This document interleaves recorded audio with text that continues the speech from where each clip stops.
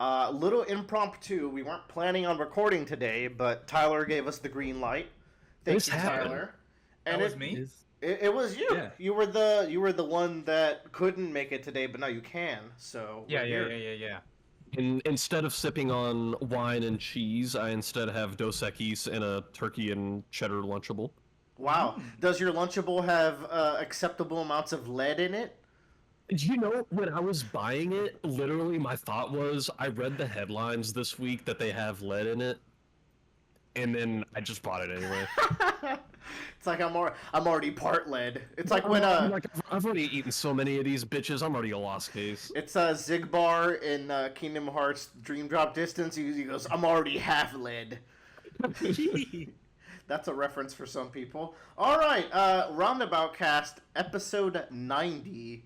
That's scary. Hey, bro. I'm dreading episode 100. Like, that's gonna be a scary moment. We have to do something special for 100. No, right? we're not. We're not special enough to do something Tell special. you what, we'll rent out a studio and just recreate the RT podcast and do it there. Rooster Teeth. I don't. We should be live, like in person together. Yeah. I mean, we will be. If we follow tradition in a couple months here, which would be pretty nice. I'm looking forward to grabbing a drink with the boys. We're not gonna do 10 podcasts in between now and December. Yeah.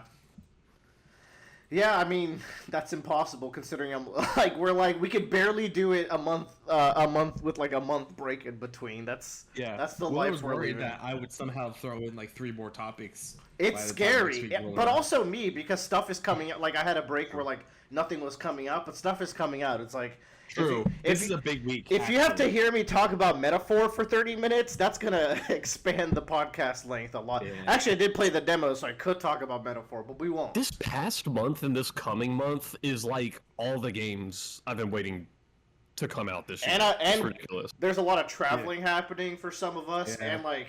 Speaking of games, like I'm so fucking excited for that Mario and Luigi game. I saw some anime shit. God. Dude, Bradley, those devs watch Super Mario Brothers Z. That's the vibe I'm getting. I don't have the feeling, man. I have so much faith in that game, and I hope I'm rewarded. Yeah, I think that's the one game on the Switch I wish I could play, but my Switch fucking crapped out on me. That and Mario Wonder. Yeah, you're missing out. And Mario Wonder. God, Mario games make me feel so good. Like, did any of y'all pick up the Legend of Zelda game?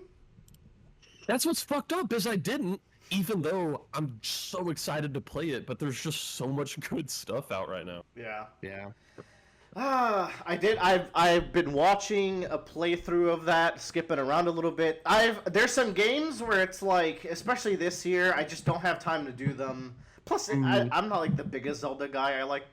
I'm controversially a open world Zelda guy, I guess, which is not what I would expect because I don't like open world games very much. But anyways, there's neat things in that game. Before we move on from Zelda, I was reading an interview about it, and I think this is interesting. Apparently, they originally planned for you to play as Link in this game, with also still having that same mechanic with Zelda where you can clone shit. Wow, okay. And if you're playing as Link, we're worried people aren't going to fully engage with it because you could just walk up and kill an enemy with your sword.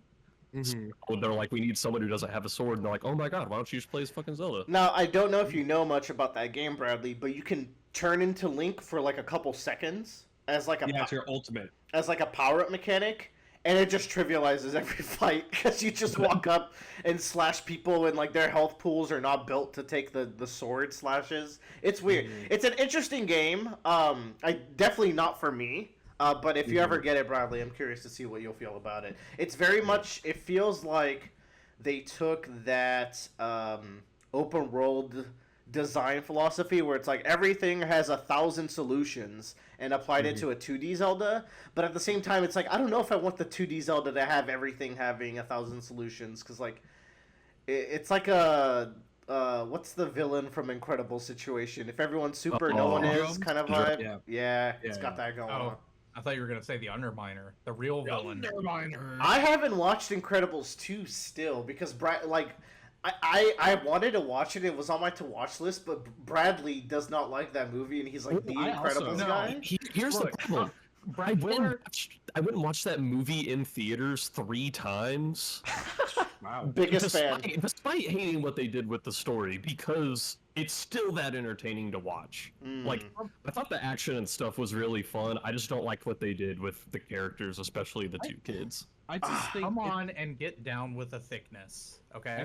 that's fine. But What? the thing I don't like is that like they just did the same story again, but just it's just like why? This was a podcast segment in the past. I remember this conversation. We're not doing. Yeah. I want to go back. Bradley said, "I don't like what they did with the kids," and Tyler responded with, "Get down with the thickness." And Joe said, "Yeah." I want to unpack. Like, is that related? The kids are thick, and like. No, I mean, the movie follows Mrs. Incredible more, so. Oh yeah. Well, I'm down for the dude. She has a motorcycle, dude. Quick impromptu question of the day. Like, she has a motorcycle. Very important that she is on the motorcycle. can we talk about how horny Mrs. Incredible is? It just like in general. Fortnite. Are you referring to the Fortnite skins that came out recently? No, I'm talking about how everyone would want to fuck Mrs. Incredible. I mean, it's incredible. Yeah. Well, it's interesting that they would do that in a kids movie. They cook too hard, is what I'm trying to say. There's like multiple times in like Incredibles 1 where like Mr. Incredible's late to work because she wants some action. I remember that. There's like a She montage. started the Pixar mom archetype. All right, y'all. Yeah. But here's the real question: Helen Parr or Mrs. Incredible? It's the same character. No, Well, I there's No. a difference. And I'm gonna say Helen Parr for sure. Oh. You know, I'll That balance makes- the scale and that say lines it's up. incredible. That This lines is, up. this is what our listeners are here for, man. This is one of our strongest starts yet, in my opinion. We'll just put Mrs. Incredible in the thumbnail. We'll get 1 million likes. How'd you know? How'd you know? He was already doing it. Tyler likes to cook these up mid-podcast Put a red sometimes. arrow pointing to the good bits. And Yeah, her lovely personality. yes. Well, she's a good mom, except when she like put her kids. Well, she didn't know the kids were in the plane that was gonna get exploded out of the air. To be fair, Oh, Yeah. she does everything right as far as I'm She concerned. did hire a babysitter. she Yeah, did. she did.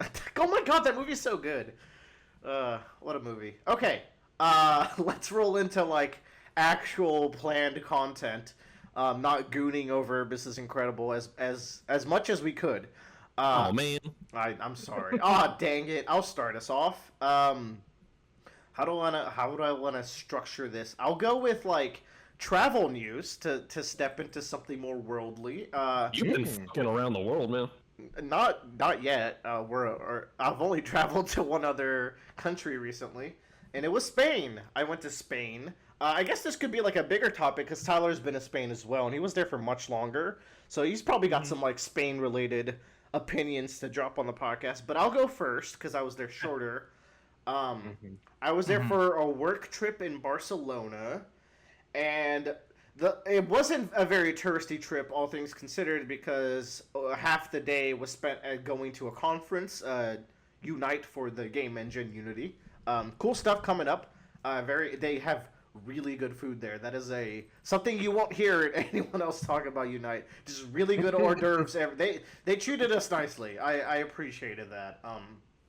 That's good. Very, very cool stuff there, but like the more interesting stuff would be like Barcelona, the city, and like I love this city. Like I didn't get to do much. I flexed my solo traveling muscles a little bit because I've always wanted to be able to solo travel, but that's like a thing where it's like, unless like you're a solo travel kind of person, you don't break out of your shell and go do it. So I'm trying to like work myself up to do so, I guess, in the future. So I would go off on my own, and I would just walk around where we were at. I didn't do anything crazy, but we were by the big church, La Sagrada Familia, which means the Sacred Family. Beautiful church. My brother says it's always in construction because he's been there multiple times. Did you pay the $30 to go in? I didn't go in because a coworker of mine went in and said that it was okay. The outside is more impressive. $30. Yeah, good. Yeah.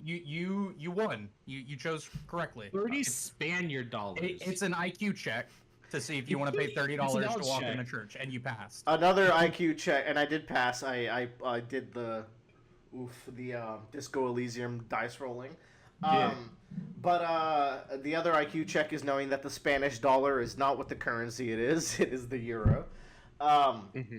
I got around a lot using the metro system, and Ooh. as someone who went to the East Coast this year as well for the first time, New York is the metro town. It gets gapped by the metro in Barcelona. Like, it's just such a easy to use, clean system. Do you know when you go to New York and you take the subways, they don't even tell you what station you're on. Like, there's no, like, little digital map of where you're on or, like, little lights. You just have to hear a guy go, "Is now stopping in Terminal Station," and you're like, "What? What did you say?" Like, you can... The UFO, or not the UFO. I was thinking about UFO 50 again. The New York subway is still one of the worst things I've ever smelled in my life. It smells like a public restroom, and then I realized that's because it is literally a public restroom. Jesus Christ. I mean, you're not wrong. But yeah, the architecture of Spain is delightful. I went to some of like the bigger things near me, which was like the marina and the coast, the beach. There was the Arc de Triomphe. Couple of other like monuments around Barcelona. It was just like a vibe. Ate a lot of tapas, went out, grabbed some drinks. I met up with coworkers and we would like go do stuff. Just a really lovely country. It's like the kind of country where like just being around the people and like seeing what the day-to-day is by kind of doing a day-to-day style trip where you take the metro and you're like going in the same direction as they are and you just get to like people watch a little bit. Very much a country that I could see myself living in. Like just very chill, very, very cool city. That sounds awesome. Tyler, what parts were you in Madrid when you were there, or were you in Barcelona? No, I was in Barcelona. I was in the old city though. Barcy. Which is what I was asking you, because like, there's two parts of there's like 2/3 of the city is very modern and grid, but then there's the 1/3 section, which is the old city, which is to the southeast, which should have been where near. You went to the beach, I believe? I went there. That's where I solo traveled. Is that the part with the really narrow streets that are like... Yep. I forgot that is my favorite part. Like, the vibes just walking through those streets and grabbing ice cream and, like, grabbing a drink are immaculate. Yeah, that's where I lived while I was there. Oh, nice. That must have been awesome. It was super cool.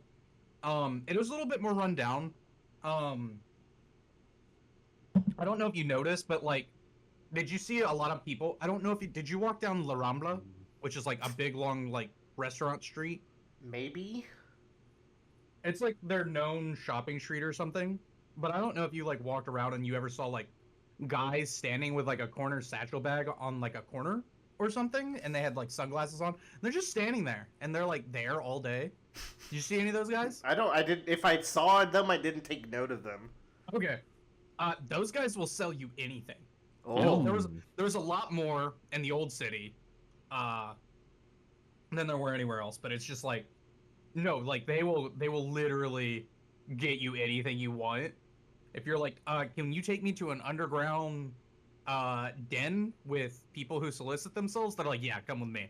Can you get me a phone that still has Flappy Bird on it? Yeah, shit like that. Well, they can in the future with Flappy Bird too, but... Oh, yeah. Really great part of the city. The food was amazing. Like, the food is the best there. I gotta say, and it's mostly where we went, I guess. Like, we basically just ate tapas. Unite had the better food compared to the city. We went to the most popular tapa restaurant there. That was good food, and it wasn't too expensive. But overall, like, I had a paella for the first time. It was aight. Paella is fine. Okay. Paella's good. Did you eat any, like, did you sit down and have a full course meal? We sat down and ordered a bunch of tapas a lot of the time. Okay, so you missed out on a full course meal because like their beef is really good, their seafood's amazing, because all their seafood is accented with like really interesting creams and all these other things that they glaze it with. Well, dude, I'm down to go back. Yeah, let's go back. Let's fucking go. Redo. You have to try it again.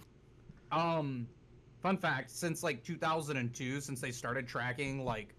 Since Gordon Ramsay came onto the scene and they started tracking the best restaurants known around the world, Spain has completely dominated that list of like the best restaurants in the world because they are huge in gastronomy there. So all across Spain, you will find like this one city that's kind of small, but it's like, oh yeah, that's where the second best restaurant in the on this global scale.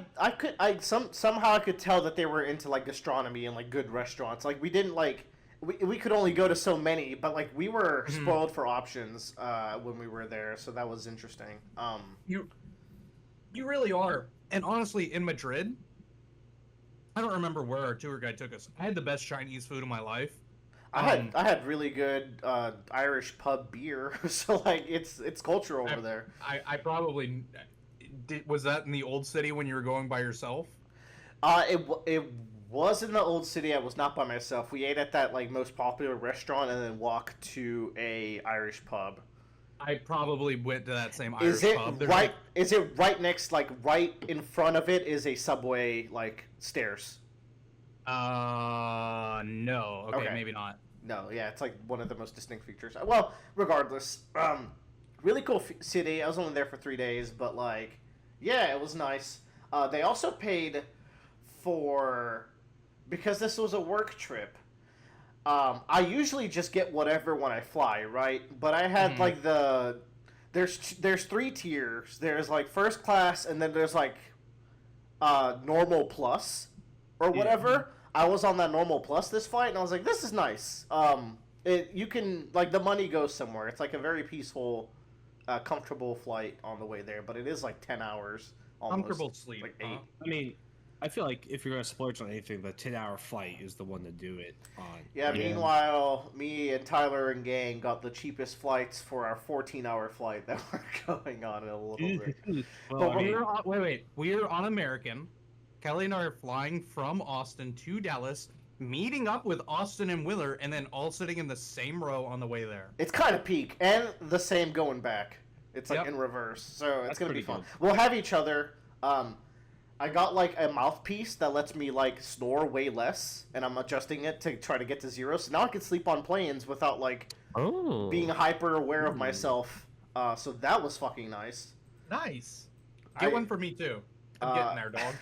I mean, if you don't mind, then you just do what I do. I can't sleep on planes because I'm like hyper aware of my like noise level when I'm sleeping because of that. I never thought about that. Yeah, no, it's hell because when you go to Brazil, it's a 10-hour flight. I never sleep, so I'm just like dead when I get there, and we can't really afford for me to be completely dead when we get there in Japan. So I had to like really speed track that. Anyways, that's a lot on like Barcelona for the few amount of time I was there. What else? What order do I want to take this? I went to a concert for the Beaches. They're a cool girl band. Thought that was fun. I had never heard of them before. The concert had very good, strong drinks. Very cozy venue. Good time. They're like pop punk, I would say, is the closest thing. They're fun. It's four girls. Good vibe. They went to ACL. Tyler didn't go to ACL, but apparently he drove a bunch of people to ACL, which was why I threw this in there as like a companion piece, as like a musical act I went to watch, but I digress. You almost thought I went to a concert. Yeah, I forgot you don't do that anymore. Like you're like a recovering addict from concerts or whatever. A little bit. It's so much energy. My bones don't do that anymore. I've only ever been to one concert, and it was for a bachelor party. What concert was it?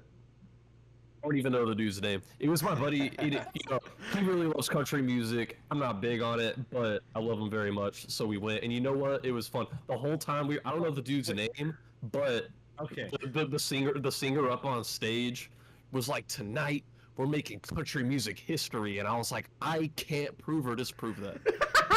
When you said, Bradley, when you said, like, I don't know the guy's name, I thought you were referring to the guy whose bachelor party you went to. And both are funny. Oh, okay. Yeah, I just hopped into some dude's bachelor party. I think concerts are incredibly fun, and my bones will hopefully always have energy for that, but we will see. My bones! And then, guys, have you noticed that there's no Pokemon games this year? This is a blessing. Yes. I was thinking about that the other day. About that, like, it means they're cooking, right? This is a huge W. I'm actually so optimistic for Pokemon Zeta A? Is that what it's called? The next one? Weird name. I'm not used to it, but I'm very optimistic about it. Everyone was like dooming about Gen 9, and I get it. It's the ugliest thing known to man, but I had a great time with it. And I was just like, you can tell that they still have gas in the engine, they just don't have time. So when they announced that they were skipping a year, I was like, let's see what they can do with that amount of time. They honestly they need more than that. They need like a 2-year gap between these games. But I digress. We will take like this bigger gap that they have. But anyway, do you think internally like they saw the feedback on graphics and glitches for the last gen and are like, okay, it was 3 games in a row, and they finally went open world, and like it had so many bugs, hilarious bugs, mind you. So they, Do you think also it has to deal with like, hey, the Switch 2 is coming out, maybe next year. Yeah, let's make it one of the early launch titles or launch title for it. And that actually lines up because I feel like this would be like a March game, and the vibe I'm getting is that the Switch 2 will be like March, April. That's just like my internal timeline. So, and if anyone would like be in on that, they're looking at Nintendo and they're like, dude, we don't know how to optimize these games. We just need the console to be better to like cover for us. Speaking of optimization, holy shit! I read that Tears of the Kingdom makes do with 4 gigs of RAM. That's insane. Crazy. That made me lightheaded when I first read it. That's actually witchcraft. They actually got a newborn infant and drained it of its blood to pour onto the programmer's keyboard. Maybe it was 8, but which would still kind of be impressive, but holy fuck. What's impressive about that is all the insane physics going on with the construction system in that game. It just seems so complex to me. Like, just picturing having to, like, optimize for that. And that's, like, not the worst running game of all time, even though it should be. Like, so I think they did a pretty good job. Until you transition from the up world to the below world, and you have, like, the weirdest stutters in the world, but I digress. So, all that to say, no Pokemon this year. I usually get some Pokemon in every year because it's just in my blood. So, I've been doing ROM hacks. And I have, like, I've devised a personal challenge that's not a Nuzlocke, but it's still very hard, where you have, like, a randomized team, and you can't grind at all, and you can't use items, and you just count up how many deaths you have. So if you ever replay the game, you can, like, compare your previous run. So that's fun, and it's, like, equally as fun as a Nuzlocke for me. So I've been doing that with a ROM hack called Pokemon Unbound, which is, I looked it up, I was like, what are popular ROM hacks? I don't know what the story of this game is. I mashed through all the cutscenes, to be honest. Yeah. I think they're capturing... So what I've gathered is, like, they had to capture the 3 legendary birds. To like, they're trying to make Hoopa destroy the world. Like, the main legendary in this one is Hoopa. Cool. You have a lot of rivals. There's, like, an enemy team. There's stuff going on. One cool thing happened, like, in this game, instead of a bag, you have, like, a interdimensional cube that you store all your items in, and the villain throws you in the cube, so you have to, like, find your way out of the cube. Kind of cute idea, whatever. Anyways, it's just a good game. ROM hacks tend to have really cool ideas. Like, for example, in this game, the gyms, and I'm not usually a big fan of this, you don't have type gyms, but you have themed gyms. So, for example, the first gym uses a lot of grass and poison types, but the gimmick is that there's always fog. Fog is a mechanic that's only in Gen 4 of Pokemon that's unfun for everyone involved, because what fog does is it makes, like, everything miss, like, 25 or 30% of the time, maybe even more. They didn't bring it back, I think, for a reason. But the way that the gym's constructed is like, okay, it's Gym 1, so what we're gonna do to work around this is we're gonna have, like, Pokemon with Swift and never miss moves. And then the idea is you can get a Ducklet that has defog as, like, a trade thing. That's how they designed the game. You could just use defog to get rid of the fog. I'm playing a run where, like, my team is, like, randomly set. However, my starter is a Larvitar, aka Tyranitar. So, like, my strategy is, like, okay, I have to set up the sand to replace the fog. But my sand, like, makes my dudes die, and I'm super underleveled. I wiped to that, like, over 20 times. It was so difficult. It's been easier since. But they have other good ideas, like, there's an electric and steel gym, but it always has Magnet Rise active, which is, like, a move that makes all steel and electric types float, so they're no longer weak to ground. They are immune to ground. So they basically made a gym where it's like, oh, we took a type that has one weakness and made it so it's permanently removed by using like the game mechanics. That kind of stuff is neat. It's going well. I'm pretty deep into it. I will say that the downside of this game is that the dungeon layouts are abysmal. Like, there's a lot of like cool quality of life, but they did not cook with these dungeons. It's just unfun to kind of like navigate through them. A lot of like weird split paths that aren't very fun. Now, I feel like I might already know the answer to this, but I have to ask. Last time I was watching you play this, you had me name an Electabuzz, and I think I chose the name Raiden. What became of young Raiden? So, Bradley, Raiden is not part of this game. Raiden was part of the next game I'm talking about. Good segue. Pokemon Emerald Rogue 2.0 is the other ROM hack I've been playing. So this is not to be confused. Maybe this year or last year, a game called Poke Rogue came out. This is an in-browser roguelike for Pokemon. I talked about how like it has some cool systems going for it, but the basic strategy is like you set up with a Pokemon and wipe out several other Pokemon, and then occasionally you'll run into a trainer battle where you have to reset your buffs. Like it's very much set up buffs and sweep, and it's all about just going infinitely once you clear the classic mode. It's for people that like big numbers and shiny hunting. Pokemon Emerald Rogue's the one that I threw in the Game of the Year last year because it was that good. And this is the 2.0 version, which is unfortunately the final version because the dev, she just stopped working on it. She said, like, this is the last update. So I'm like, I'm cool with it because they made this so good. This is, like, now in contention for the best Pokemon game ever made. And it's a ROM hack. It's kind of like Sonic fan. Like Sonic fans make the best Sonic games. Yeah. Pokemon fans make the best Pokemon games. And they hired a Sonic fan to make the best official Sonic game. So they should hire this girl. I think she has like a normal day job, like as a software architect or something. So like it shows because like, so this game now has a very interesting meta game where you have a town and you're slowly building that town and adding facilities to the town, like a safari zone where you can permanently catch Pokemon from your previous runs, or like marts, or like training rooms where you can like customize your Pokemon and like bring one of them into each run. So like now there's this cool meta progression city builder system, and then a bunch of like other really cool, interesting like new mechanics and randomization things added to the runs, and just all sorts of ways you can customize your run. It's fantastic. It's very hard. Like this version is significantly harder than the one from the past. I managed to beat that one. I can't get past the 8th gym in this one, which is like I think I've gotten to the 8th gym and lost, or maybe I got to the first Elite Four and just got completely wiped, and that is by far the best I've done. So this shit is not for the faint of heart. I super recommend it. It'll remind you why Pokemon combat is so good, because you have to kind of go sweaty mode to even have a chance in this, which I think is pretty nice. I heard if you beat the 8th gym and beat the game, they let you play as Luigi. This is true. And we will know. I will have more updates on that when I beat the game, which is not anytime soon.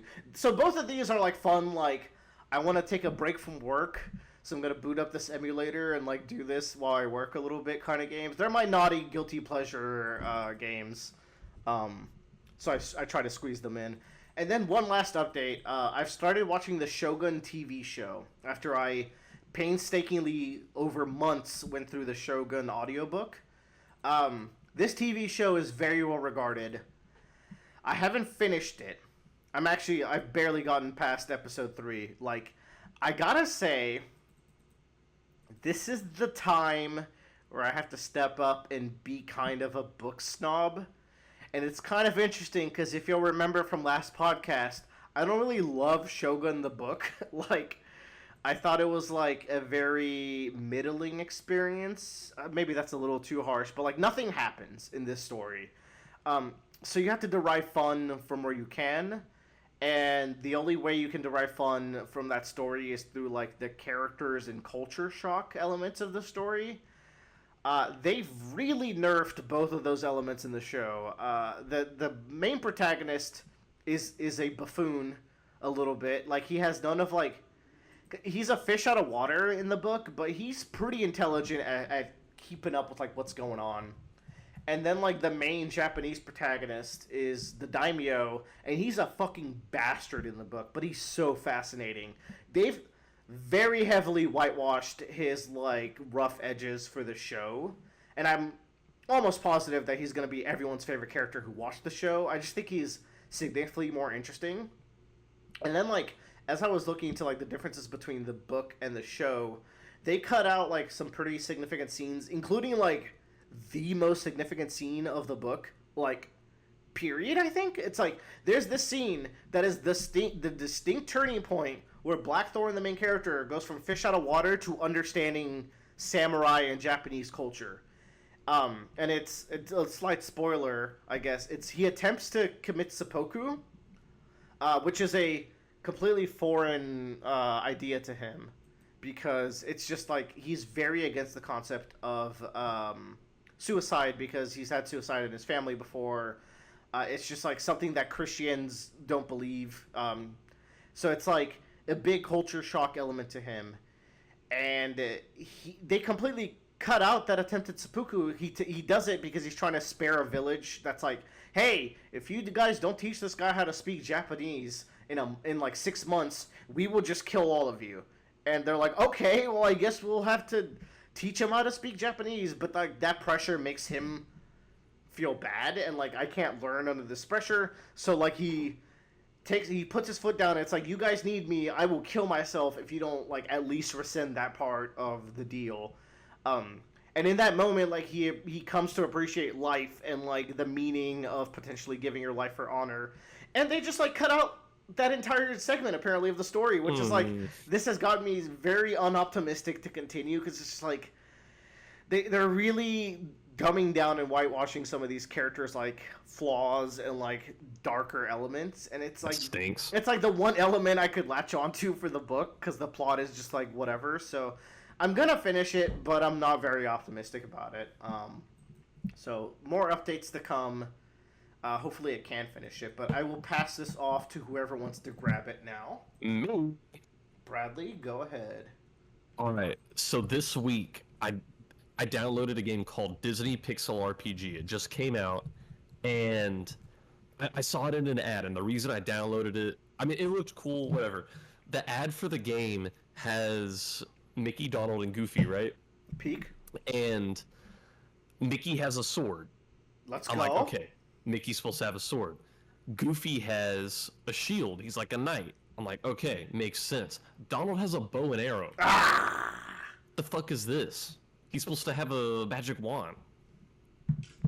They almost had it. Oh shit, hold on. I think my audio got fucked up. Oh, I hear you. Maybe you're...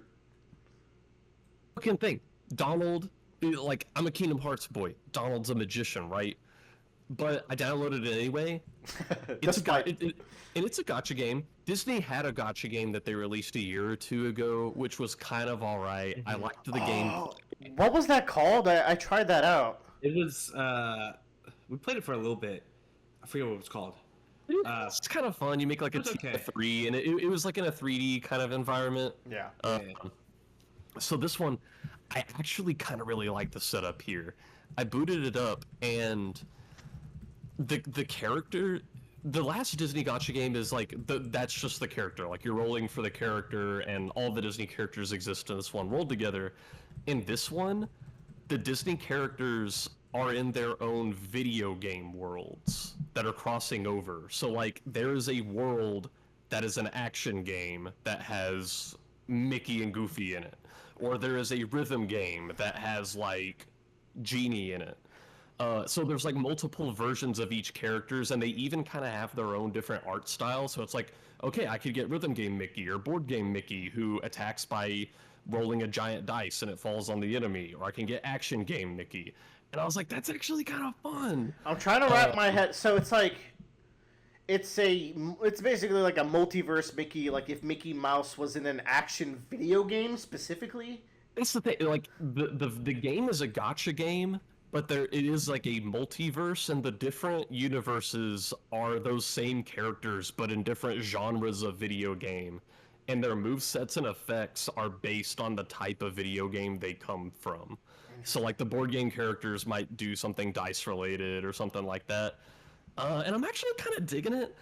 And another thing I like about it is a lot of times when I start up a new gacha game, I feel like sometimes they, even with just the starting characters, I feel like it'll take a while before the difficulty starts ramping up. Like I might make it through 3 or 4 worlds / chapters / whatever they're called in that game before I really have to start leveling up. Yeah. This one ramps up steeply, man. I got to like maybe the 9th thing before I was getting demolished. Ooh.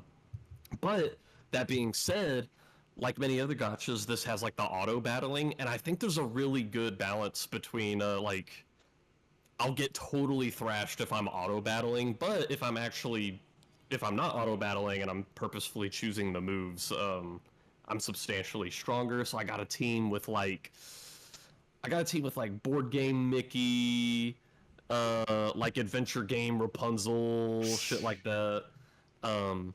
And I'm actually also kind of dig the story in this one. Like, for example, right now I'm in there's like these things that they look like Heartless, but they're not fucking Heartless. Which, by the way, Kingdom Hearts is a game that has Disney characters in it, okay? They need to add Kingdom Hearts shit into this game. Dude, Square Enix is so protective of their licenses for some reason. I'm telling you, man. They're not even allowed to be an Astrobot. So, yeah. That blew my mind that they're not in it. Crazy. But I went ahead and named my character Sora in this, and they had a hairstyle that looks like pretty fucking close to Sora's. They tried. But you go to the different like game worlds and clear out the fucking Heartless or whatever. So I'm in the board game Mickey's world, and it's kind of funny because there's all these other there's like 5 different Mickeys in this world now, and I think the board game Mickey is kind of feeling inadequate because the hero Mickey obviously is like going up to Minnie. He's like, "I'll protect you. I'm this like daring, handsome adventurer," and she's like, "Oh my goodness!" And then like, she's too real. This is cute. And then there's another Mickey, and he's like, in my worlds, we don't stay in one place and play the same board game over and over. Like we sail around to different worlds. Would you want to go on an adventure? She's like, "Yeah, that sounds awesome." And Mickey's like, "No, but Minnie, we have so much fun playing board games here all the time," and like. He's really struggling with the circumstances that these other Mickeys just have more exciting worlds and are more exciting people than him. So I'm actually kind of digging the story. I don't know. That's really cute. That's just a goofy ass idea. So I thought it was a much more interesting setup than the last Disney gacha. So I'll watch its career with great interest. Now, I think I had overlap with someone else on something. Ichi the Witch! Oh my god, so Jojo have been reading this new Shonen Jump series. I think there's 5 chapters out. I've read 3 or 4. There's 5 chapters out, yeah. And just to give the brief synopsis, there are witches in this world. There are no male witches / wizards. There are these creatures, spirits, whatever you want to call them, called magics. They come into this world, and they essentially offer people a trial. So there might be a water magic, and it's like this big blob of water, and it's like, if you can drink all of me, I'll give you power over water or something. Or there might be a fire magic, and it's like, if you can hold me in your hand for 1 hour, I'll give you power over fire. Oh, that's such a good, like, way to just have endless, like, shonen mini arcs. Yeah. Yeah, and so I don't know, it's just kind of fun that they all have these different trials, and pretty much like the biggest, strongest, most nefarious, this is chapter 1 spoilers, but like the biggest, strongest, most nefarious one of them all is my trial is you just have to defeat me in combat. The catch is the only people who have ever been able to like pass these trials and bind magics and get their powers are women, so there's only witches, and he cannot be harmed by women, period. And so our main character is this hunter. He's kind of a recluse, lives in the woods, and he ends up killing this thing and binding it, and is actually able to get its power. Yeah. He's a lot like Inosuke from Demon Slayer. Like there's a lot of similarities there. A lot less feral, but he's very much just like, oh, I just like live in the woods, I like camping, and I like doing things on my own. Like he's very like. He's aware of the main world, but he very much is like a hermit, pretty much. Of like, I like living in the woods, and that's where I belong. Gotcha. I'd rather sleep outside than sleep in like a bed. And that's the thing. That's the setup, and I don't know. It moves pretty quickly at the beginning. It gets you right into the story. It's very fun. I like all the characters are funny. They have good characters. There's this witch, and every time she's on screen, she has like the most over the top, exaggerated, like Shojo sparkly eyes. Like they're definitely playing it up. It's kind of hilarious.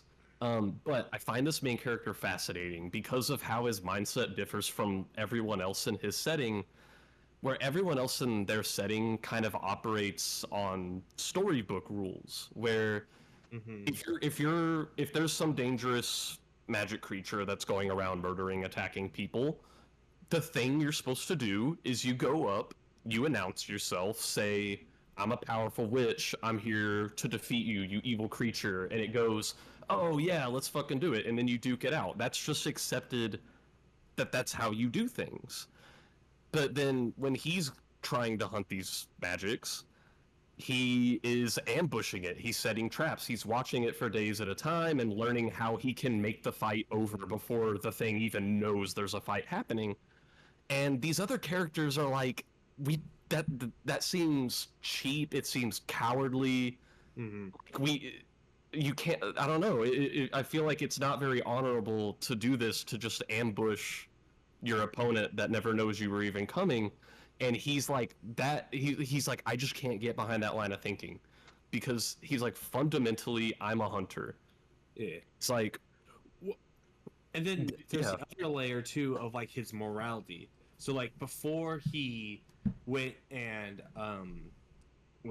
did this whole witch trial thing, he's like in the woods and he's like, I will only kill things if it serves a purpose. Like, I go and kill this deer because it's going to feed me.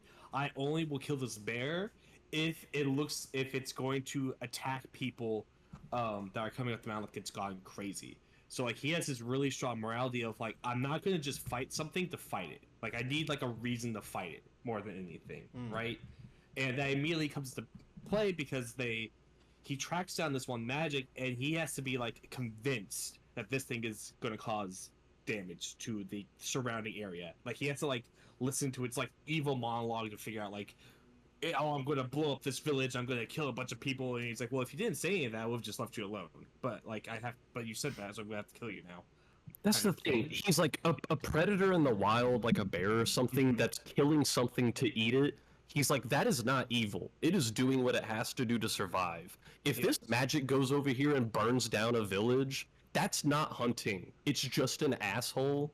So it cannot complain or say that I'm not being fair when I ambush it and kill it. And I think he's pretty cool. Yeah. And then also, like, we've got like a three-party of idiots. Like, we got the main character, we got the sparkly-eyed girl, and then we got the literal devil on your shoulder. Sparkly-eyed girl's a main character? Nice. Oh, I love her. Yeah. So it's very fun. It's also drawn by I cannot remember her name. The artist that was the artist of Act Age as well. Yeah.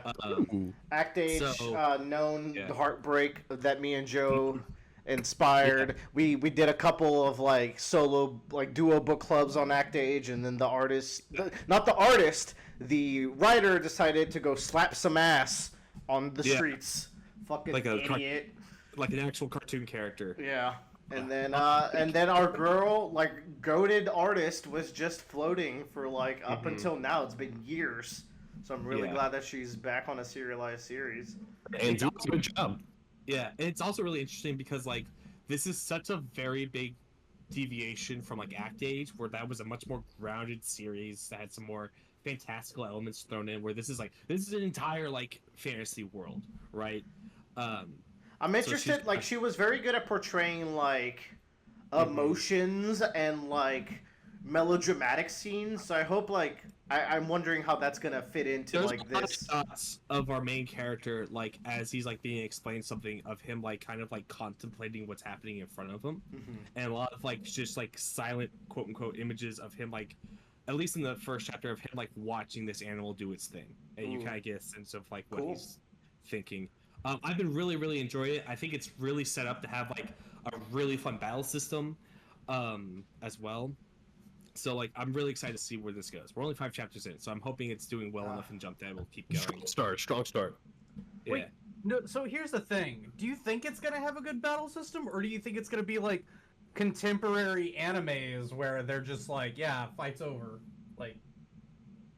I see them getting pretty cool with the. I could see them getting cool with the battles. Yeah, it definitely has almost JoJo like feel that they're setting up, where it's just like, okay, it's not just like I have to kill this thing. It's this thing's trial is I have to steal the jewel off of its neck, and it moves as fast as lightning. How do I capture it and get it? Oh, dude, the whole trial system is one of the coolest things about this to me.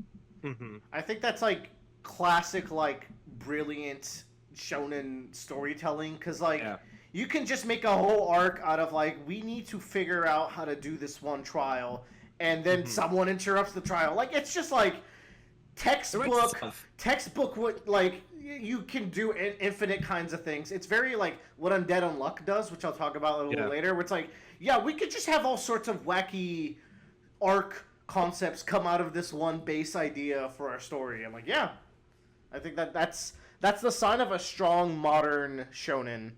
And like, I will fight against like contemporary shows not having good fights because fucking Sakamoto days exist, and that's like peak combat in a manga. So there's some good stuff in there. But anywho, I am been wanting to check this out, and I'm like, 3 of you reading a manga that I haven't read is rare. Usually I'm not the odd man out, so I can't let this stand.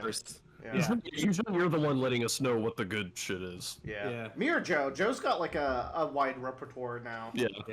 Been on Dandadan since chapter 1. So yeah, we were there before the inevitable.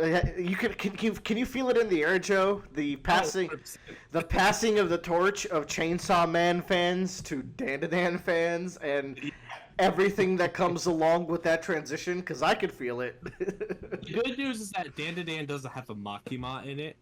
Yeah, but it has like. So I've been subscribed to the Dandadan sub, and I've also seen tweets of this where it's just like, it's your turn to post.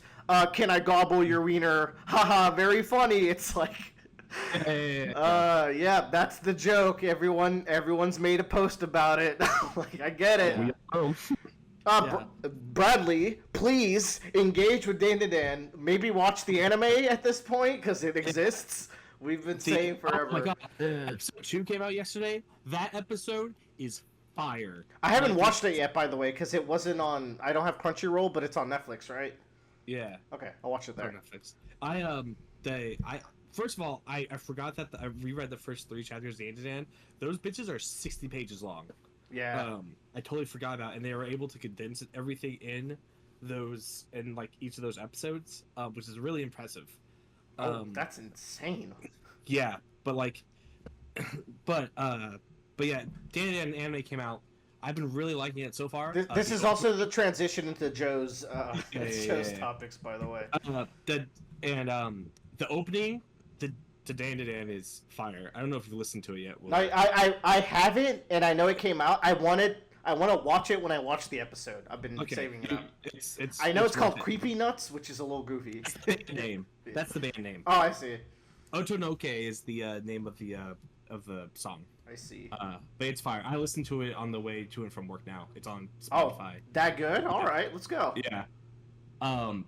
But yeah, Dandadan anime is it's only 2 episodes. I've been really, really liking it. I think I've watched the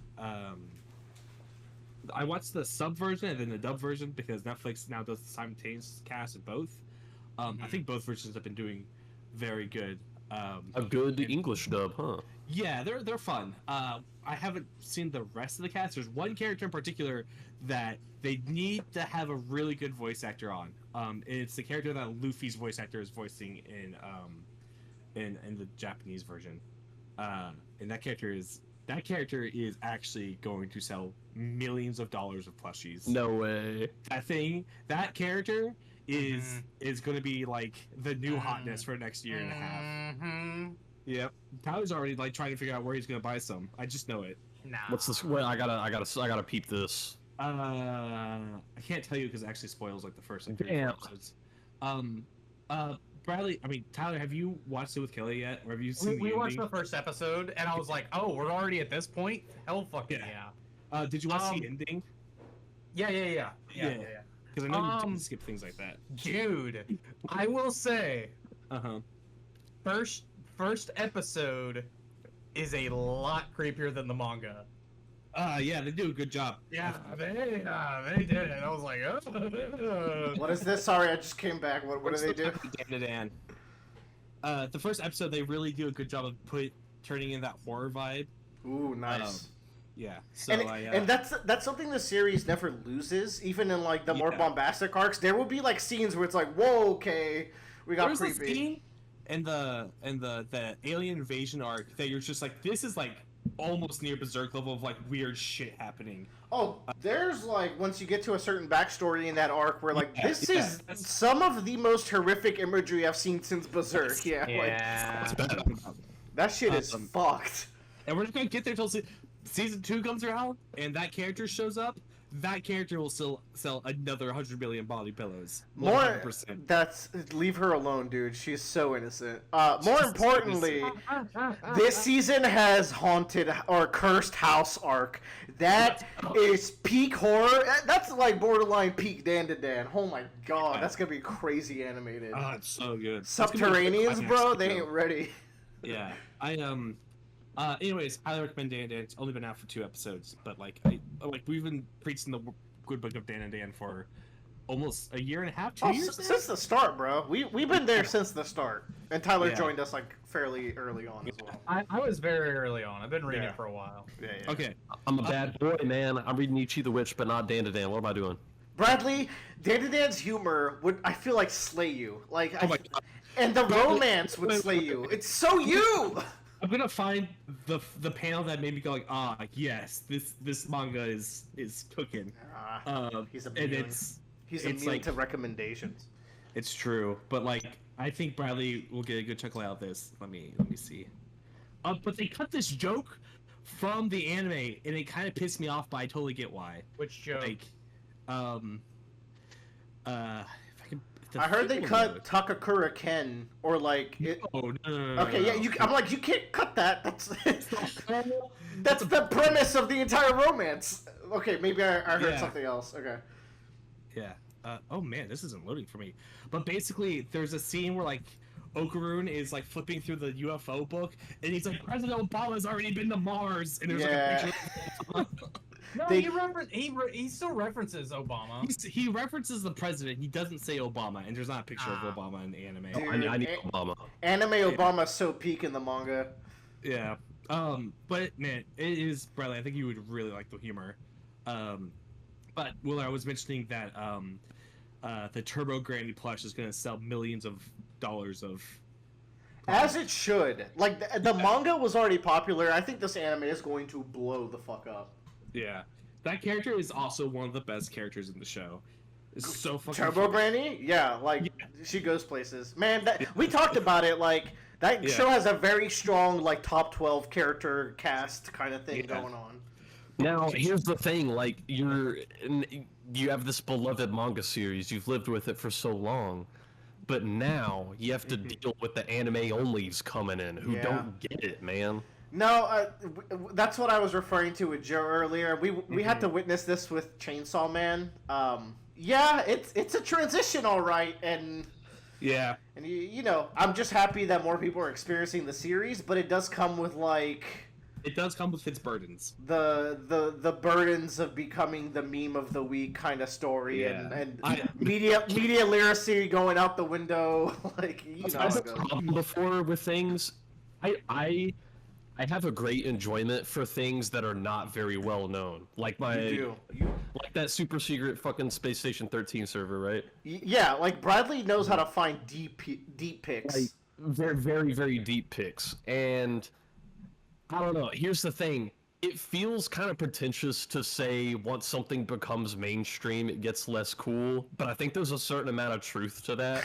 Because when all of a sudden thousands of people start rolling into this community, the people who were already there were able to find it because it was something that they were deeply interested in. So I feel like the community had a lot more in common. But then, like, when there's thousands of people rolling in, I don't know how to explain it. It's not even that I think it becomes less cool. I think it's just that the conversation devolves down to, like, oh, I gotta make the hot tweet or post of the week kind of thing, and it's like it becomes what One Piece is for me, where it's like I love this series, and not all of it is like I love talking to people about the series, but the conversation at large is more about like engagement than it is talking about the series kind of thing, and it like that's when it's like when an anime gets big, that's when that really starts hitting. And it especially happens like you get things like Star Wars, where it's just like, what does that product mean for you? Like, with like people are gonna come to Dandadan, and if it gets big enough, people are like, well, I want more romance, I want more horror, I want more comedy, because it does all three of those things really, really well. But like people latch on to like certain things. Elements, I like Dandadan because it has all three of those things and does a really good balance of doing all of that. And some people biasly will want more or less of one thing. Right, and there's nothing wrong with that. No. I think it's actually interesting to hear those perspectives as well. Yeah, but at the same time, it's like in One Piece where there are people that like want lore, or they want Luffy to get a badass like upgrade, or gear death, or they want to see the main antagonist power level.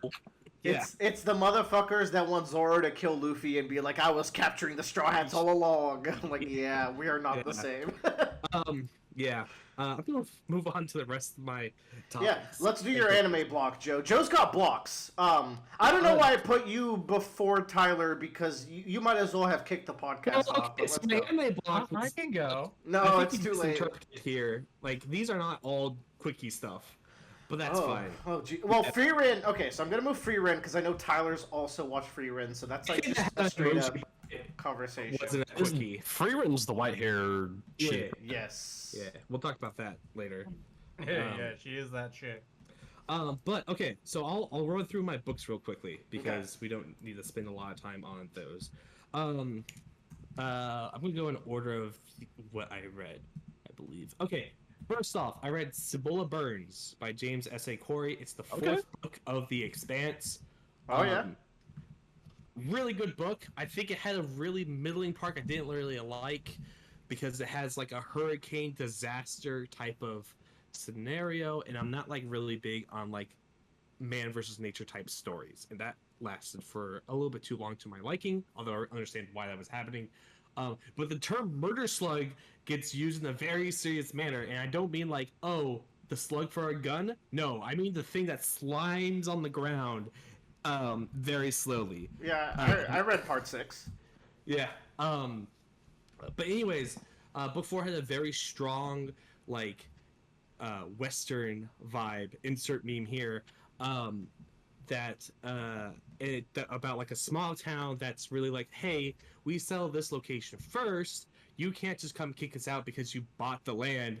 And the people coming in that bought the land going like, okay, well, at the same time, you blew up the landing pad we were landing on and killed 200 people. We don't really like that. That's not really kind of you to do as we're doing this. So really good, like interesting, like dynamic and political issues. James Holden like is growing in terms of like a main character that I've really started to respect and like in his series. Which I forgot to mention, Bradley. I don't know if you've started The Expanse yet. No, I haven't, because my plan was I finished fucking the 3 Body Problem series, and I was like, okay, my next big series is The Expanse because I'm on my sci-fi kick. Yeah. It's time we talked. I was on my fucking Harry Potter fanfic because I was like, you know what? I read it years ago. I remember liking it. I'll do a few chapters of that and jump into The Expanse. And I was like, all right, this is better than I remember. So I'm gonna finish the Harry Potter fanfic, and then it's the fucking Expanse. That's fine. I just want to point out that for the first half of the first book, I fucking hate the main character. Like, damn. Like it legitimately was like gotten to a point where like I don't want to keep listening to this because I think this guy is a weenie kind of a thing. But the only reason I can listening because the secondary main character, like the second perspective, I thought was really interesting and I really liked him. So I kept around for him mainly. I've now grown to really like James Holden. I think he's a really great character, and I think he's like his growth from the start of the first book to now is very cool. Awesome. Yes. So I just want to point that out, that like you might get the same, especially in like the first 2 chapters. It's that helps, because like if I jumped into the first 2 chapters and I'm like, fuck this guy. Yeah, because I was just like, why the fuck are we following this man? He's getting upset that his fucking I'm trying to come up with a very polite term. Butt buddy doesn't want to be his girlfriend. And it's just like, come on. How polite of you, Joe. Yeah. But Expanse Book 4 continues to be very good. That series has really, really grown on me. I've really liked it more and more. After that, I read Horus Rising by Dan Abnett. This is the first book of the Horus Heresy series. As a bit of a background, the Horus Heresy series is the longest running 40k series from Games Workshop in the Black Library, which is their line of books. It started in 2006, and it just finished last year. Jesus. So I read the first book before, and I was like, okay, I kind of want to like delve into it because it's really important to the lore. And like the Horus Heresy is like the equivalent of like the American Revolution in the world. It's like the creation of kind of like potentially like a lot of problems later down the line in terms of its setting. So like it's just a very important piece of the setting. It's really interesting to get into. This book, it has its up and downs. There is some stuff I really, really like. Like a big part of the Imperium Man at this point is that the Emperor has gone back to Earth and started working on a secret project, and he has left the rest of his crusade, which is to unite all of the planets of mankind together, to his sons, known as the Primarchs, with his favorite son Horus leading the charge. Okay. So, and like a big part of that is that the Emperor at this point has grown to someone that's larger than life, almost godlike, but he is very strictly like, do not worship for anyone, do not worship anything, gods aren't real. Like there's no such thing as like a higher power. Let's worship this guy. Yeah, basically that's kind of like one of the background elements here is like the conflict of the outlet of one finding faith and belief in something that is more than yourself, right?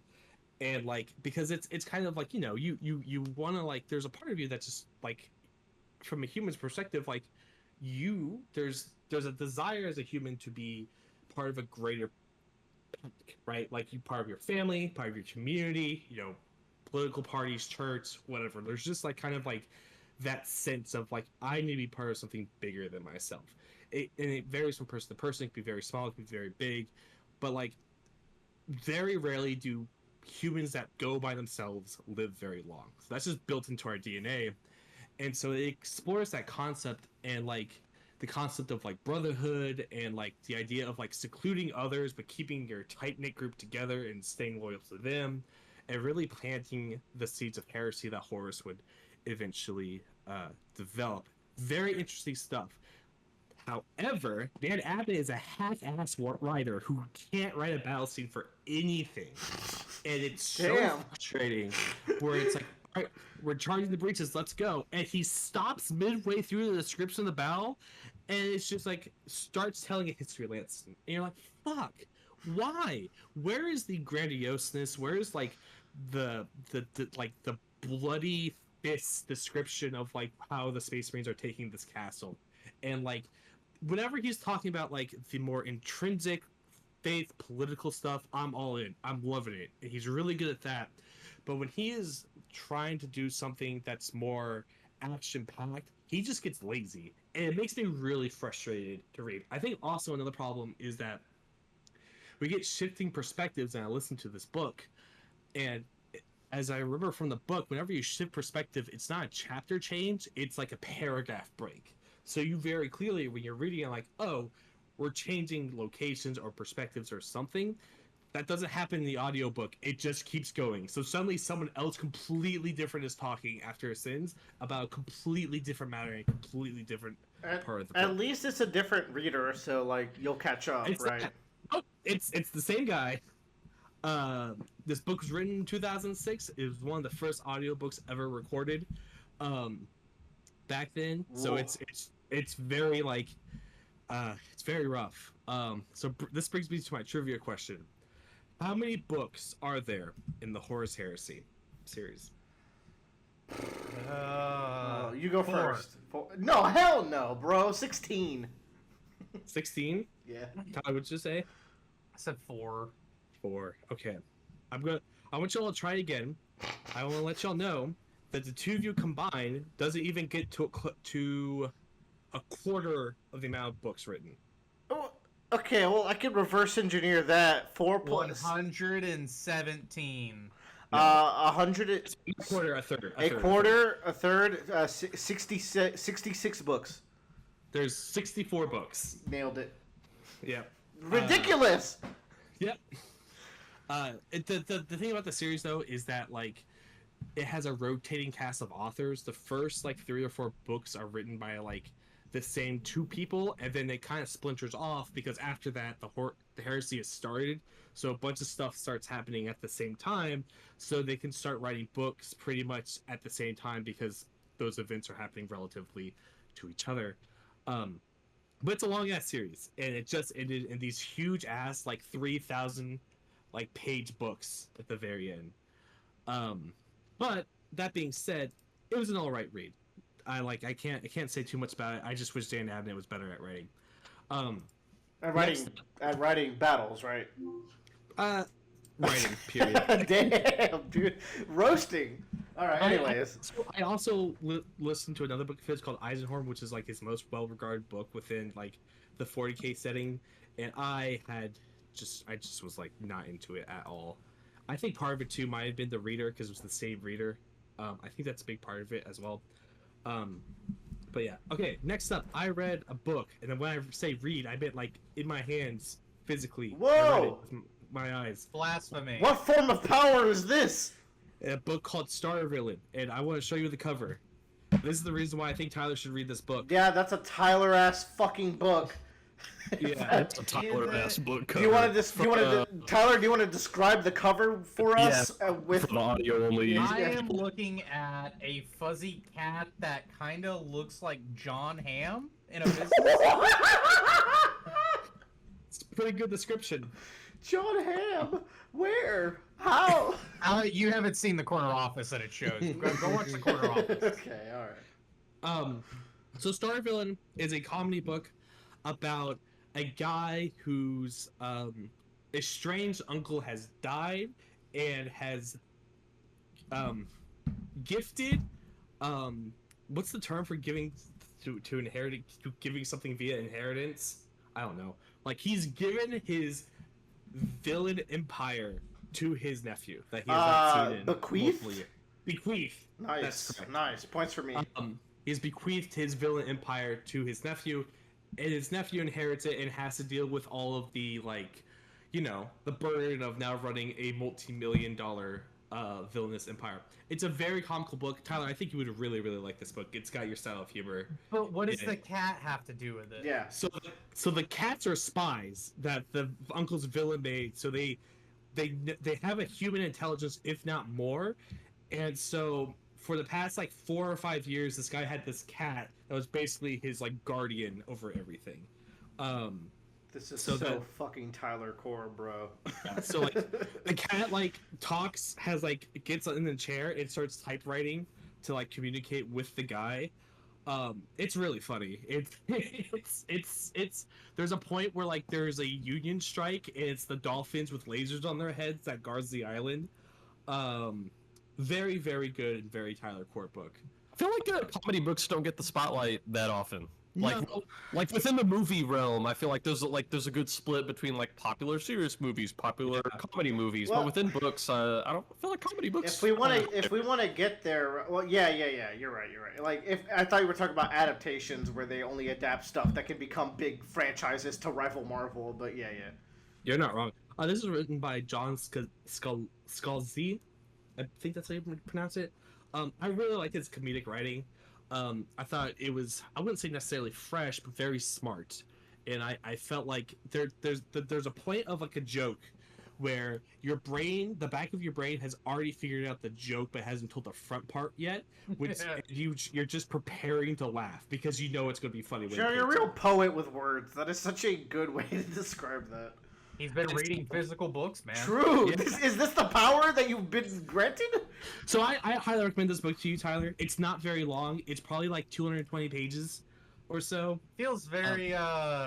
Would you put it on Douglas Adams levels of humor? I would put it on Douglas Adams level of humor. I wouldn't say as like, I wouldn't say nearly as like. Well, there's very little of anybody that will reach Douglas Adams heights, but still in that like branch or like vein. I would say. I think you should pick it up or give it a listen at one point. It was a really nice, good, refreshing humor one that I kind of I really, really enjoyed. Dog, when did you have time to sit down and read a book? Like that seems so hard for me. I read this over a couple of months. It was my bedtime book whenever I didn't feel like, like playing a game or something. I just wanted to like kind of relax a little bit more, like really get myself to sleep quicker. So I would spend 30 minutes reading, and that plus melatonin would pretty much knock me out like fairly quickly. So it's really great. Like my mother gets me a Kindle as like kind of like a welcome back home gift when I move back in. So really good. But yeah, John Scalzi, I'm gonna pick up a few more of his books just to read because I really like his humor and I just kind of like want to explore more of what he has. He has a really long sci-fi series too, that he's been writing. I wouldn't say long. It's five books. But like yeah, he really tickled my funny bone. I was just giggling in bed whenever I was reading this. You gotta find time to get that physical book time in, because there was a time when most of my books were consumed physically, but now it's just out of convenience. Yeah. Most of the books I consume are audiobooks. Yeah, I was given a book to read, and like physically I have the book, and I need to find time to read it. It's especially hard because I don't have a lamp, so I can't do the same thing I was doing before. So I gotta figure out time. I might bring it to work and like read it on my lunch breaks. By the way, speaking of books that I'm reading by looking at words, we're so fucking cooked, bro. The Wild Bow web serial Claw finished. Yeah. And I think I'm like 4 chapters behind, so I'm gonna catch. I don't know. He did it. He wrote like a normal ass length book. Holy shit, bro. I kind of didn't trust him. This is one of the seals of the apocalypse. Truly. Oh man, what's next? Okay, I have one more book to talk about. I read Annihilation by VanderMeer. It's on my bookshelf. I watched the film Annihilation. Shall we fusion and discuss both? I wanted to watch the film. I unfortunately didn't have time to like sit down and watch it. I was on an airplane to Spain and said, "Let's fucking go." However, looking it up, based on what I've read on reviews, the book and the movie are two very different things. All right, I'll go later. I would imagine so. The movie's a big nothing burger. Okay. So the book starts. It's a first person perspective book. This book is only 6 hours long, by the way, audiobook wise, which is why I was able to fit it in. The book starts, and the main character goes, "I need you to know I'm not crazy." That's red flag number 1. I love that. That's a good start. And so the premise of the book is that this woman, who is only known as the biologist, goes in with a team to scout out this area known as Area X. No one's really sure what's going on there. It's just very different from the rest of the world, as all you are told within the bounds of the book. And she goes in there with the physicist, the handler, not the physicist, not the handler. Joe, I just want to let you know there's a lot hinging on this, because on my bookshelf, which has a lot of books, I estimate 80% of them I have already read. The other 20% I have not read, and one of those 20% is Annihilation. So in other words, Bradley has brought out a lighter, and he's holding it to Annihilation, the book, right now. To rip this bitch in half like a phone book, except not like a phone book, because it's like maybe a fifth the width of one. She goes in with the psychologist, yes, the surveyor, and the geologist. The geologist is canon. The surveyor you made up. Nope. And then I have a question. Nope. I got a question for you. Is it a tower or is it a tunnel? What? What? Okay. Yeah, exactly. You- Oh, it's a tunnel. It's a tunnel. It's a tower. It's a light. tower. It's a lighthouse in the movie. Oh. Yeah. No. I think they picked out a really key part of the main character. If you don't know what I'm talking about. Wait, Joe, have you also seen the movie or only the book? I have not seen the movie. He's just playing mind games right now, and it's working. Yeah, but like, so they go in there, and immediately weird shit starts happening. Yeah. And it's like, Bradley, it's on like H.P. Lovecraft weird shit. I will say, Willard, the bear is not in this book. No, Carmi the bear. No bear. I will say H.P. Lovecraft is Bradley's favorite racist, so this is good news. Yeah, he writes some interesting stories, but Yeah. I get to the end of one, and I'm like, that was really interesting, but Yeah. Bro, I'm not putting you on blast. You read Harry Potter. You're already cooked. yeah. That's the HP part of Lovecraft. So Who thinks of the that? weird shit Alright. starts. There's weird shit. Weird shit is happening. I don't want to get too much into it. One, it's fucking impossible to describe. Like, just the way that like VanderMeer writes and the way it's described. It's just nearly like it's an experience to behold rather than something to like tell onto others. I can't. like that. Yeah, so it's very much just like it was this feeling of like a shroud like draped over me that was there to give me warmth but failed to do so. Like, and it knew like it was this false sense of like a cozy book. Like it's so hard to describe. A false sense of a cozy book. You're saying sentences that are exciting me. Yeah, this is like I think the mental breakdown of this main character is so, I guess fun's the only correct way of describing it, because it's just fascinating to watch and to see them develop and kind of recollect on themselves and where they are and how they got here and the things that happened to them. And there's just this sense of rapid paranoia, and I can't emphasize to you enough that it is a tower, not a tunnel. Like, you have to believe me. It kills It's a me. tower, It kills me that I have no idea what the fuck you're talking about, which is like a bummer because that seems cool and the movie didn't adapt it. But everything Joe's saying is getting cooler and cooler. So and it's just like I'm trying to find like it's those you know how like there's always those like zombie paranoia stories of like, oh, we're all turning on each other because like you stole my bread, that kind of bullshit. They adapt that in the movie. Yeah, that's not in there. It's something on a whole other level, I feel. Psychosisly. Stop fucking with me. What do you want? And like it's just so fascinating to watch this breakdown happen. I highly recommend it to you, Bradley. I really, really do. I don't want to spend any more time on it. I really like this book a lot. I want to read it in person because I think I would be able to digest a lot more of the scenes as I read them. And I want to pick them apart, and I want to look at the words that are being used because they're so purposeful. And it's not a very long book either. This is a fairly high Joe praise. You don't talk about stories like this very often. And it scares me because it's one of those books like I like this book so much, and it has now 3 other sequels, and I kind of don't want to read them. It's kind of like the Dune thing of like Dune is so good by itself. Like Dune is. That's what's kind of prevented me from pulling the trigger on this. I bought it a couple of years ago at a Books A Million, and here's the thing. There are sequels to this book, so I really need to know if the first one is good before I get into this. I think the first one is very good. Very, very good. Yeah, before Duncan Idaho becomes the most important man in the planet or whatever the fuck.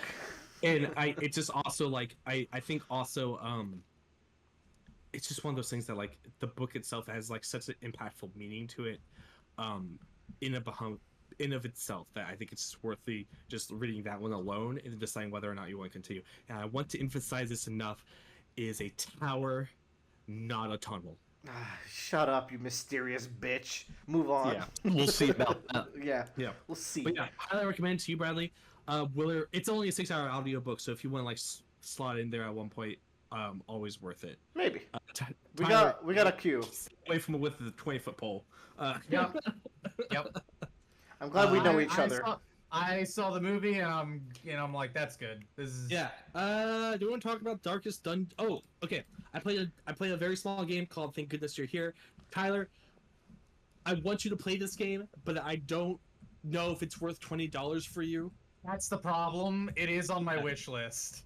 I really want to play this game. Thank goodness you're here. Yeah. Huh. It's it's a puzzle game that is set in It is a game.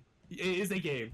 That's set in like a small North English town, and it has very English, very Douglas Adams humor. So it's like it's so wacky and it's so charming and it's so funny. But I think you would really like it, Tyler, like a lot. As soon as I saw the trailer for it, I stopped watching it and I was like, no, I'm gonna play this game. Oh yeah, that was a good move. It is, yeah. Like, I'll probably have some time to play it around Christmas break. Yeah. But I'm glad to hear that it is a game worth playing. Tyler, I will throw out, and this is me being experiencing. Let me be sassy for a sec.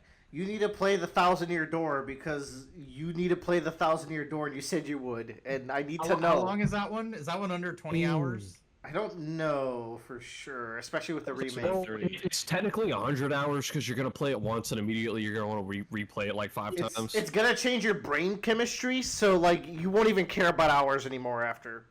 You'll come at least twice. At least. What Madam Fluff? Reading the Septimus Heap series. Bradley, what's the cloud lady called? Madam Fluff. Shit like that. What Madam Fluff does to a motherfucker? You come twice. But yeah, Tyler, thank goodness you're here. Definitely worth picking up when it's on sale. But it is very, very short. I picked up Darkest Dungeon 2. I think this game is really, really good. Yeah. I think, and I want to emphasize that enough. I think this game is very good. I think it's definitely worth playing. As someone who's played Darkest Dungeon 1, it kind of is a little bit sad because the vibe of Darkest Dungeon 1 I resonated with me so much more. Mm-hmm.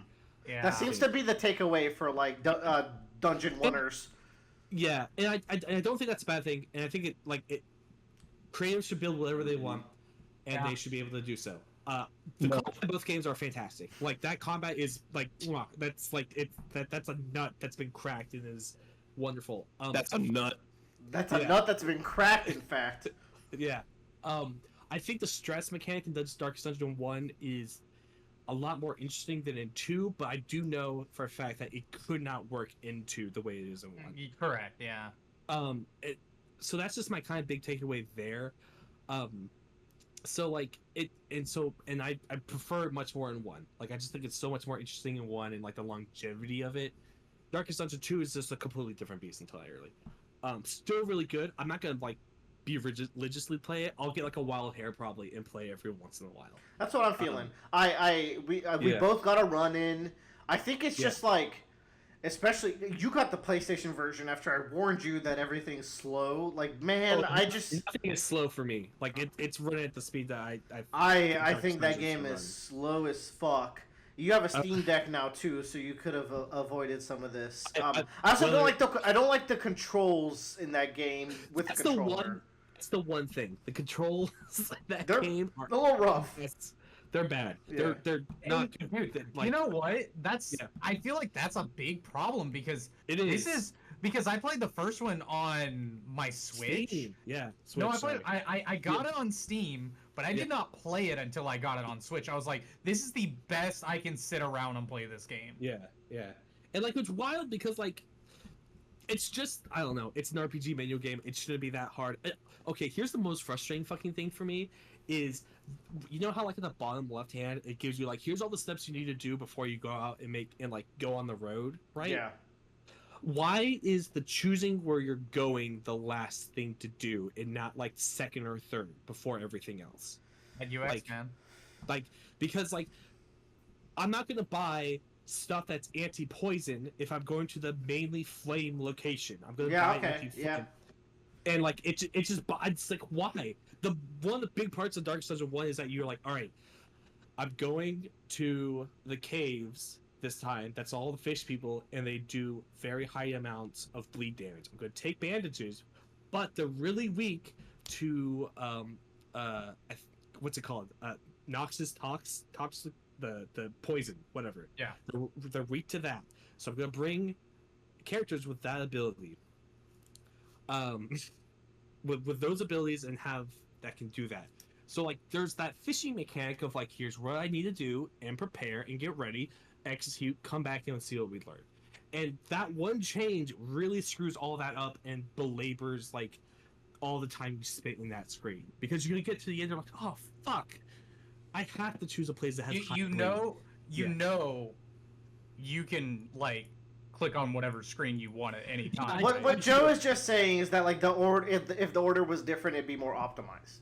Yes, and it just seems like weird that they would do it that way. Anyways, Dark Dungeons 2 is a really good game. I really enjoy it. I'm gonna fight through the frustrations if I can. And then finally for my quickies, I've been watching Agatha all along as it's come out. Ooh. Now, is it as good as what came before it? Well, what came before it is not. Well, okay. What came before it? Do you mean WandaVision or do you mean the MCU? Because I mean very specifically WandaVision. Okay. I think it's a really great follow-up to WandaVision. Okay. Yeah. The first episode plays on the WandaVision styling in a really fun way, and I really liked it a lot. Catherine Hahn is fucking killing it. She is so good as Agatha. This is why I want to watch this show, because I talked about this a little like before with y'all. Like the MCU is not very exciting to follow right now, especially every project. But Catherine Hahn, like as someone like give Catherine Hahn a show and she's playing Agatha. She was very fun as Agatha. That's a project I can get behind. I'm happy for her. She got a fucking show. Everyone was like a doomer about this show because it's a stupid idea. It's like, yeah, but I don't give a shit about like the MCU right now. If it's a cool show with Catherine Hahn as Agatha, like to me that's a cool idea. So I'm for it. It does a great combination of like taking WandaVision and Multiverse of Badness and combining the two as like a really good kind of like mixing, because they do a lot of that like creepy stop motion speed up slow downs that Sam Raimi does for like his horror kind of scenes with some of the characters. Cool. Catherine Hahn, like I said, is just like she is chewing up the scenery, but in a way that is so fun and but also yet so like enticing. Like they don't make Agatha like feel like a good person. You are watching a very selfish person that is trying to gain power, and that is the story here. There isn't like she's doing it for the greater good. Because when you're watching Loki, like you know Loki's a good guy, like from the start of the show. Yeah. Like it's Agatha is still Agatha in this show, and it really feels like it. Like it doesn't feel like they tone her down. It feels like they tone her up, if anything. Like she just the way she connives and she like makes threats. And then, so the concept of the show too is that they're going down this thing called the Witch's Road, which is like at the end of it's, and I realized this, it's basically an inverse of the Wizard of Oz, where the witches are walking down the golden. Yeah. Kind of peak. I just went through an Oz phase. Kind of like that. So, like, and so for each witch there is a trial, and like those trials get like really big Jojo vibes sometimes. Like they go into this house and they're like in a whole different new outfit, and they're like, okay, what the fuck are we supposed to do here? There's a timer on the wall that says 30 minutes and starting to count down. We need to figure out what we need to do to get out of here, kind of a situation. And like there's just a bunch of weird kind of bullshit they have to deal with. Lots of swearing on the show, weirdly enough. Whoa. Aubrey Plaza in this, if you're a big Aubrey Plaza enjoyer, Joe? Yeah? I was going to ask. I had it queued up. On a scale of 1 to 10, just tell me how hot is Aubrey Plaza in this. It's important. Like a 9 or a 10. It's like okay. Like there are multiple like. It's just like, Aubrey, you're pressing too many buttons. I need you to calm down, girl. But she is also very much playing Aubrey Plaza. I will say that as a takeaway, but I think the character they have made for her is fitting for that role. But I think Aubrey does a really good job of like. There are times where she's like, haha, I'm Aubrey Plaza, and she reels it back in just a little bit when she needs to have a serious. And there's her times where she's like, haha, I'm Aubrey Plaza. Yes, very much so. Like she, like, you know how in Parks and Rec you would see her in the background and she's like making a face or she's like laughing or doing something. She does that on this show as well if you're looking at her. but they don't. It's not. It's you kind of choose the scenery in the background, as it said. This is closer to Aubrey Plaza from Scott Pilgrim than Parks and Rec. Yes, I would say so. But I'm really enjoying Agatha all along. We got over that 4th episode hump, so episode 5 ended on a pretty high note, I find. You're telling me they made 5 good episodes? Yep. Yep. So far, this has not been replicated since WandaVision. Now, WandaVision did have a pretty bad episode 8, but true. So we're not at the end yet. So we have another 3 weeks, and I think it ends on Halloween. What was WandaVision episode 8? When they fight, like when it gets actiony, and it's like kind of like cheesy and not super good. But it, like I'm not in that show for the action. This show uses a lot of practical effects. Like they have, and they're good. Yeah, very very much so. I've been really enjoying it. I think that it's really worth it for like the spooky season to kind of. If you're not really into like horror, it's a really good like spooky show, I would say. There's a lot of Halloween tropes, which is not a bad thing, especially with the material that it's working with here. I just can't emphasize enough that Catherine Hahn just once again is just killing it on screen. I really like it. Like every time she says something, I just laugh. It's because she says it with such vitriol that like it's just funny. I'm really happy they're having fun. Yeah, I like the cast of characters. Yes. The secondary main character, I had to grow on me. Yes, me as well. Opening better each episode. Yes, I agree. I think that character is walking down a darker path, and that might be kind of like the turning point for Agatha. I just learned who he is, by the way. Oh yeah. Well, I mean, yeah. Let me take a guess. I don't know anything. Is it sorry. I just learned the comic book reference of this character. Yeah, is it Wiccan, the son of Wanda? We'll have to tune in Wednesday nights at 9:00. Who is that? I don't know. Maybe I'm just saying shit. I don't know anything. I think you're just saying shit, though, because I don't know who the fuck that is. No, this sounds like Tyler gaslighting, but we're gonna let it slide. I also remember I'm stupid. Okay, well I can beat you in that. I also rewatched parts 3 to 5 of Jojo's. You have to. Yeah, because I've been painting a lot, so it's just a really good fodder to put on the background and like listen to. Joe, earlier you mentioned Sam Raimi because I think you were talking about how he does like horror shots or whatever. Yeah. And I was like, what all does he direct? Because I only really know him for Spider-Man. I was like, okay, Spider-Man, Evil Dead. I was looking through his IMDb. 1976, there's something called Attack of the Pillsbury Doughboy. I thought everyone should know that. Mm-hmm. That's a good one. Yeah. But I don't want to spend much longer on my quickies. I rewatched I'm on part 6 now. Part 3 dub, or part 1 and 2 dub is just clown shoes. They're just kind of hamming it up a bit too much. It's a little too much. Part 3 is better. It's still not great. Part 4 is fucking killer. Like, Billy Kametz is Josuke. That guy is so good in the role. Fucking rest in peace, bro. Yeah. The guy who plays Rohan, really funny, really good. The woman that plays Yukako is so fucking funny. The way she says those lines, like, and they changed they changed to be a lot more swearing in the English dub, which I think is fine. But she says something like, "Get the fuck out of the way, you shithead!" She's walking across the street, and it's so funny because it's just an escalation of like 0 to 100 so quickly. But that fits the character so well when she's like in her angry mode. I feel like Jojo does a lot of like 0 to 100 shit in it. True. Yeah, Jojo is Matt Mercer in it. Yeah. Yes, Matt Mercer is Jotaro. What'd you say, Tyler? I said, gee, I wonder who the bad guys are in the Jojos scene. The stand user could be anyone. Yeah, it's definitely not the guy carrying a giant swordfish.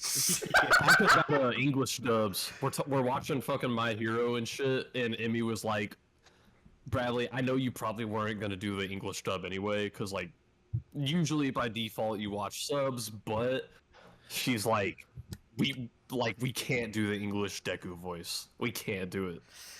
What's like, man? And this is why. And I'm gonna be the best hero. This is why I can't do One Piece. Like, I'm sorry, Colleen Clitbeer or whatever. Yeah. Like, I just can't. Like, Main characters are rough. It's the opposite with Dragon Ball Japanese. I can't. I'm sorry. Grandma Goku doesn't work for me. Same. No, Kakarot screaming in your ear is probably the worst experience.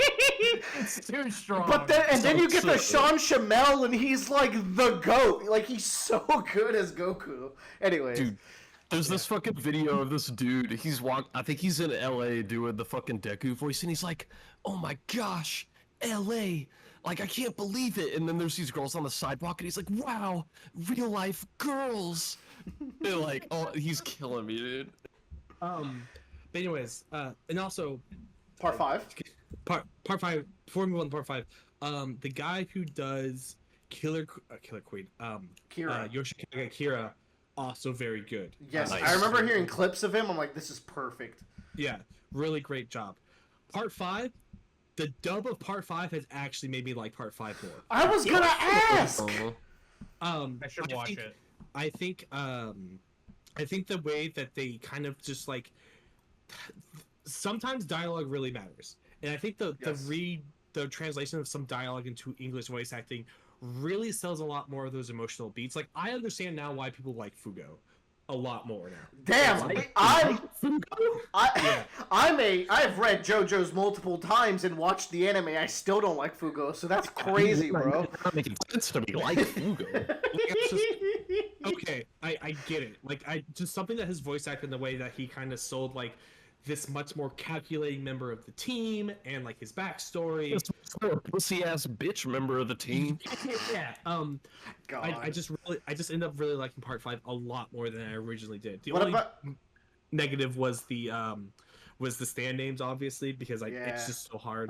Zipperman! Okay.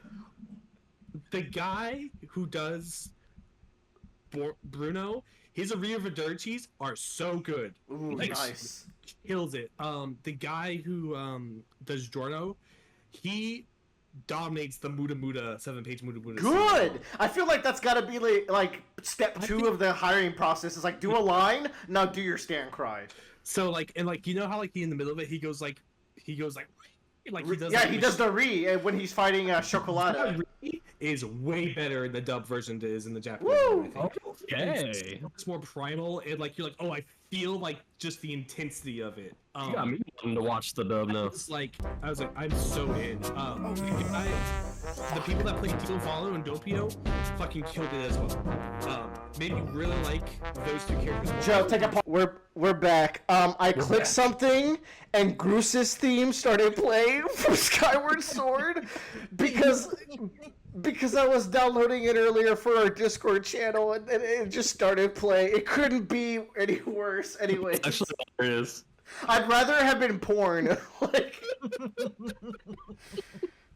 Anyway, When do we stop?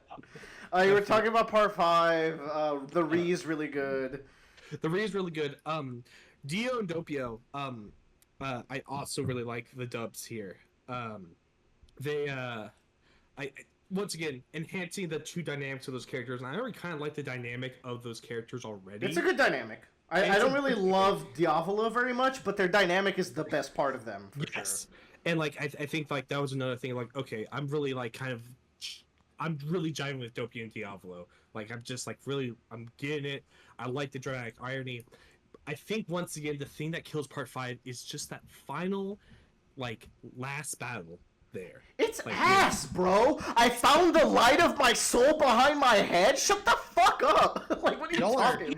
Y'all are capping the ending of part 5 is the best. No. Shut up, bro.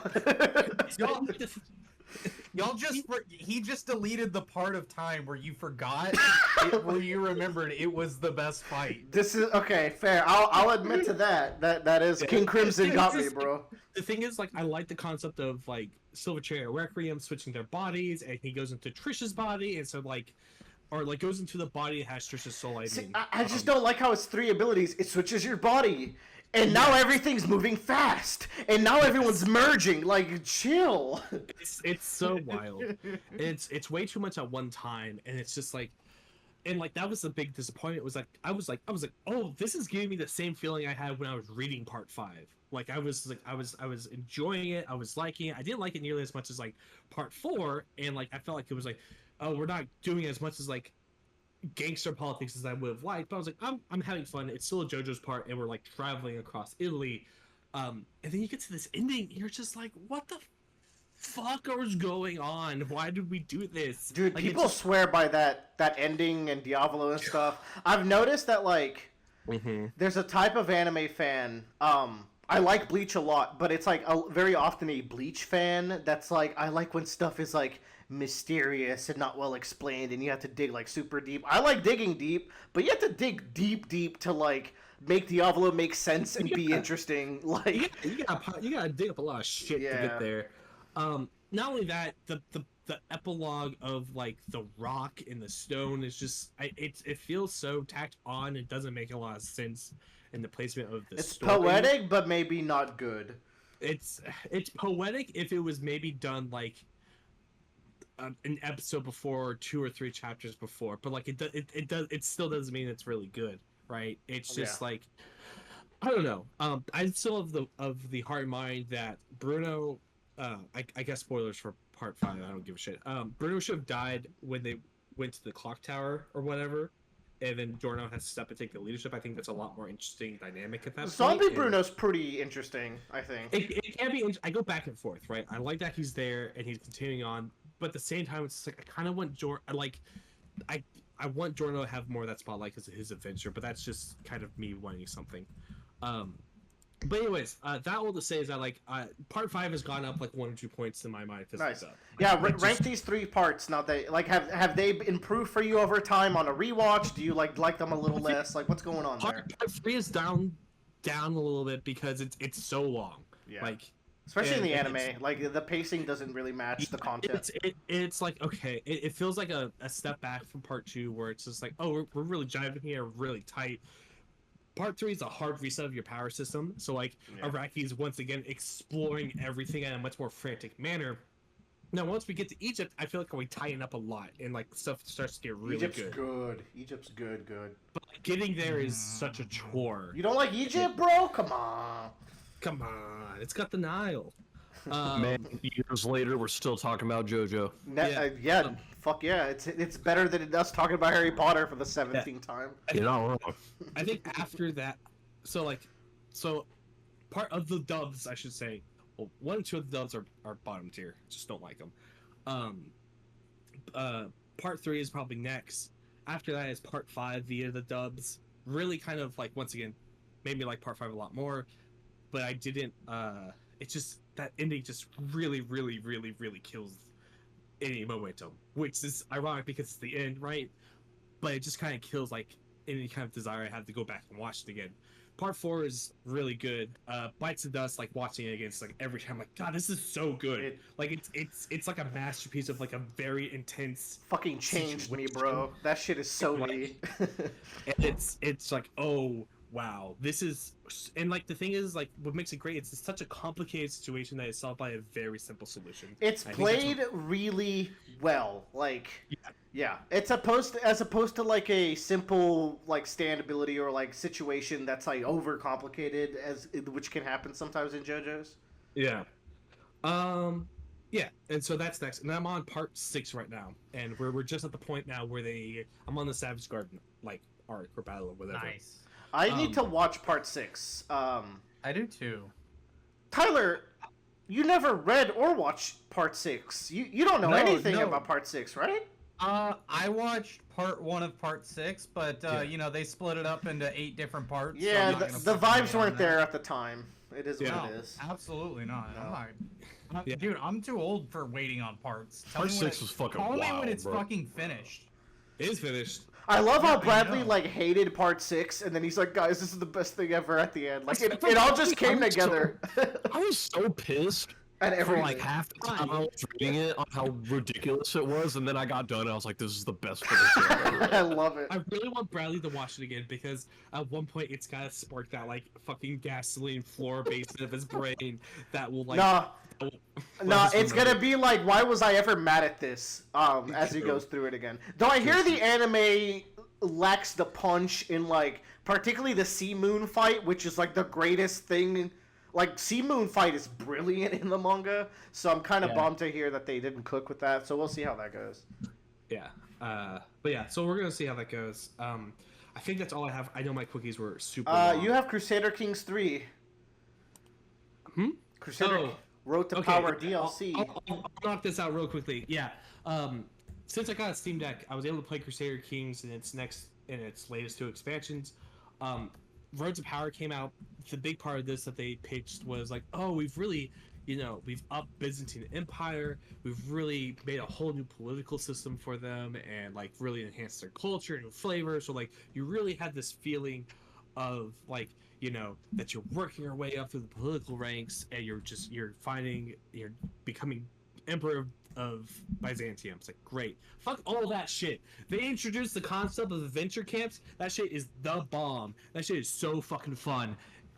Instead of actually being like a lord of a castle, you are basically Griffith in your band of Hawk. Like, and like, so, like you start out and you have nothing, and then you start recruiting like knights and political people, and like your goal can be whatever you want. It's like maybe like or just adventuring. We just want to explore all the different parts of the land, or maybe we want to be like a criminal empire in like Scotland. So we just do a lot of crime, and we do like we start doing raids and shit like that, and like sell our services out to other kings to fight their wars. Or maybe, hey, let's be a warband, get really cozy with the king, and get our own land and work your way up from there. And my goal is the castle in the sky, and I found this weird Bahalid object. Yes. And the thing is Crusader Kings 3 is really moddable. Like, they have Game of Thrones mods. Oh, it's over. They got Harry Potter mod. They got everything. So, like, for sure, there's, like, some Berserk mod or whatever out there, or like, incorporates that kind of stuff. It's so much fun. Like, I got it. I was like, I want to try this out because I haven't played Crusader Kings in a long while. We came back Sunday from like the Aggie football game at 12 o'clock, and I was like, I'm gonna try this and play this. I played from 12 to 10 o'clock. Damn. And I was just like, I was so engrossed. I was having so much fun. Like, if anything, Bradley, like, I would really recommend like picking up Crusader Kings 3 and getting this DLC. I think it would really tickle some bones in you. Yum. Like, it was so fun, and like that's like really legitimately like a almost minor section of this DLC. So it's just, they really knocked it out of the park there. All right, Joe. But yeah. Tell me about Mr. McMahon, or how do you say his name? Mr. McMahon. Because it's hard. Like, yeah. So Mr. McMahon, the documentary and the man, is about Mr. McMahon, the owner and CEO of WWE, the world's largest wrestling entertainment empire, media, whatever you want to call it. He's a lunatic. Yeah. Oh god, he's what an interesting dude. Yeah. This documentary is like, the thing about this is that it's like, if you've seen Mr. McMahon, you know who that man is, right? And if you haven't seen him, it's the meme where the guy is on the chair getting increasingly more excited. He's like a real life cartoon character. Yeah, and it's hard to say like this is interesting, but at the same time, I like watched this whole thing in one night and was just so engrossed of like the story being told here, because it was this man that was adamant denying that this character that he plays on WWE wasn't him, and you could just very clearly see through his actions, the way he talks, the way like his like the previous actions that he's done, the way people like talk about him, that character he gets to be on WWE is him.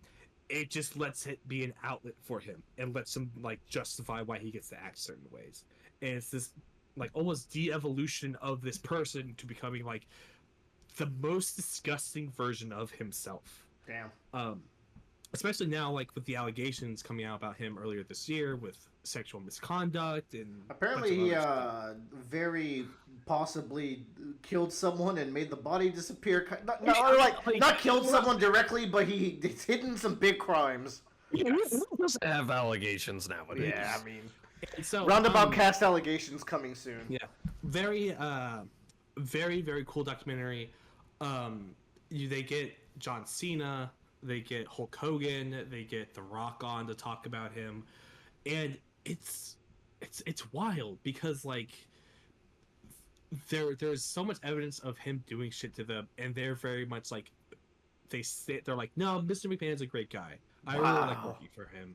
And you're just like, this guy fucking, sold you out, took away your money, did all this shit to your friends. What levels of cult management are required to be able to keep these people this subservient, Yeah. And it's like, and it's one of those things where it's like, I understand the appeal of wrestling, where it's like there's it really blurs the line of like reality and fiction, and like you can sometimes not know. Yeah, right? I've watched Eye Patch Wolf. I get it. Yeah, and so like it gets to a point. It's kind of like Nathan Fielder, where it's just like, what is the morality of actually engaging with this content and giving it money, right? Mm-hmm. Of like, I'm so entertained by it, but at the same time, this person is doing things that like are just bad and like are not like ethical. But yet, because he's doing these things, it makes it so entertaining, and like it would not survive if it was anything else, right? I really enjoyed the documentary. I think it's really worth a watch. They do a lot of things, saying like all these interviews were done like 2021, 2022, before any of these allegations came out, which sets this whole other kind of like viewpoint from you as you're watching like this show, and I think it's really good. On the flip side, I finished this and I immediately started another documentary called Wrestlers. Have you seen this, Willer? No, I haven't heard of this, I don't think. So Wrestlers is on Netflix. It is about the Ohio Valley... The Ohio Valley fuck. Oh, I've heard of that. Ohio Valley Wrestling League or something like that. It's like one of the last remaining independent wrestling leagues away from WWE. It's run by Al Snow, who used to be a WWE star. Like he was, I wouldn't say like A grade, but he was like a B. Like he was like a Joe Bro level of character. He would come on. He'd have his own gimmicks. He had his own spotlight. Like took me a second to register what you just said. You're so brain rotted. Joe Bro. Called a human being a Joe Bro. Yeah, but he's like a secondary, tertiary character in the scheme of WWE, right?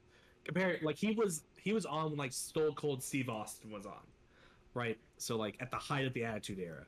Mm-hmm. And so he's running this really small rink-a-dink wrestling competition, and like it's so heartbrokenly heartwarming because it's like these people are like, yeah, I love wrestling, I love being a part of it, and they're having these interviews and they're at their second job, or I guess a primary job, of working at the Holiday Inn as a bartender, right? Like they have to, they're doing their dream, but they have to work the secondary job, and like they have to like make ends meet, but they're all doing it for this dream, and you're just like, it's such an uphill battle for these people to do it. And it comes in at a time where like they get these two guys come in and they buy a big portion of the wrestling league, and so they're coming in and making these changes and trying to like get the league profitable. So that's the big kind of conflict that's going on within the documentary. I'm only about halfway through it, but it does have a bit of like that shonen kind of storytelling in it, of like these people aspiring to be who they are, and just like what their dreams are and who they want to be. And it's just sad because it's like you can just tell like this is like a very David versus Goliath, and Goliath doesn't even know David's there, right? Damn.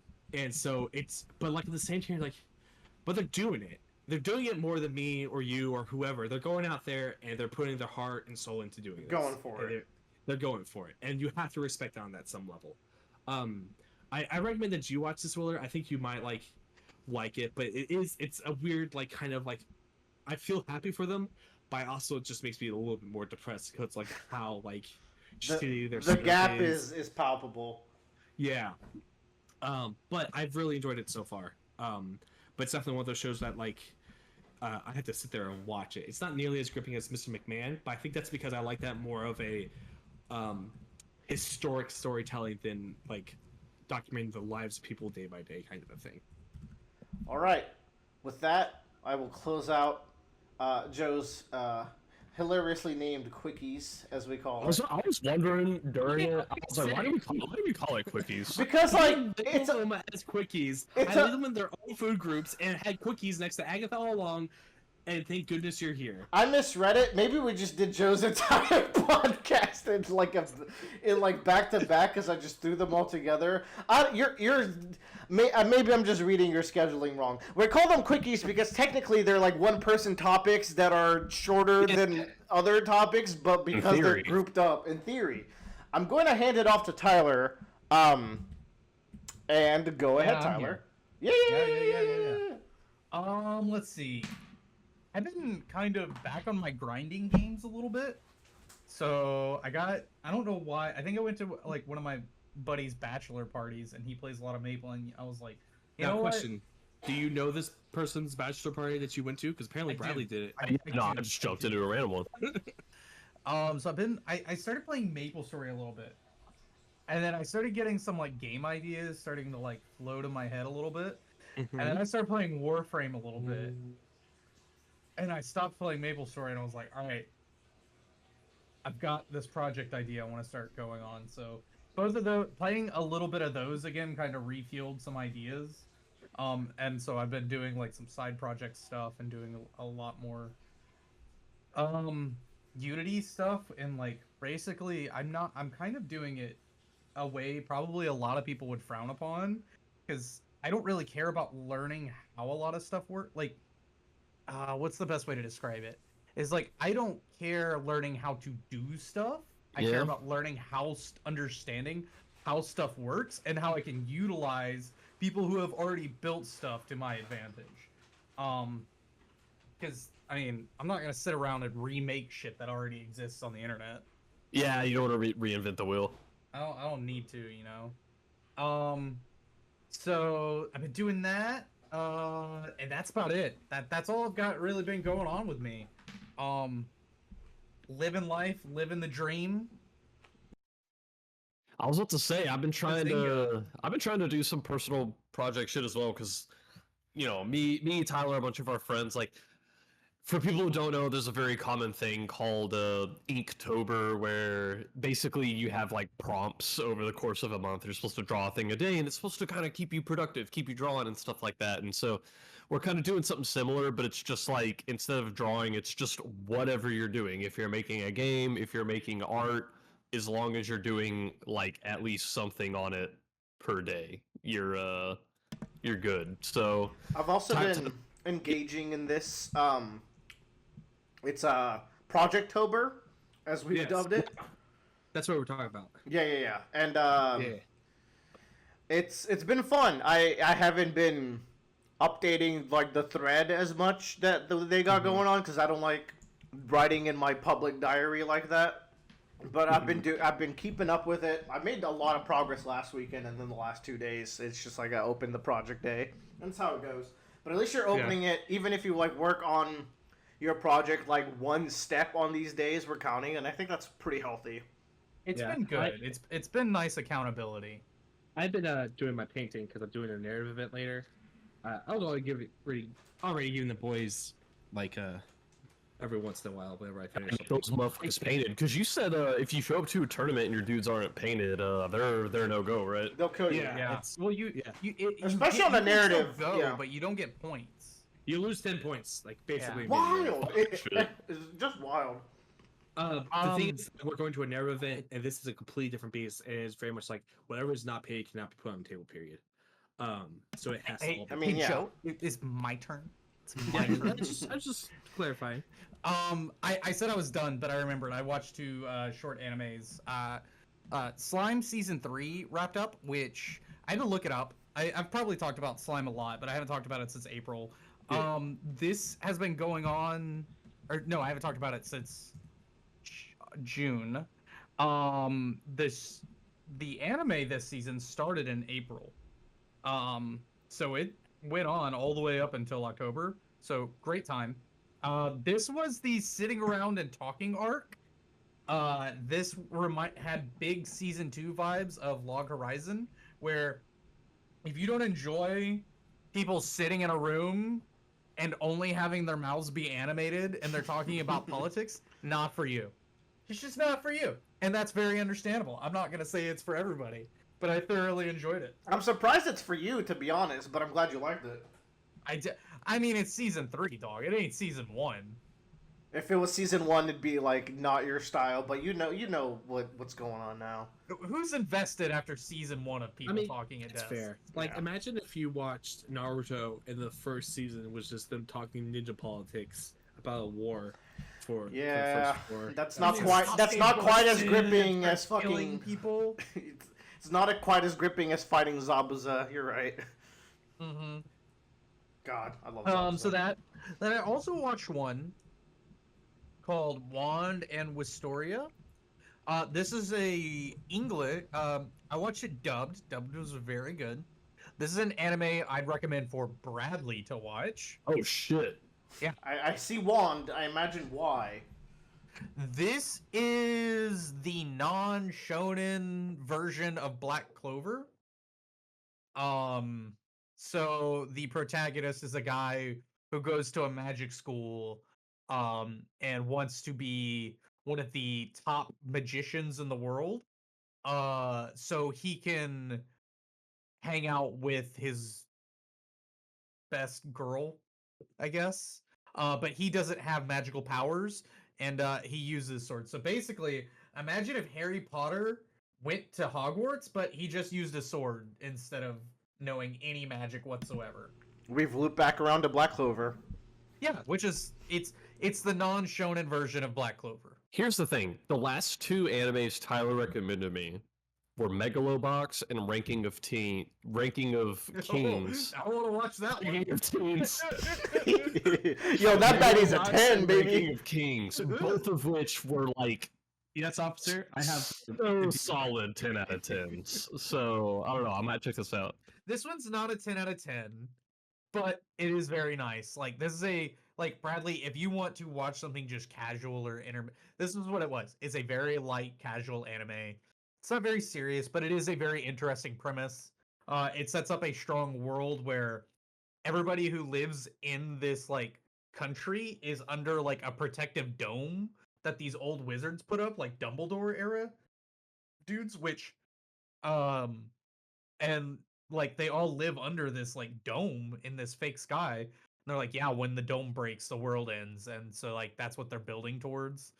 It was cool. It has really good animations, actually. It's done by Bandai Namco for an anime, which is weird. What? Okay. Yeah. I enjoyed it. It was fine. Perfectly fine. 12-episode seasonal anime. How about you don't step into our Dandadan agenda for a sec? Don't recommend more stuff. Come on now. Oh no, Dandadan is definitely a priority. Like, here's the if I'm doing Dandadan, I'm doing the manga. Like, yeah, I mean, I agree. I'm just trying to get into Bradley, there's no reason not to do both. Yeah. you're not right. aside from limited time and the fact that we're all dying every day. The fact, like, think about this. Just do both, forehead. You could watch anything other than My Hero Academia. Don't hug me, I'm scared. Johnny Bravo. No. Reruns of Johnny Bravo, way better than Macadamia. Oh, come on. Get okay. I'm not gonna accept this level. I'll accept a little bit of Macadamia slander, but we've gone too far. No, you remember I talked about it last year. I don't think it's Macadamia slander. It might just be Johnny Bravo praise. Well, we do not accept that. That's even worse. Willard, that was great.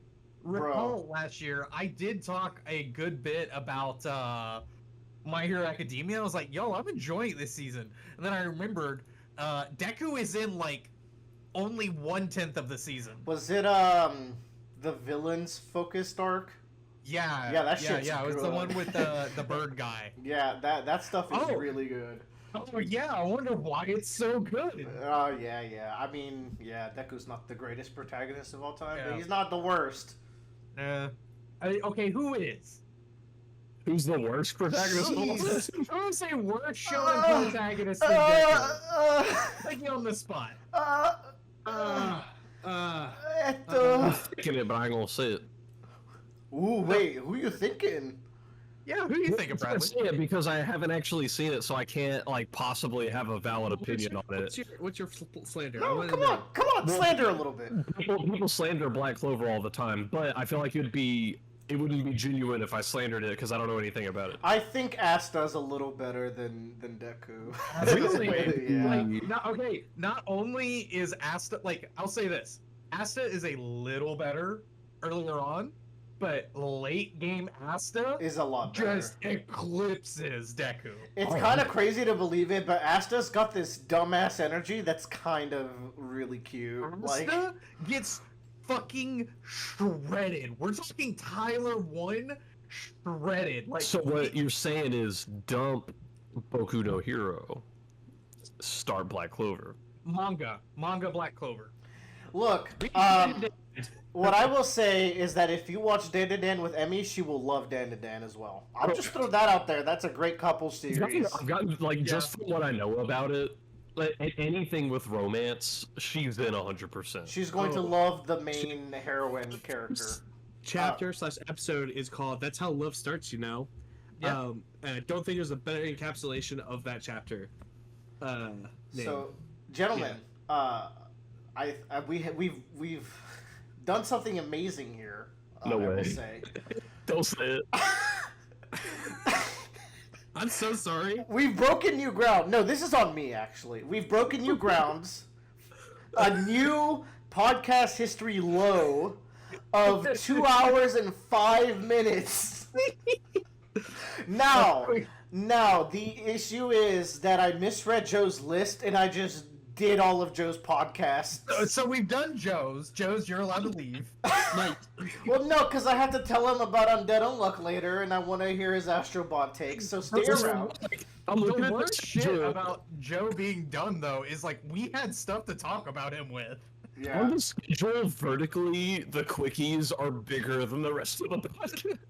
No, okay. No, realistically, if we gonna play some insiders baseball, and I know because I have to do the timestamps every time, they're roughly 1/3 to like 2/6, which would be 1/3. We'll say like 3/7 or 1/3 of the podcast. They're like a solid 30 to 40%, which is not bad because it's going through like all the rapid fires. But today, ideally, at best, it's gonna be like half. So let's get it moving. I watched some movies that I will really just try to speed blitz as much as possible. One of them's Annihilation. So we'll start with that because Joe watched Annihilation as well. I read it. Then I watched Sorry, it. yeah, you read it. I would like you to watch this if you can, Joe, because like it's not that I long, wanted to watch it. and I'm just curious on like what you think. I am curious too. It's been on my list because I love like the concept of it. It's It's a lighthouse, not a tunnel. I'll say yes. Bradley, it's very much inspired by The Colored Out of Space by H.P. Lovecraft. If you've read that one, I don't know if you've had it or not. What was that one? The Color Out of Space. Let's see. If it's not the King in Yellow, I don't want to hear about it. That's not by H.P. Lovecraft, so it doesn't even matter. Anyways, the King in Yellow's not. What do I know? What is life? The King in Yellow is, dude. I'm trying to restrain myself from going on a fucking tangent. Bradley. People dick ride H.P. Lovecraft so hard. H.P. Lovecraft was writing fan fiction of the King in Yellow, and that's what made him famous. Oh shit! He's not wrong. I didn't know. Bradley, what if I told you that one of the best Arkham campaigns is based entirely off of the King in Yellow? Yeah, that's good try, I need buddy. to go change my boxers real quick. Okay. Anyways, continue on. Annihilation, good movie. Tyler called it a nothing burger, and at first I was like, no. He's not here to defend himself, I think, so I'm gonna. No, I'm here. I'm here. No, you have to do things. Damn. You go do your 10-minute thing. Get out of here. The movie is a nothing burger. That's the thing. It is, isn't it? But like, I don't think it's a bad nothing burger. If you like characters, like I think it's a devolvement of the characters, like a what's the word? Like not a. It's a regression of these characters as they go deeper, closer to this source point of the shimmer, which is equivalent to this zone that Joe was talking about in the book, where weird stuff happens. It's got a similar structure of like a bunch of women go in. They go more insane as time goes on. Joe, did the book have a weird entity that the main character has to deal with at the end? Yes. Okay. That shit was wild. That thing is really cool. It's also in the movie, and I like that. But ultimately, like, I had to give it like a 3. I thought I would like it more, but it's like a solid like character study, look at weird scenery, what the fuck is that animal, what is wrong with this bear kind of movie. I think it's one of those things that like the internal monologue of the main character is so important to that book that that's hard to do in the film, right? Yeah. So I think that's where it loses a lot. But I'm telling you once again, it's a tower, not a tunnel. Dude, okay, all right. Like it's so I think like immediately when I started reading, I was like, oh, there's no way they can adapt like this element of it. It's too fucking wild. I'm glad to know that the fucking whatever that was at the end, because the ending of that book is wild. Did it do mimicking? Is that how like the book does it? Bro, no, it's something crazier. Okay, no, yeah, so it's not even the same concept for the No, entity. it's like, yeah, I don't even know, man. Like it's some like pure like H.P. Lovecraft. Like we don't know what this is. There's no way. Yeah. Okay. Anyways. And then I watched Monkey Man. This is That's a character from Hey Arnold. Well, it's not. It's actually Indian John Wick, but nice try. Yes. Yeah. But Jordan Peele produced this. Jordan Peele produced this, and Dev Patel directed it. Dev Patel has been popping up in movies recently. Joe, you will know him as the Green Knight, if I'm not mistaken. Ooh, yeah. He's the main character here. This is a cute movie. It's like, nothing crazy. I think it's a very solid, like, action movie. This guy gets the fucking shit beat out of him, and he has to climb his way back up. It's an adaptation of the story of Hanuman, which I know from Persona. Nice. I am such a, like, I've heard of that from Persona, and a Shin Megami Tensei kind of historical religion person. It's the monkey guy. It's partially, I think Hanuman has ties to Sun Wukong, which you have heard from popular series such as Dragon Ball and League of Legends. So it's like the trickster monkey warrior kind of like mythology, and they kind of tie that into the story. There's clearly a lot of like social commentary and like mythology related to Indian mythology in this movie that kind of goes over your head as like a Western viewer. But it's like a cool flick. Yeah, very very neat, good. These are all airplane movies, by the way. And then the last movie I watched is probably the most interesting of the bunch. It's called I Saw the TV Glow. Okay. This is a movie. How do I describe this? So there's this kid.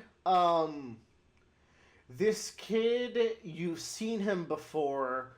He's like a younger black actor. Joe, I know him. You know the one. Actually, maybe the one because I feel like I've seen him in a lot.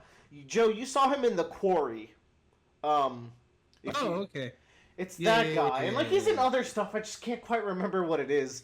But he's like obviously a weird like reserved person, potentially autistic, like, or neurodivergent, and he is not allowed to he's not allowed to stay up very late, but he sees commercials of a show called The Pinko Pake, and you see like these commercials as well. The Pinko Pake is this like prototypical like weird 90s like not even Buffy, like cheesier than Buffy style show. That like the kind of shows that if you watch when you're a certain age, completely changes you as a human being. Do you know that vibe? Yeah, it's the it's the thing that establishes what your base brain chemistry is going to be. It's the thing that establishes like 60% of who you are when you watch it as a teenager.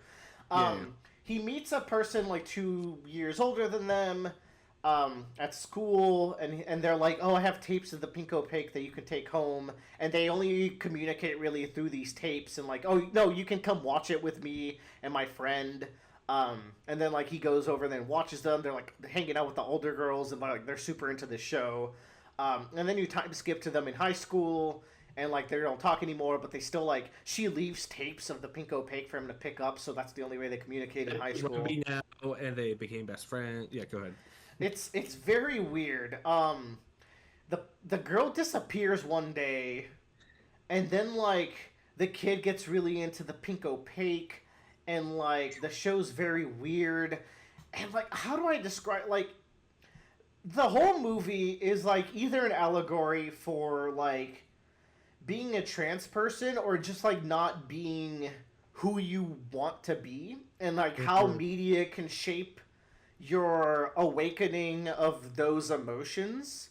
And like the girl comes back one day, she's like, where I've been in the last 20 years is I was inside the pink opaque, and I need to tell you about it. And it gets fucking weird. She's kind of crazy. She was not in the pink opaque. She was going through a rough life, and she's like, we need to bury ourselves in a coffin like they did in the last episode of the pink opaque, and that's gonna free us. Like, it goes off the deep end, and the guy's like, you're fucking crazy, bro. And then, like, the movie ends. I don't think I get the movie is any of y'all's vibes, but it kind of ends with like he rejects her offer to be buried alive, and then he goes on to live a life, and like it's very unfulfilling. He has a family, he's working like this dead-end job, and you just get this sense of like this person that didn't become who they like truly feel like they should be in their heart, and also this person that is just like very like awkwardly dealing. Like, they're just awkward with dealing with other people altogether, and, like, you're seeing all these things coalesce in, like, these final scenes that are, like, really depressing. And I think it would resonate a lot with people that have had those emotions, but overall, even if you don't, like, it's just, like, a really interesting movie. And it's pretty quick, too. Okay. Love it. I love it when the movies are quick. Yeah, it's a good vibe. Recommended. And that's, like, my little movie block. Don't know if Tyler's necessarily back yet, so let's talk Astrobot. Yep, no, I'm here. Okay. You know who's gonna be back in a second is me, because I gotta get another beer. Okay, then in that case, quickie about Core Keeper, a game that Tyler's been playing a decent amount these days. I only put in about, I think, 120 hours into Core Keeper. Only. Yeah. Well, let me get really specific, Joe. Yeah. I put in 169 hours, but some of those are running a server 24 hours. Oh, okay. Fair enough.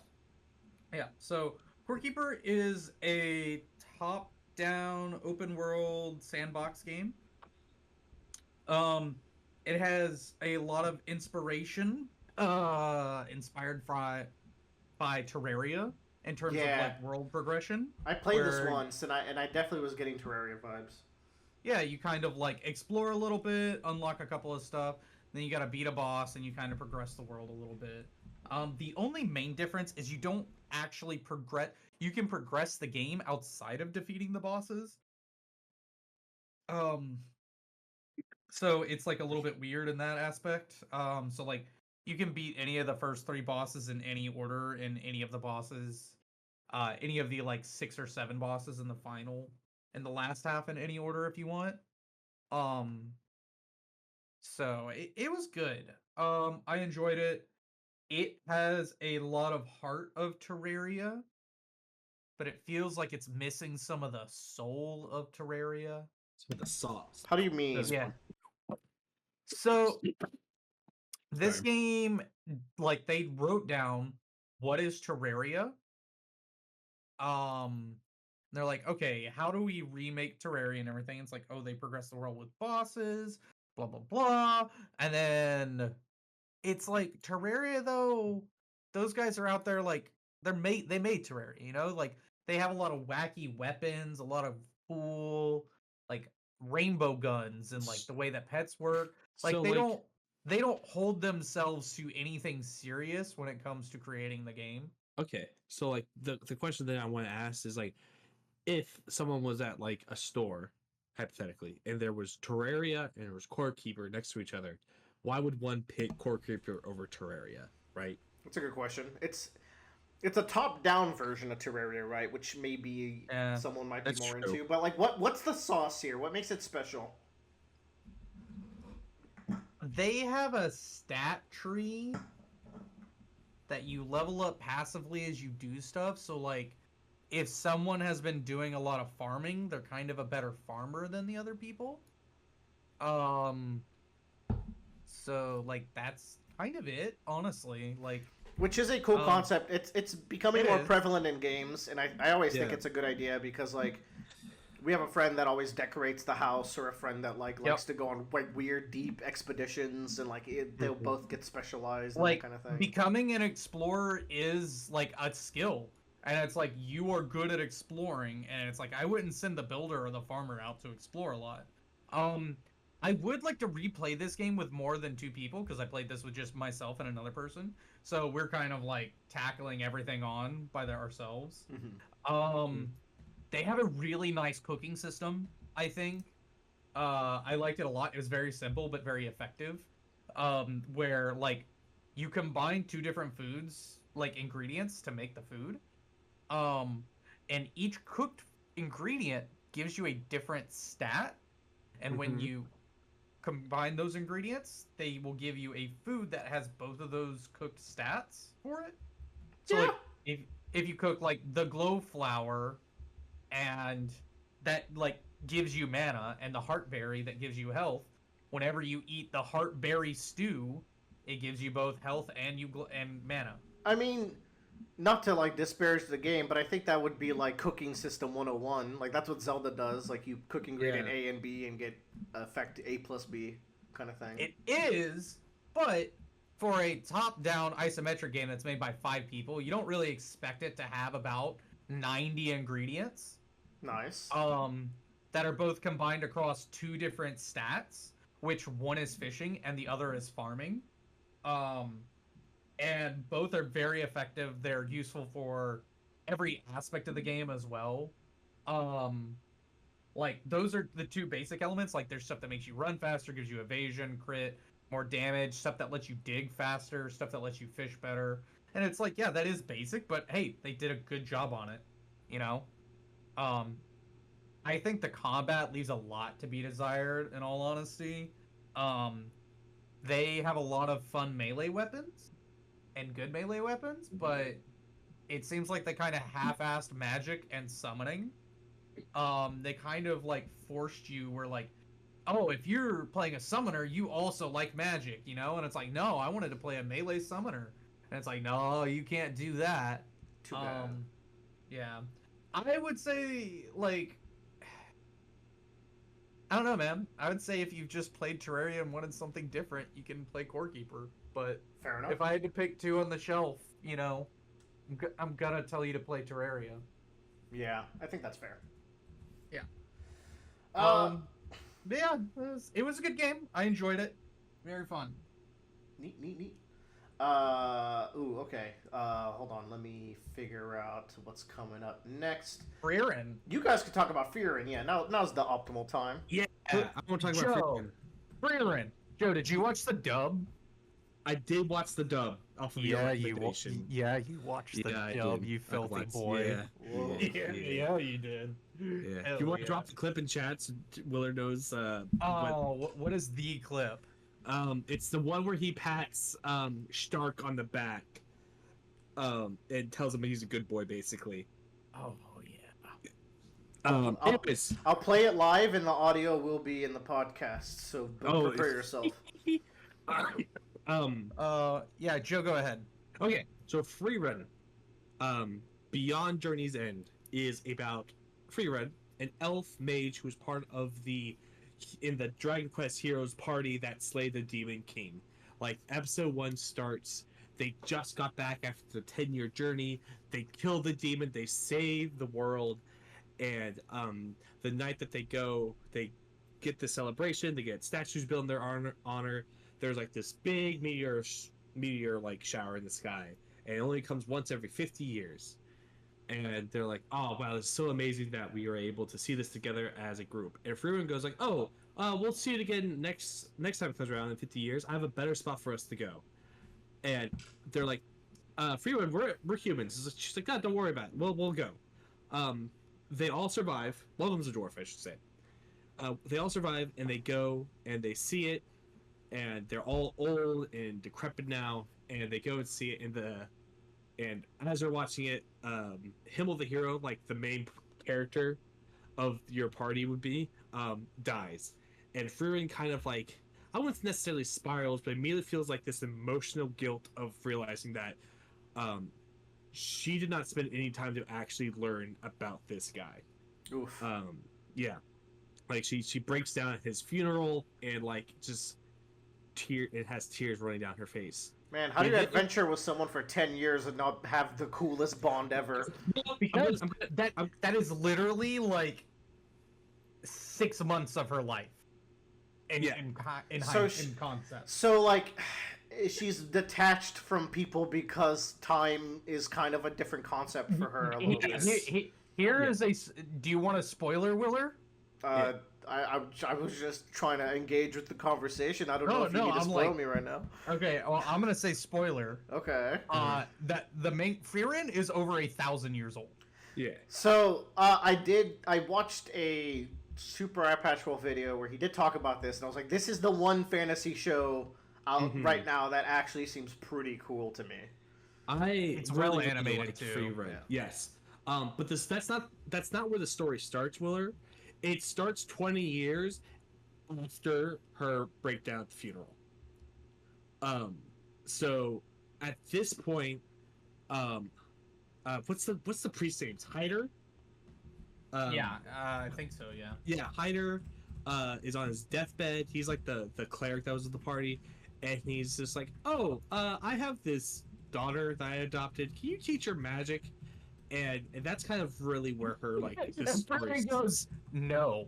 Yes. God, Hyder, low key, my favorite character of that show. He's so smart. He's in it for all of 10 minutes. Wow. Low screen time, high impact character. He says like one sentence. I'm like, I immediately know what you're all about. You're so good. She says no, and Hyder goes like, oh okay. Hey, I have this book in my pantry. It's supposedly supposed to have a lot of spells and stuff in it. Could you like decrypt? Can you like, translate this for me? She's like, yeah, all right. It should take me like 5 years. Like, great. While you do that, do you think you can train her on the side? She's like, yeah, I guess I can do that to pass the time. And then she like gets to the end and she's like, motherfucker, I've been tricked. This is a cookbook. Why would you let me translate this? But it's the story of like Frieren kind of like traveling the land post 30 years of this adventure, and kind of like getting memories of like their time together and like the impact that they have, and also like discovering how much the world moves on after she's visited the place she's been before. And just like that concept of kind of like sentimentality and what does that mean to you, and like this kind of intrinsic peril that she has of like, how come I didn't realize I was in the best time of my life then, and now only realizing it now? Classic. Kind of a thing. I really, really liked Frieren, like a lot. Like I was so excited every night when I got to go to bed because I watched 2 or 3 episodes, and so it was very, very fun. It's got some great action to it. The arc where they have to defend a city from like this army of demons was really good and really cool. Yeah. The climax of that with Frieren was sick as hell. It's fucking metal as well. And I just really, really like it. I also came to a realization about me in shonens and animes, and that is I don't like exam arcs. Okay. And yet this is the guy that'll gas up tax test book from the Golden Dandelions. That's just peak fiction. But like, I think the issue is like the Forest of Death sections. I really don't like. Right. Like in Naruto where they're in like the big forest and they get the scrolls. That part's good, man. It's not that. Yeah. Just something about it, like it makes me fall asleep. I'm like, I don't enjoy it. And there's a point like that in Frieren as well where I really don't like. That being said, the next part of that exam I really liked a lot. It's a lot shorter, but it was very good. I really liked Frieren a lot. I don't have a lot else to say because I don't want to spoil much, but like the cast of characters is like they're really good with Stark, Fern, and Frieren. Fern is really carries the heart, I feel, of that show as well, of just kind of being like the straight man of the group, but also just being a little bit goofy. But I think it's such a beautiful series, both artistically and really thinking about like enjoying the time you have with your friends, because you never know when like it's the last time you're gonna get together, right? Yeah. Make every podcast your last, boys. Yeah, and it really, the only negative I have about it is that there's more of it.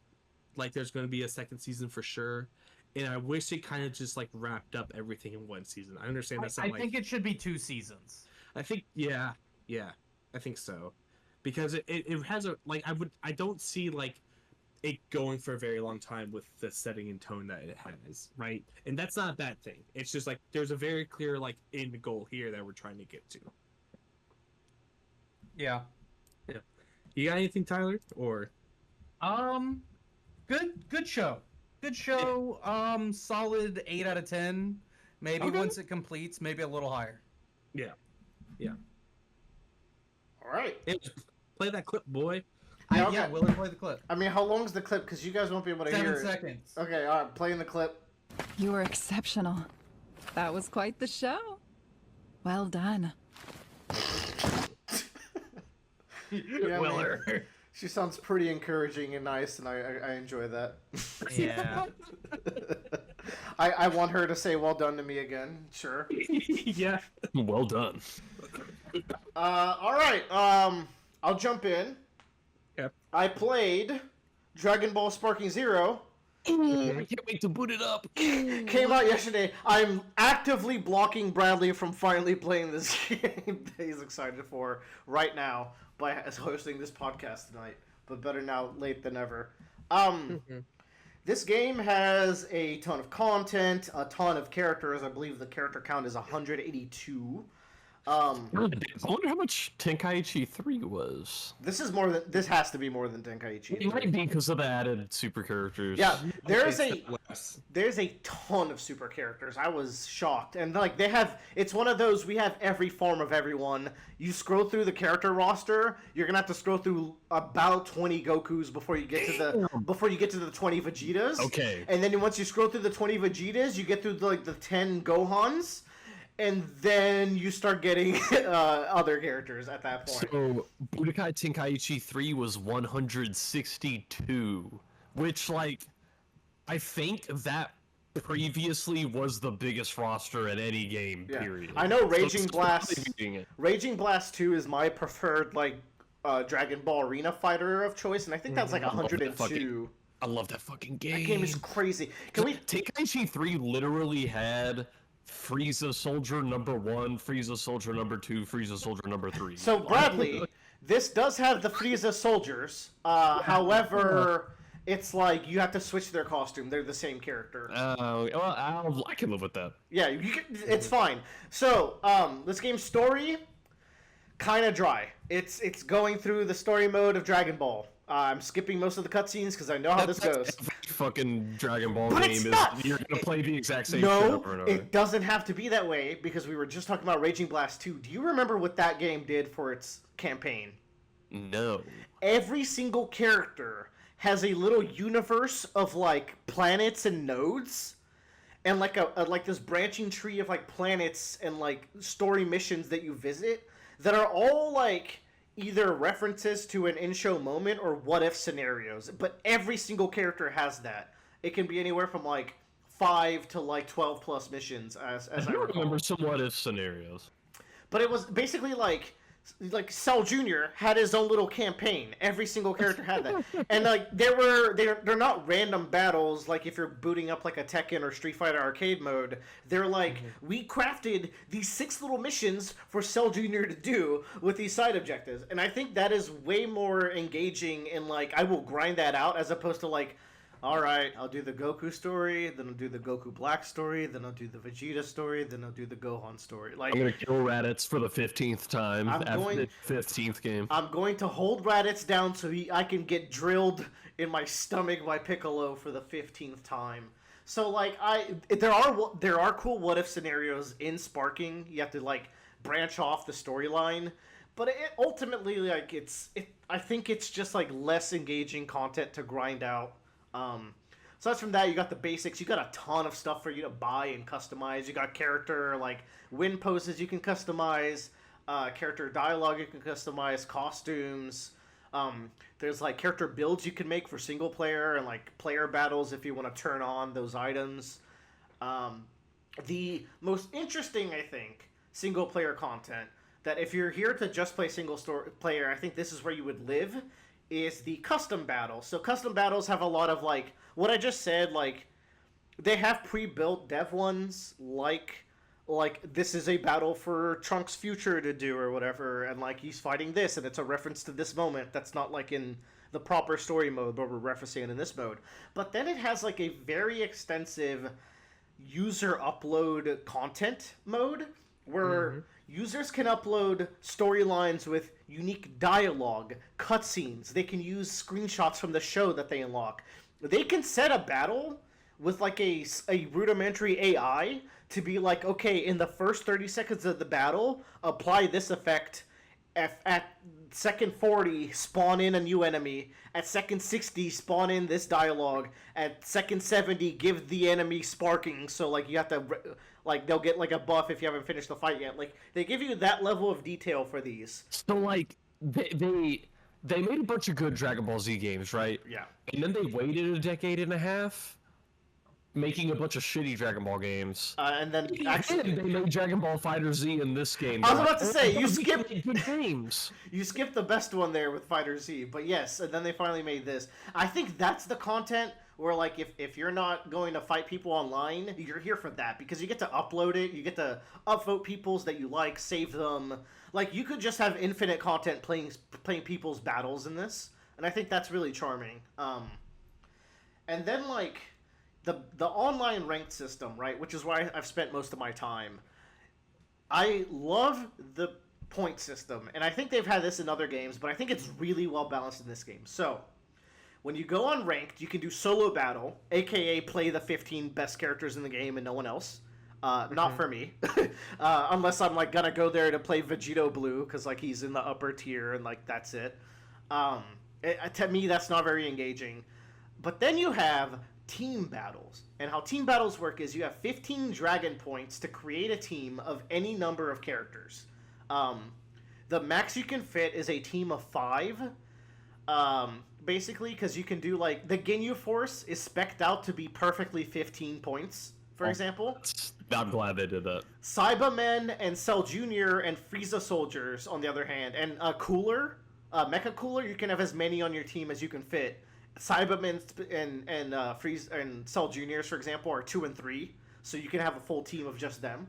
But then it's like, okay, the way they balance is this, like, Goku early, as they call them. You know, classic naming scheme. You have Goku early, you have Goku mid, and Goku end, and then Super Goku from the Super series and whatnot. They can transform into different series. The base Goku, the base Vegeta, like, base Adult Gohan, like, all these popular characters, base Trunks, are 5s. And then you go up and down from that. You have, like, the androids from the Cell Saga. They're 4s. Cell Jr. is a 3. Chiaotzu's a 2. There's one 1-point character in the game, and it's Hercule Satan. So it's like, if you have a 1-point deficit on your team, you might have to squeeze in Satan just to, like, fill it out. Now, Willa, I'm a little apprehensive. I gotta ask this question.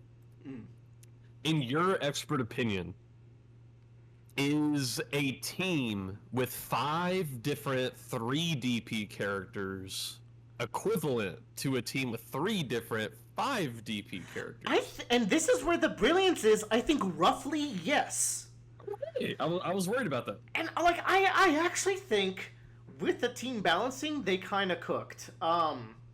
I think a very common team's gonna be around 3 characters, where it's like 1, 2, or 3, and then you can have like a 5 or 6, and then your big like 7. The highest number is 10, and the only 10 characters are like top level Jiren. Apparently there's like a level beyond Ultra Instinct Goku, so that's a 10, and then Whis, the angel guy that hangs out with Beerus, and maybe Beerus is also a 10. And then everything goes down from there. And they're like, okay, I like playing Gotenks. Gotenks is a 6, 7, and 8 for each of his forms, right? So, like, if I want to start with just base Gotenks, I can, and I'll save 2 points. And I'll have to transform mid-battle, which is, like, cumbersome to keep up with. So that's how, like, they balance it out. Like, if you... Some of the better characters are, like, you can pick Goku. And I think if you pick Super Goku, you can go all the way up to, like, Goku Blue, like, with so many, like, levels of transformations. Like, you can get really deep with some of the characters. There's also Fusion. I like to pick Trunks and Goten, play them individually a little bit, fuse mid-battle to fuse their health pools together, and then go in with Gotenks to start leveling up Gotenks. And it's a given you're going to be playing Gotenks in whatever game comes out. I am a little shit, and I like my Gotenks. That and Cell, those are my go-tos. But I've been fucking around with some characters, man. I have a mean Dr. Gero.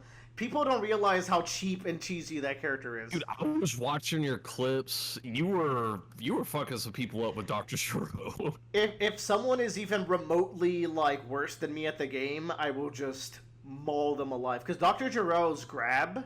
So the androids can't charge ki, but they start with max ki. They start with skill points, which you use for support attacks and, like, combo breakers. And they will slowly charge ki, and they can absorb projectiles. And Dr. Gero specifically, his grab will drain your health and ki from the opponent. It'll drain 3 bars of ki.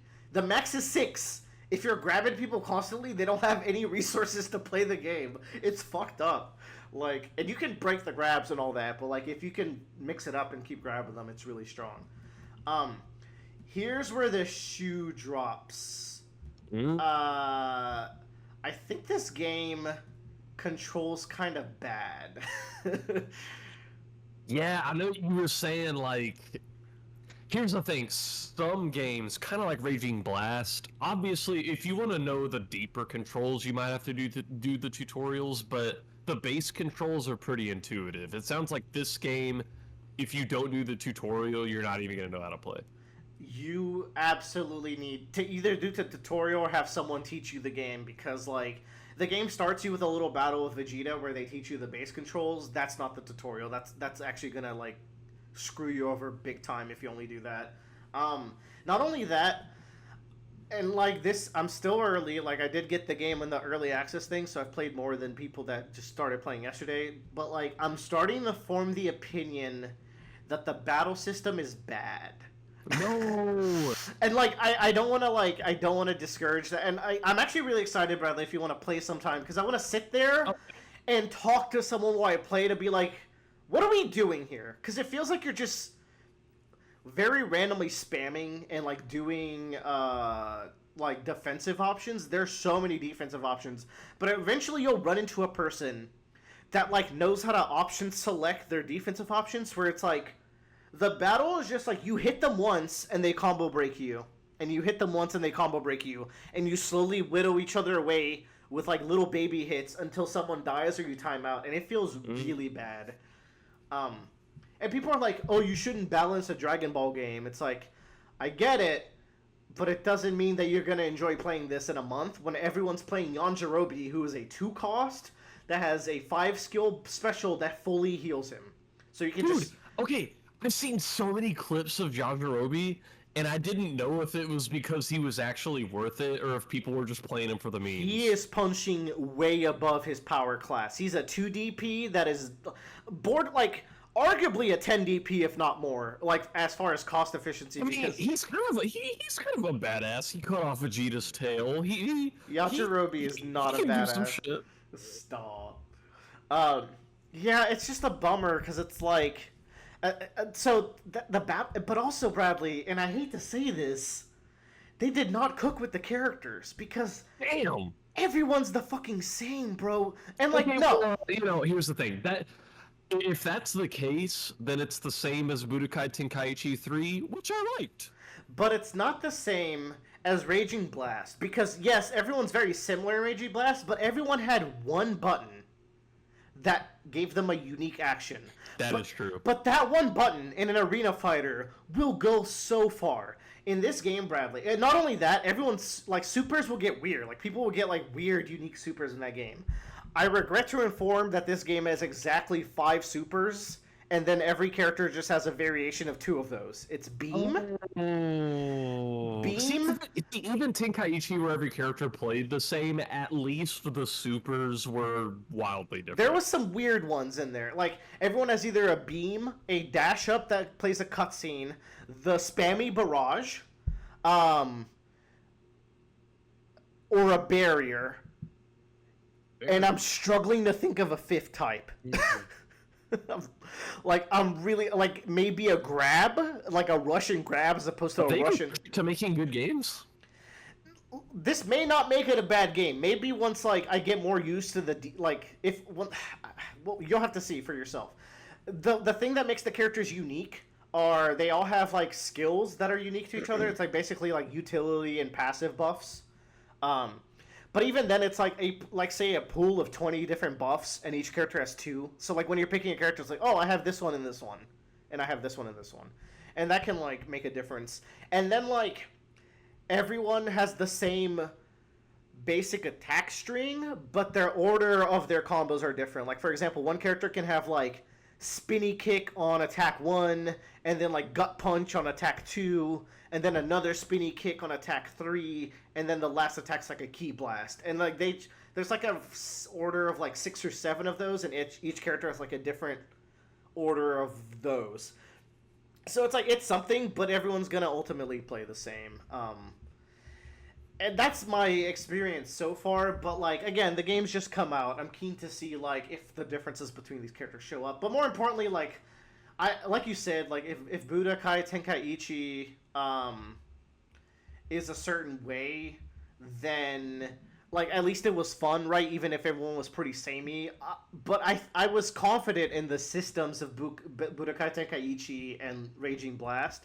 I'm less confident on the system in this game because there's like a hold parry button that like really slows down how combat plays, but we'll see. Well, we're gonna throw down. We're gonna figure this shit out. We're gonna find the counterplay to the counterplay and try to like crack this thing open. The meta will settle into its natural position. Well, like in 6 months, the meta is gonna be and I can actually tell you this right now. No. It's gonna be Yajirobe, Birder, and Broly. And Birder's just very cost efficient. Broly has 2 unblockable supers, which are just incredible. His ultimate's unblockable, and his dash up super is unblockable. So it's just super cheesy. But yeah, well, that's... here in 10 years they might make Raging Blast 3. So no, Bradley, this game might still be the shit. It's fucking awesome. I've seen so many clips. And the thing is, when the game's working and you're not fighting the people that like just constantly break your combos immediately, it's super fun. I'm having a ton of fun, except for the couple of matches where I'm like, it's a couple of matches where you're like, is this what the future is gonna be like? Or am I just playing badly? Like, I've played a lot of fighting games which are much more complex games as opposed to a fan service arena fighter. And, like, I can sniff when I see, like, if the future is this, everyone's going to get bored of this game. Except for, like, the diehard heart of fans. Here's the thing. Like, most of this talk has been about the multiplayer. But, like, when I think about my Raging Blast and Tenkaichi time, frankly, most of that was actually single-player stuff. Oh, like, how is the offline single-player stuff? Well, that's where I really like Raging Blast's thing, because it's like I can like grind this out for every character. You have like 10 story modes that you go through, one for each character, like Vegeta, Goku Black, Gohan, Like tens might be even a high number. But once you're finished with those, it's like you're gonna play custom battles for the rest of your life, and like I think that's pretty good. But I do prefer Raging Blast single player content. And I mean you can also do like tournaments with the CPU and stuff like that, normal versus mode and all stuff like that. But like I think even on a single player front, I can see how I would have grinded out other games more than this one. So we're gonna see. We'll see. I have my reservations on this. When it's cooking, but like I have like a bit of a foresight in me not liking this game by the end of the year. Like I'm not gonna hate the game, but I can see like some cracks, and we'll see. Especially when I play with a friend. I think that'll be like an interesting scenario. It can't be worse than Ultimate Tenkaichi. I don't know if you ever played that. Did you ever play that game? I don't know what that is. Ultimate Tenkaichi. There's zero exaggeration here.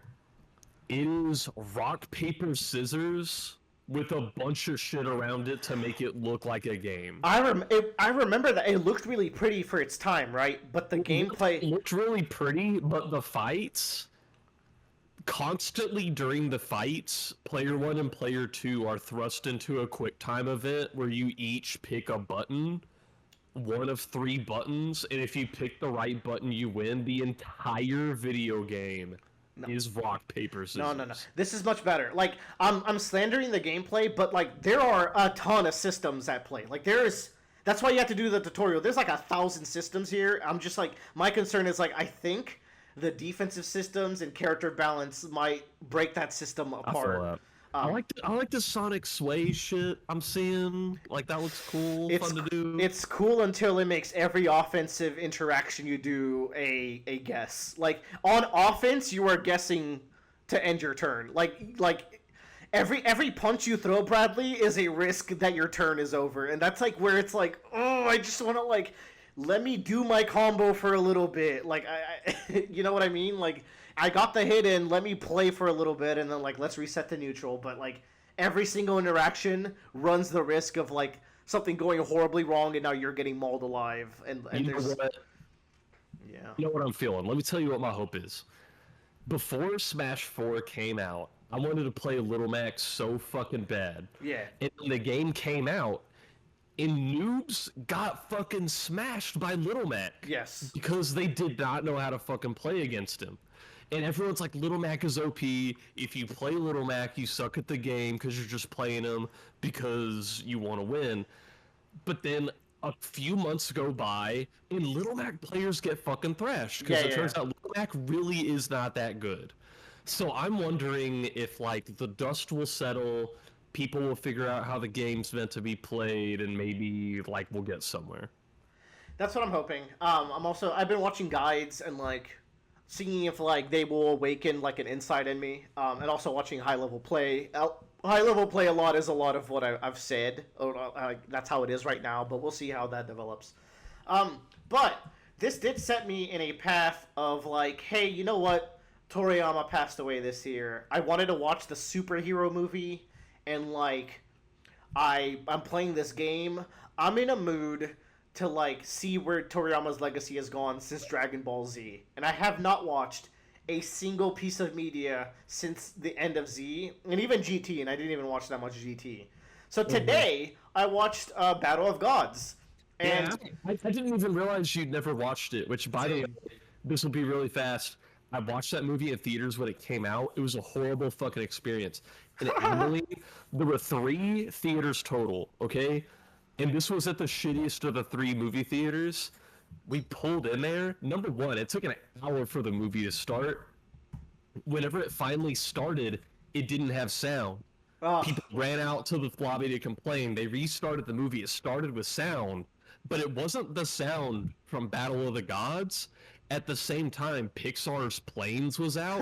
It was the visuals from Battle of the Gods and the audio from Planes, which was kind of fucking hilarious because near the beginning of the movie, Goku was flying and it had, like, audio of, like, a plane flying. So that was kind of fucking funny. And then eventually the movie played, and then the manager gave everybody, like, coupons for a free movie. Like, I'm so fucking sorry. That blows. So, no, like, Battle of the Gods is good. Yes, I actually think it's an understatement, because when this movie came out, I knew people liked it. And then, like, the way I understand people's enjoyments of the recent movies, people like this one. Resurrection of F, not so hot. Everyone loves Super Broly. And then, like, superheroes also very well enjoyed. I think people undersold how good Battle of Gods was when it was coming out. And, you know, I can see why. Z ends. All of Dragon Ball Z is all about facing this insane threat, like, evil motherfuckers, like, essences of pure evil, the most intense, like, stakes in battles.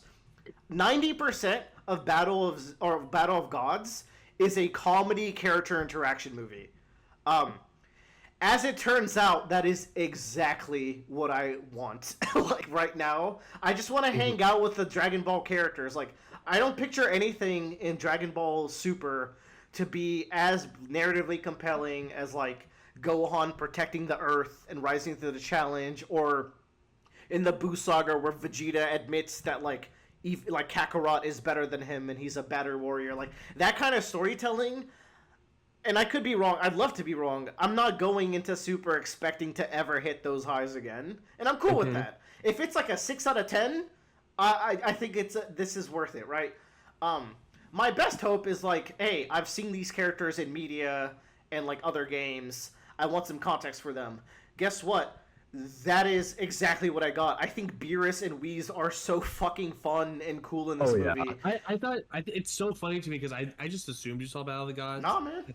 Because, like, I really liked that movie when it came out. I was like, oh, this is like it feels so nostalgic to watch because it reminded me so much of watching Dragon Ball when I was a kid. And that's the thing, you have to realize this was the first new Dragon Ball content we got in how many years? Yeah, and I think that's why people didn't like it, because it was so, like, oh, this is what we got, it's 90... Like, no, people did like it, but I looked at the reviews, it's like a lot of, like, 6 and 7s out of 10.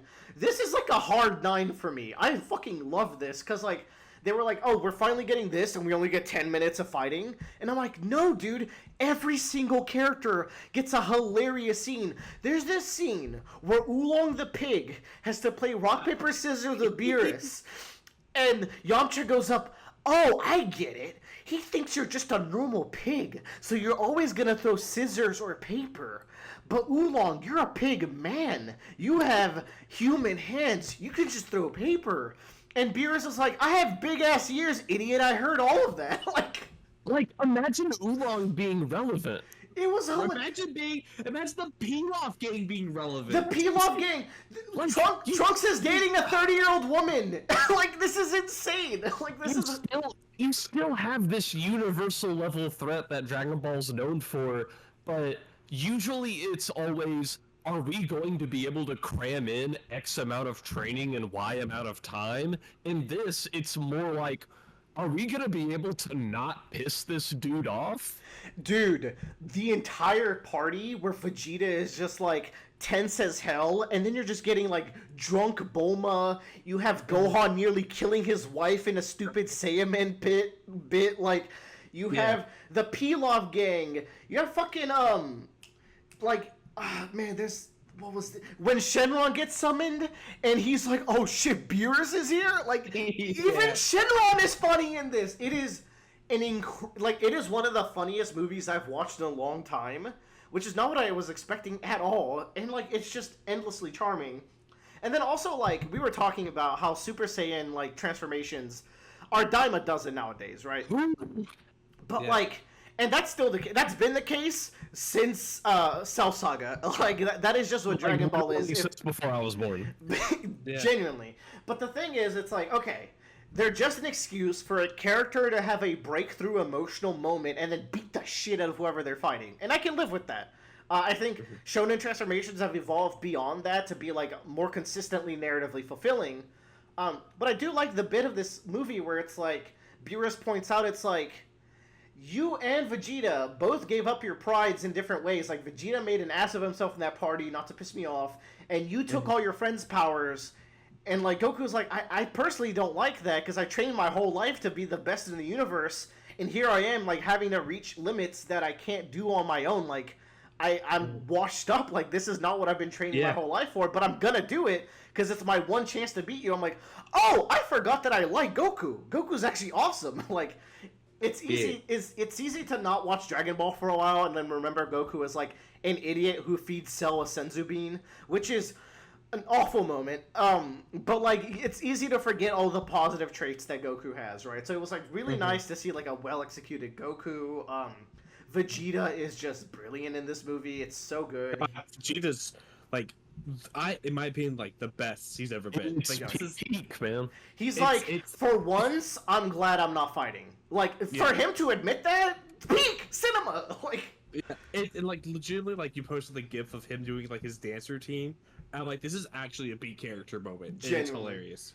It's like, it's so good. And he has the moment where like he says, like he gets mad that I think it's Beerus that like hits Bulma. Yeah, he bitch slaps Bulma and he's like, "That's my Bulma!" And then Goku makes fun of him for it at the end, and it's so cute. Like, when this movie came out, that moment was like by far my favorite moment. That moves mountains, man. That fucking moves mountains. Like, this is peak like, I didn't expect, like, this is Boo level, like, comedy mixed with tension, because this is the highest the stakes have ever been.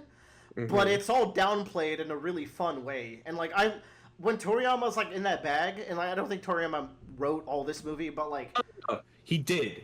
The whole point of this movie was Dragon Ball Evolution came out, and he got upset that this was going to be the last Dragon Ball thing. Nice. So he wrote this instead. Oh man, like, so yeah, like I'm not looking forward to the next movie, which is Resurrection of F, because like. Yeah, I get it. Like, we love Frieza. We're going to keep bringing it back. Yeah. But I am excited for the other movies, and my goal is I'm going to do Resurrection of F and then start reading the manga. And then I think at a certain point I'm supposed to watch the Broly movie. And then Tournament of Power, I think I'm going to do the anime. So it's getting messy. And then I will watch the Gohan movie, which is what I've been most excited for. Because I was going to watch that Raw, like, last year, and I just didn't end up doing it. But now, like, I have a good excuse. I put the fucking red alert on the screen. Uninformed opinion alert. It's happening. Let's go. My big deal is, right, we end up getting other people from other universes. Yeah. And so if you end up with a motherfucker who has barely done any training, hasn't had to work very hard, hasn't had any transformations, none of that shit, and yet they're stronger than this character we've been with for decades who stopped universal threats. I don't like that. So the beauty is, I think Dragon Ball power scaling is a big clown shoes like joke. So like, it is. So like, I get what you're like, narratively speaking, right? But also, you got to remember, Goten and Trunks just were born better than Frieza ever was. Like, they came out the pussy being able to kill Frieza. They made up for it by being funny. They do. So I don't know what Kappa's all about, but he looks fucking stupid, and we'll have to see. We'll have to see what he's doing. Yeah, like, look, man, I'm not, like, super optimistic. My fear was that the characters would get flanderized and we wouldn't get good character moments in, like, this post-super world. But just, like, Battle of Gods is like, oh, no, these are, like, the right character moments. Like, these are not out of character, and they're not stagnant either. Like, they're character moments I want to see. So if, like, Super has, like, a couple of those per arc, I just want to hang out with my Dragon Ball crew for a little bit and see, like, those new moments and, like, understand what the fuck a Zamasu or Goku Black is. Like, we'll see. We'll see. Low expectations, but, you know, open heart at the same time. Yeah. What did you think? So, okay. So, the other thing about Battle of Gods, last thing, is, like, I really love the credits of that movie too. I got teared up almost, like, yeah, it's like they have Sparking playing, and they have all of, like, they go through the volume spines and they show the, like, the key moments of everything happening. It's like, it's amazing, and especially on the year Toriyama died. And it's like, yeah. As I'm watching the movie, I'm sad, where it's like, man, we won't get, like, a guy who can write these stupid characters this well again. But then you get to that moment, it's like, oh, also we've lost one of the greatest artists of all time. Cool, great. Like, it hurt a lot, man. But I loved it. It's a great credit sequence. He really was crazy. I don't even know if I ever talked about it on the podcast when I read Sandland, did I? You did. Oh my, like, he's just such a good storyteller. Sandland is really short, and in such a short amount of time, he made such compelling characters and such a good story. He's not writing the deepest characters or the deepest storylines, but he is so efficient. Like, he is maybe the most efficient, like, storyteller in all of manga. Like, it's just so good, and like his paneling is great. Like, it's the simplest little story, but you get so hooked into it. It's actually really talented. It's really easy to like downplay. I think how talented Toriyama was at what he did.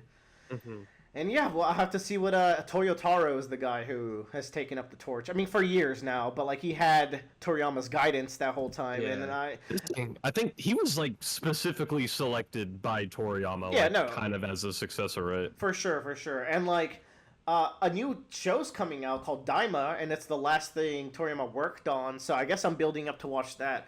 Problem is, Daima is like not manga content, and the manga is like several arcs past Super, so I don't know if they're ever gonna adapt that stuff. So I'm gonna have to like at the end of this journey just kind of like consume everything that comes out and see like what gets adapted or not if I'm still into it. It's gonna be annoying, but we'll see. Yeah. All right. There's been a change of roster. We've subbed out the 7-cost Tyler for a 0-cost nobody because he had to step out for a little bit.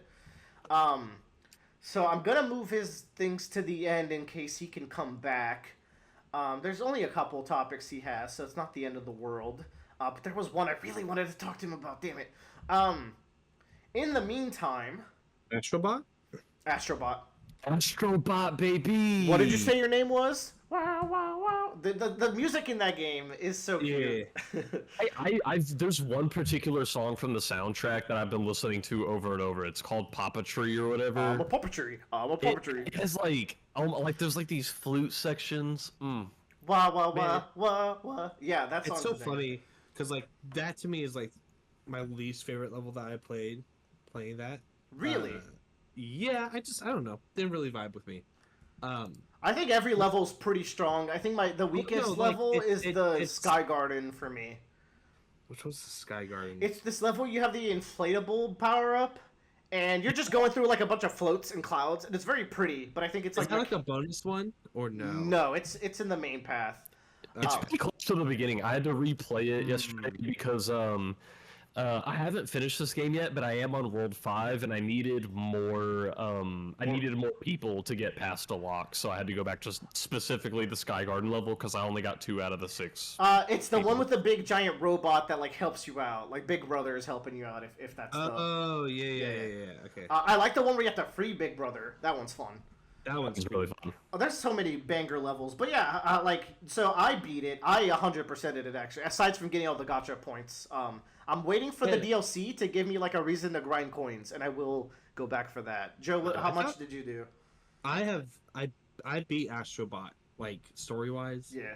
I wouldn't say necessarily I'll go back and like 100% it or like dig back into it deeply. I did really enjoy my time, I should say. Like I really, really liked it. It's just I've got 100 other things to do, so it's not something that's on my priority, right? It's such a short finish, and I just like liked being in those levels. I think they're just like very tightly designed levels. I mentioned this like if you ever go back to one of those levels with like the bird that like shows you where a power up or like where a guy is. Oh god, I love that bird. You fucking speed blitz those levels, and it feels so good like when you're just like mainlining those levels. So like even on a base level design, I think the levels are really good. I hadn't even I hadn't replayed a level till yesterday when I needed to get more people, and so I was like, was this bird thing always here? And I hit it, and I was like, oh my god, this is fantastic. Yeah, for 200 coins, you get like and you only have to spend it once per level. You can go back to that level if you missed anything, and the bird will be unlocked still. Great quality of life. It'll tell you where everything is, so it's really good. Yeah. I played the game where like every time I would clear a galaxy, I would go back and clean up that galaxy. So I like immediately had all the bots personally. I got super paranoid if I didn't get all of the PlayStation symbol bots. Yeah. Like I was just like, there's nothing more panic inducing than going and like seeing the bot next on the row pop up Yeah. on the PlayStation. I was like, no. And then like some of those levels are like, where the fuck's the secret ending? Did you get the secret ending to the genie level, Joe? I did. That one's so fun. I got it first try and I felt really smart.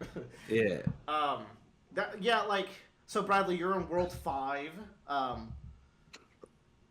are you going along with it? How's your experience going? Is Bradley dead? He died. Oh, no, sorry, I was muted. Here's the thing, my experience is really fucking good. If I had to describe this game, if this was a Mario game, it would be up there with the best 3D Mario games. It would be up there with like Mario Galaxy. This is Galaxy tier gaming, which is not what I expected when they revealed this game. I was like, this will be cute, but I think it's it is comparable to a Mario game, which is the highest praise I could ever give. And I was describing it, I think maybe to Joe, but I was like, when I was playing Astro's Playroom, which is what the entry that came before this. Excellent. Which is funny. I thought Astro's Playroom was first. Apparently it wasn't. The first Astro game was apparently on PlayStation VR, which I own. So I feel like I should play it. It's a rescue mission, right? Astro Rescue Mission or whatever? Yeah, I thought that's really interesting that their first game was on PlayStation VR. But I played Astro's Playroom, and there are some Nintendo games I really, really like. Nintendo tends to do this thing where they will make a game that just really just shows off everything their new console can do. Like with the Wii U, it was Nintendo Land. The Wii, it's Wii Sports. Or I feel like the DS had a few of them. I feel like WarioWare Touched was a really big one. Man, when you compare Astrobot Playroom to those, Playroom's looking pretty good compared to those. And Playroom's looking pretty good. It shows off, like, it's a celebration of the console. It's like, I don't feel like you could really make a game like Astro's Playroom on something like Xbox One. You could make a platformer, sure. Yeah. But you couldn't make something that is only in its best form on Xbox One. Astro's Playroom is good specifically because it is on PS5, because it makes use of things that only the PS5 can do. Yeah. Which is brilliant to me. And this game is just more of that. It's more of that, and then they're like, hey, we're not just gimmicks. We're just going to make a ton of, just genuinely fun levels that are not relying on, the controller as well. You have, the levels that are all about the controller, and then you have levels where it's time stop with these ghosts. Go. Fun stuff. Oh my god. The ghost levels were so fun. I fucking love those. I love those ghost levels. But then, I think everyone in the world loves the mouse level in this game. Oh my god! Dude, no, literally, before I bought the game, Emmy was like, Bradley, I'm excited for you to play this game, because I saw a clip of someone online playing this game, and there was a level where you turn into a mouse, and I just want to see you play that level, because it looked fucking awesome. I think the thing that is, impressive, is that is a thing that is, only the PlayStation can do that in a different way. You cannot have that level on a Nintendo console at that level fidelity. You have to have a powerful machine. That's the thing. Because when you shrink, everything is immediately max detailed. Do you can you wrap your head around the technical feat that level is? That level legitimately made me sick. It just was I was just because there was this weird anxiety of oh my god, any of these pickups could be behind any fucking blade of grass, and I'm gonna have to look around for them, and I just don't there was part of that, and then there was just a weird feeling of there's just literally the possibility of where anything could be has doubled or tripled in size. That's interesting. But I get it because everything is so. It's the exact same level of detail as the entire game. Well, in another game, it would force you to go through a loading screen. Stuff would be less detailed, textures wouldn't be quite the same. But or it would just be a gate you would go through that would shrink you, and just that section is small, but really it's but everything is big. When you hit that little bedroom in that level, and it's you can open the little cabinet, and there's just coins in the cabinet, and a little dinosaur toy, and you can go up on the night lights and go to the vent and find a puzzle piece. It's just adorable. The secret gate to that level, I don't know if y'all unlocked it. I also thought was really clever. You have to use this bubble guy to like get a bot, but then you have to keep riding the bubbles even higher up into this one little tree that has the secret level. And I was like, oh, that's I did. That one gets straight. Yeah, very fun. I'll throw out some other like fun levels because I wrote them down. And all the homage levels are excellent. Poco Roco level, like, sure, why the fuck not? I think Bradley maybe just got through that Ape one. Escape level in World 1. Oh my dude, that meant something to me. Ape Escape is my like level, and I was like, Will would probably love this. I was nearly into like that is my childhood game. Like I used to play that with my mom. I've never played any other video game with my mom. We used to play Ape Escape together, specifically 2, and that level is a recreation of Ape Escape 2, specifically level 1. Like so beautiful. So like, it was literally made for you. But then like the music from the Kratos level, but also like the humor in the Kratos level. That was so funny. I thought that level was so fucking funny. And then like, I won't spoil what the last homage level is because you haven't done it, Bradley. But Joe, that last sequence of the level where you're on like in the water, you're like riding like is it a boat or like a creature that's like riding you through the water and you're fighting like a big enemy. I thought that was really fun as well. Yeah. And then like the final level also got me like really emotional because like it is like a I love video games. It is akin to playing New Donk Festival Carnival in Mario Odyssey. Like I figured the way you were talking about it, I got that same vibe. And you know the last time I felt that vibe, it wasn't quite as strong. But it was actually Mario Wonder's like final levels. I was like, something about a good platformer. It's not my favorite genre, but it's the genre that like makes me most like vulnerable in a way where it's like, video games are so cute. Like they're so fun. Platformers is just such like a primal video game genre that like on a base level, if you can do a good platformer, that's just a good video game. For sure. And that's the primary vibe that I got there. What else we got? We got the homage levels. Shrinky Mouse. Go ahead. Shrinky Mouse. There's the sponge one. Also really impressive. I was just gonna say the sponge one. That one's just so fun. Oh my god. I like that one made me laugh. Like I just something about you getting like the big sponge. I was like, this is very funny. You get the power up, and I was like, I was like, what? What am I? Like what happened? I was like, what do I do with this? Any level with like, I like the level with the monkey climbing that they brought back from Playroom, and you fight the little pirate at the end. There's that level where you unlock the Iron Ball power up, which is one of my favorites, and you're like in this Egypt level, and you're just like doing all sorts of like fun things with that power up. Dude, the fucking underwater level where you're like freeing the starfish. Something about that just really hit for me. Like here. A lot of video games are judged based on how well they can execute a water level, or how good of time, Mario 60, whatever it is. Maybe it's more apt to say how lightly they can botch it, or like if they don't botch it as much as they could. This is a 10 out of 10 water level. I immediately went back and played it again. Yeah, it was fan-fucking-tastic. And the music there is like very vibey. Oh, you find the Palico as well. Oh yeah, the Palico's inside of a giant thing.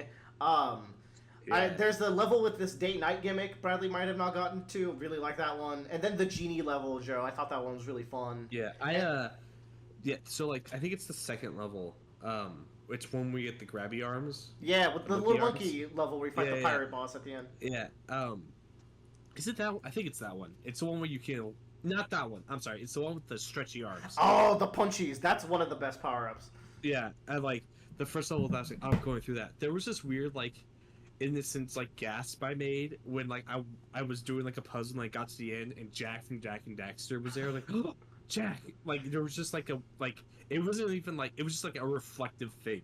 Like it just was like a weird like Ratatouille where the guy eats the Ratatouille like flashback to like me and my cousin staying up all night playing.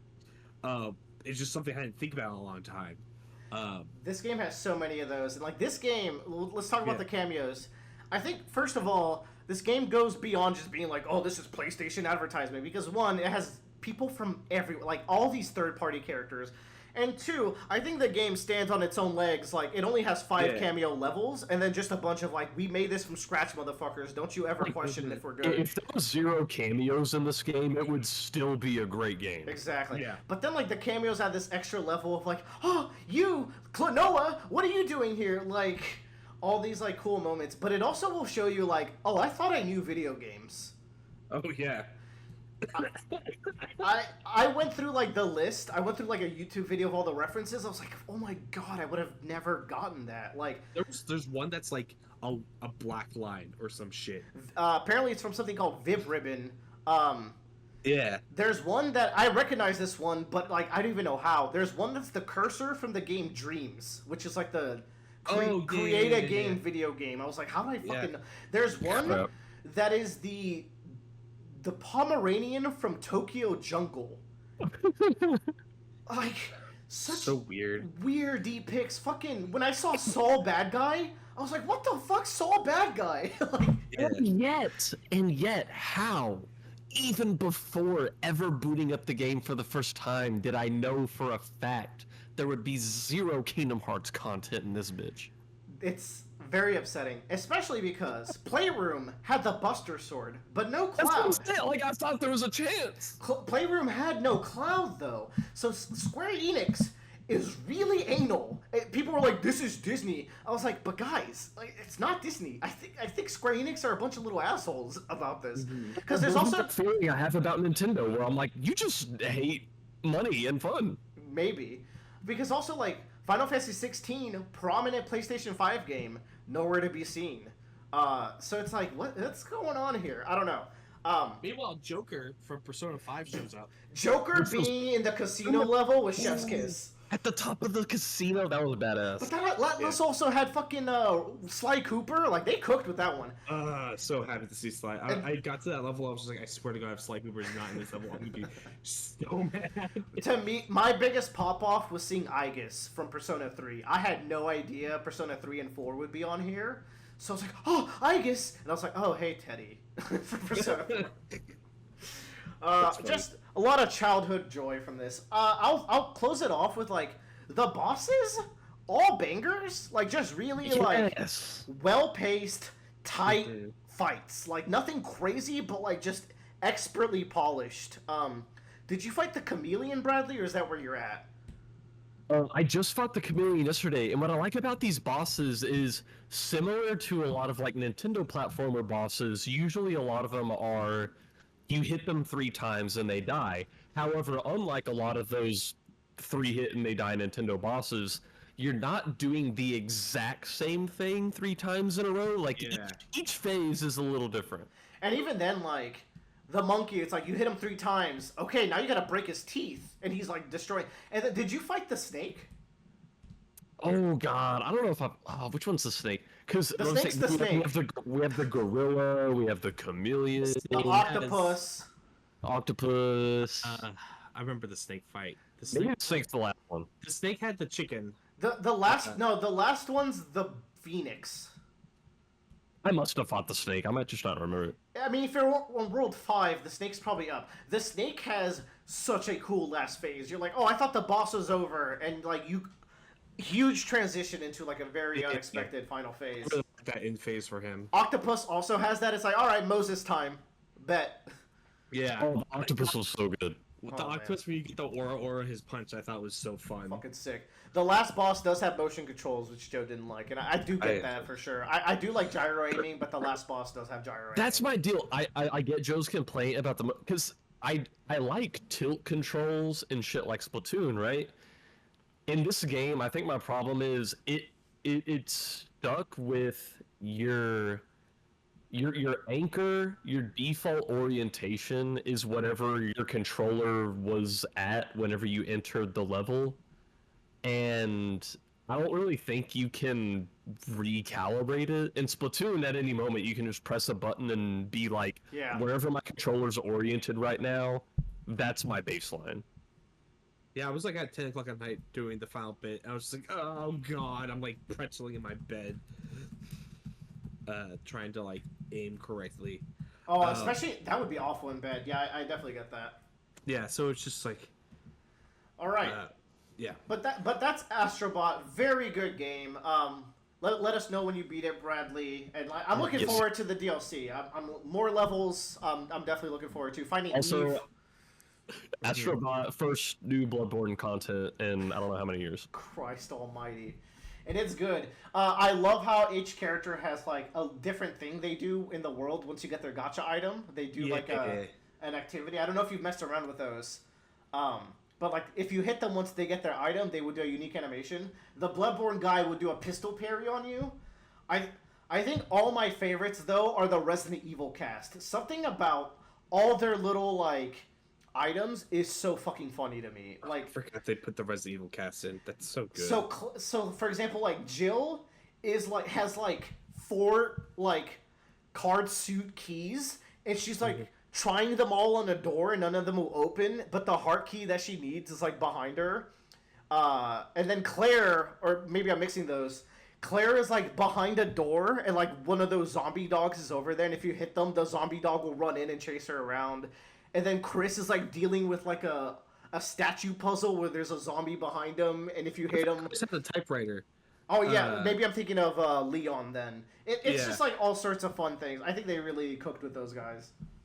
Yeah. Fun fact: if you the King of All Cosmos from what's it called? Katamari Democracy.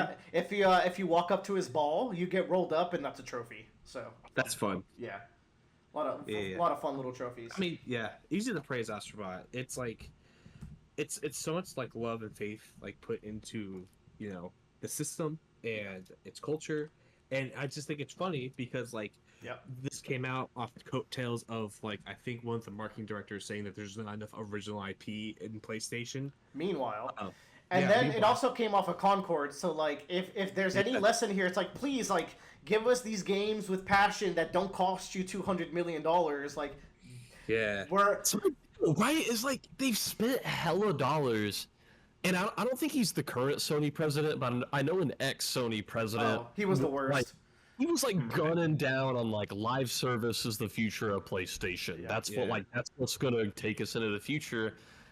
And then you look at Concord and you look at Astrobot, and I'm like, do you really believe that? Yeah, like I hope this sent a very clear message. And like, yeah, Astrobot's gonna not sell you a bazillion copies, but it costs you way less to make, and people are gonna buy it, and everyone that gets a PlayStation is gonna eventually get it. Like.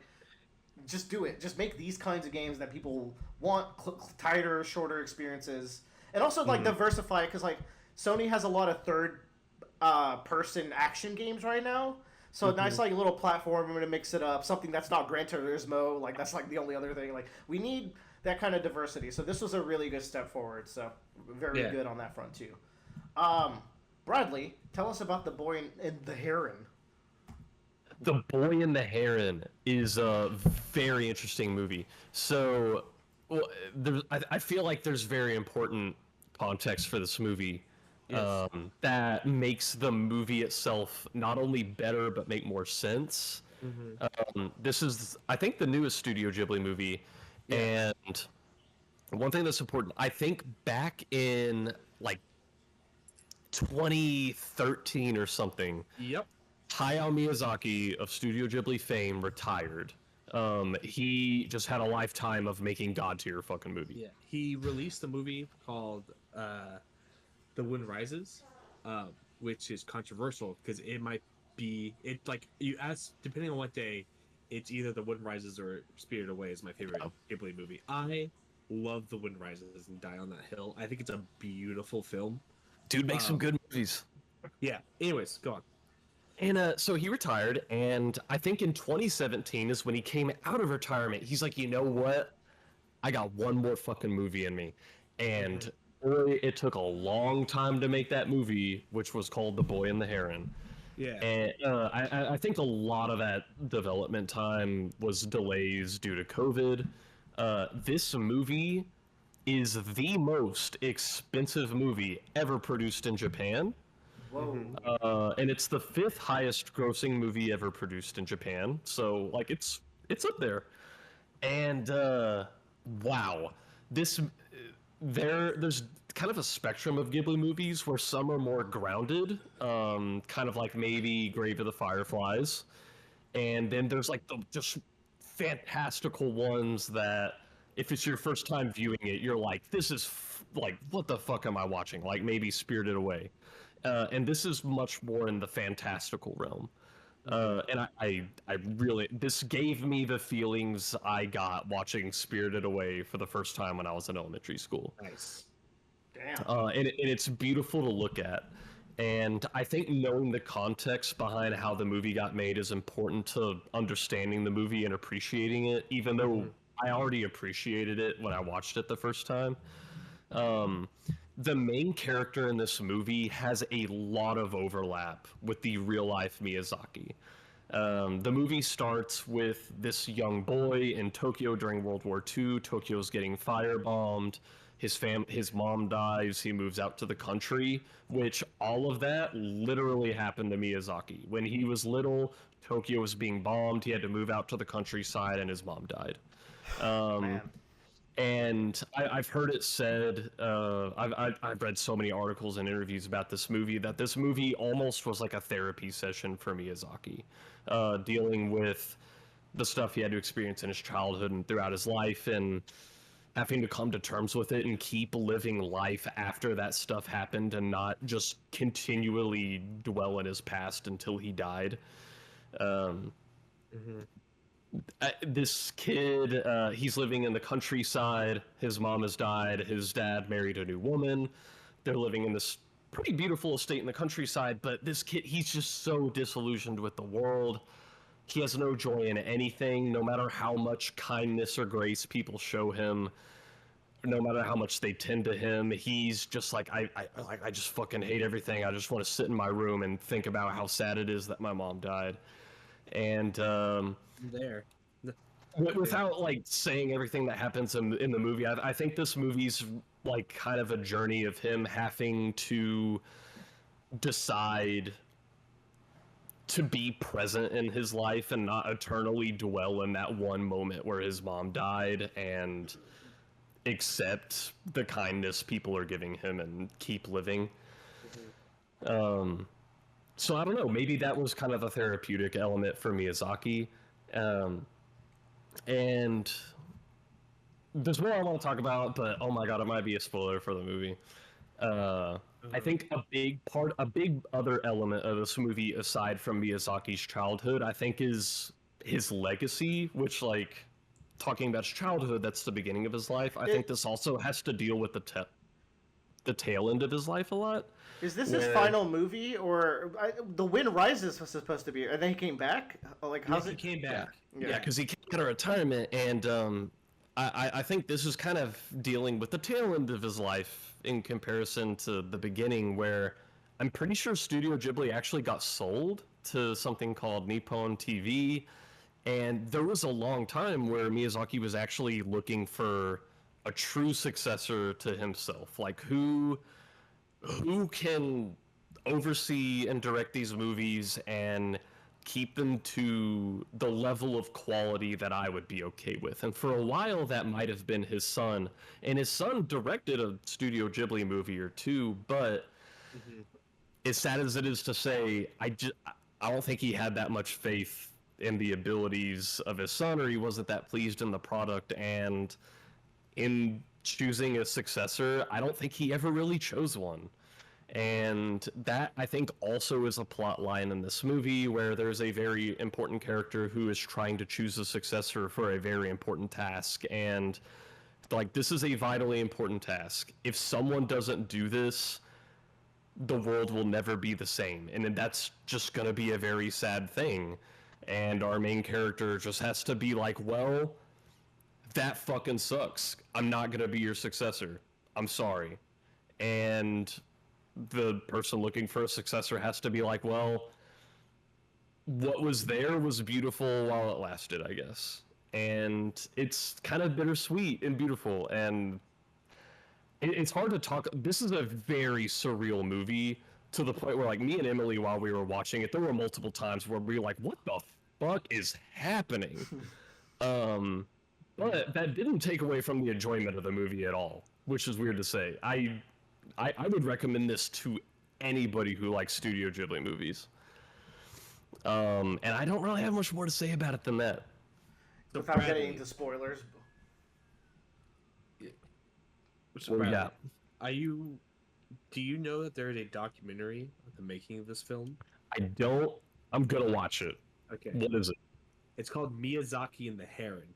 Let's fucking go. I think it's on HBO. I can't, don't quote me on that, but I do know that like this one was like this was like made in like conjunction with them. I haven't seen it, but I want to watch it.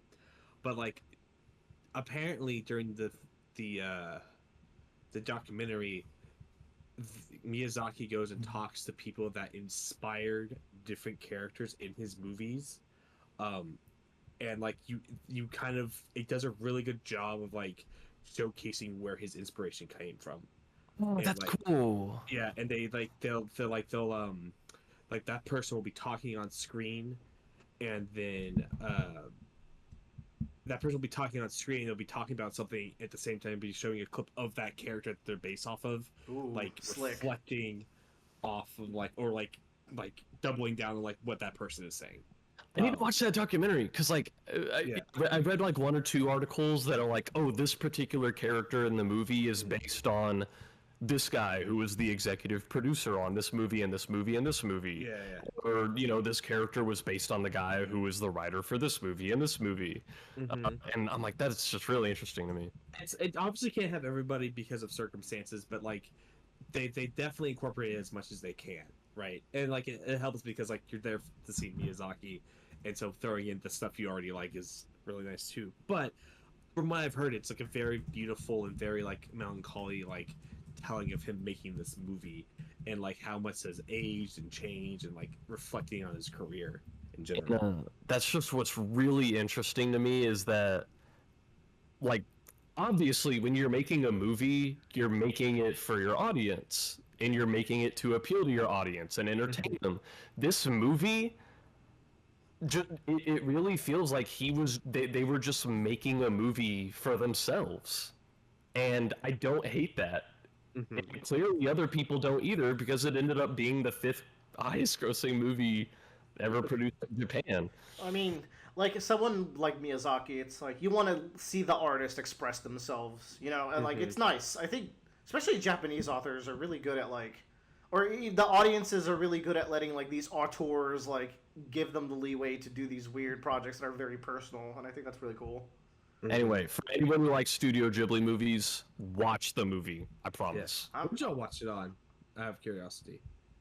Fuck. What did we watch Boy and the Heron on? What was that bitch on? Amazon Max? It might be on Max.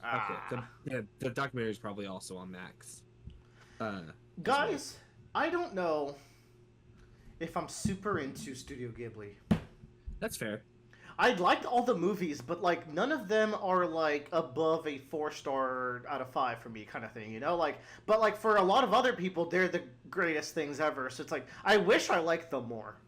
There definitely are tiers to me. There's the 5 out of 5 Studio Ghibli movies, which to me, Which are those? are like, to me, those are the ones that generally are the classics people speak of, like Spirited Away, Howl's Moving Castle. Some of them.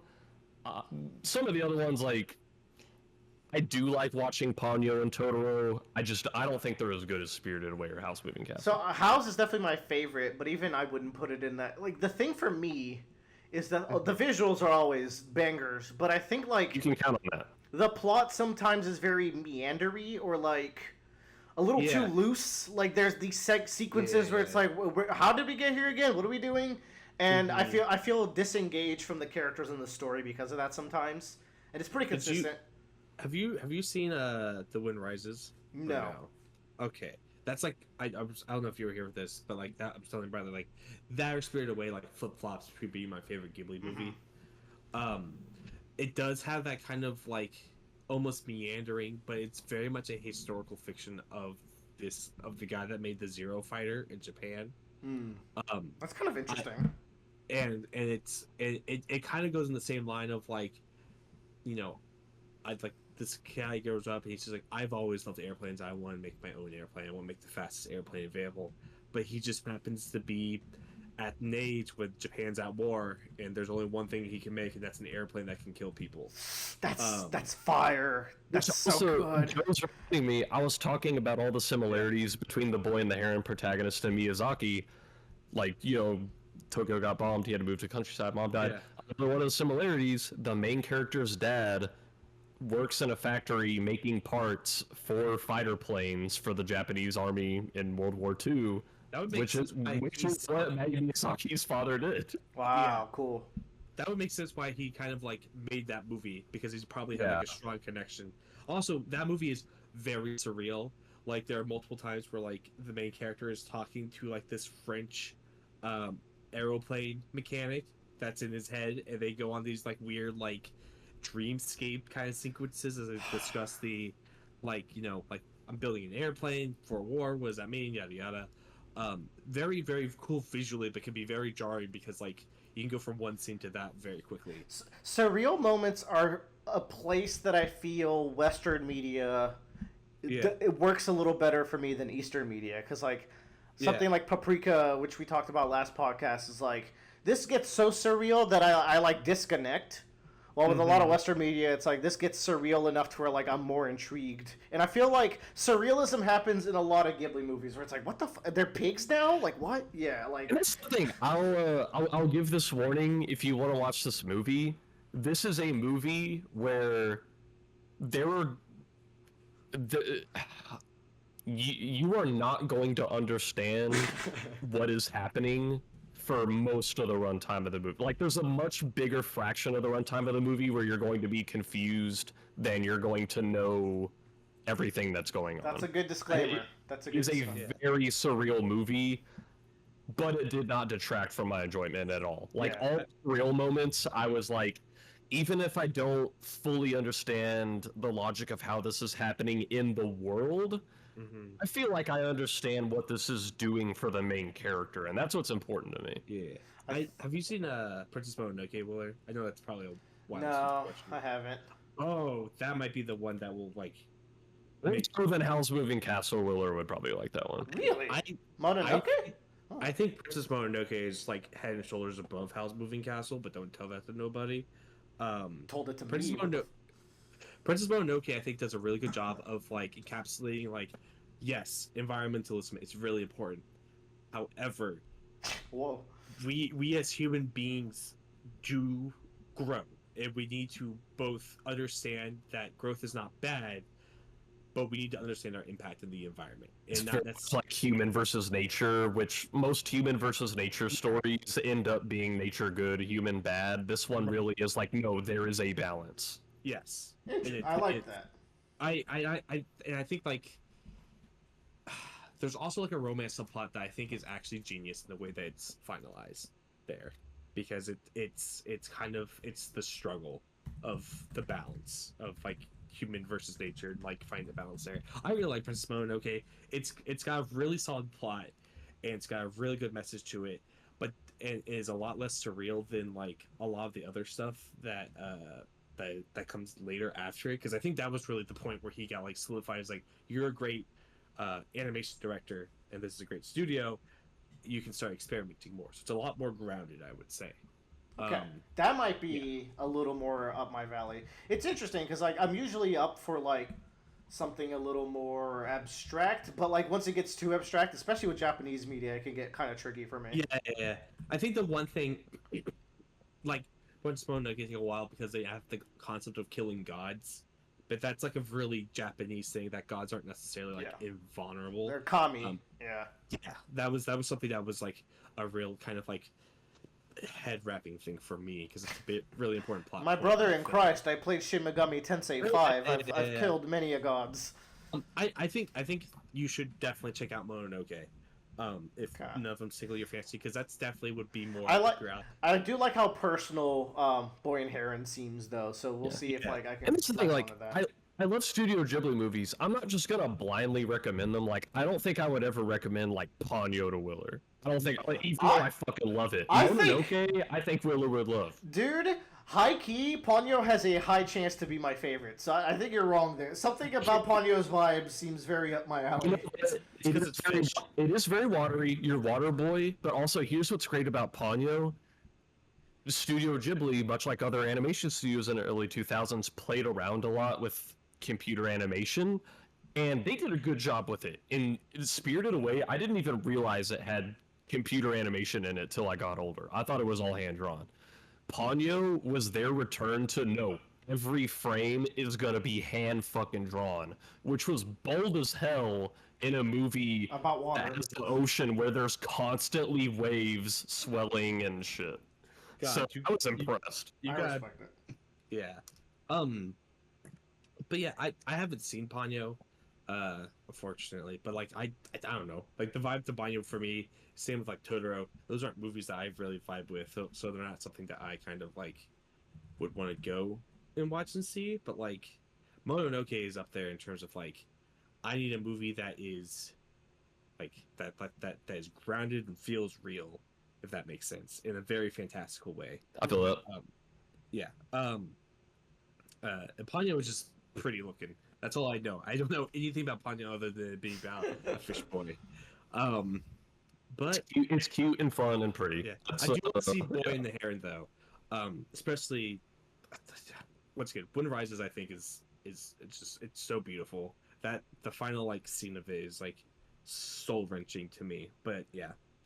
And there's Grave of the Fireflies, which I don't want to. That's for the people who want to cry. That goes in the BoJack Horseman slot of like, okay, I feel like dying today. Yeah. So let me see something worse than anything I could imagine to make me feel better. Mm-hmm. Okay.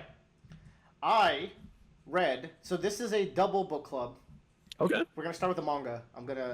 It's Undead Unluck, which Joe has read. I wanted to toss this in there because Joe, I see what you were saying. I just wanted to update you. You're like, the story starts now.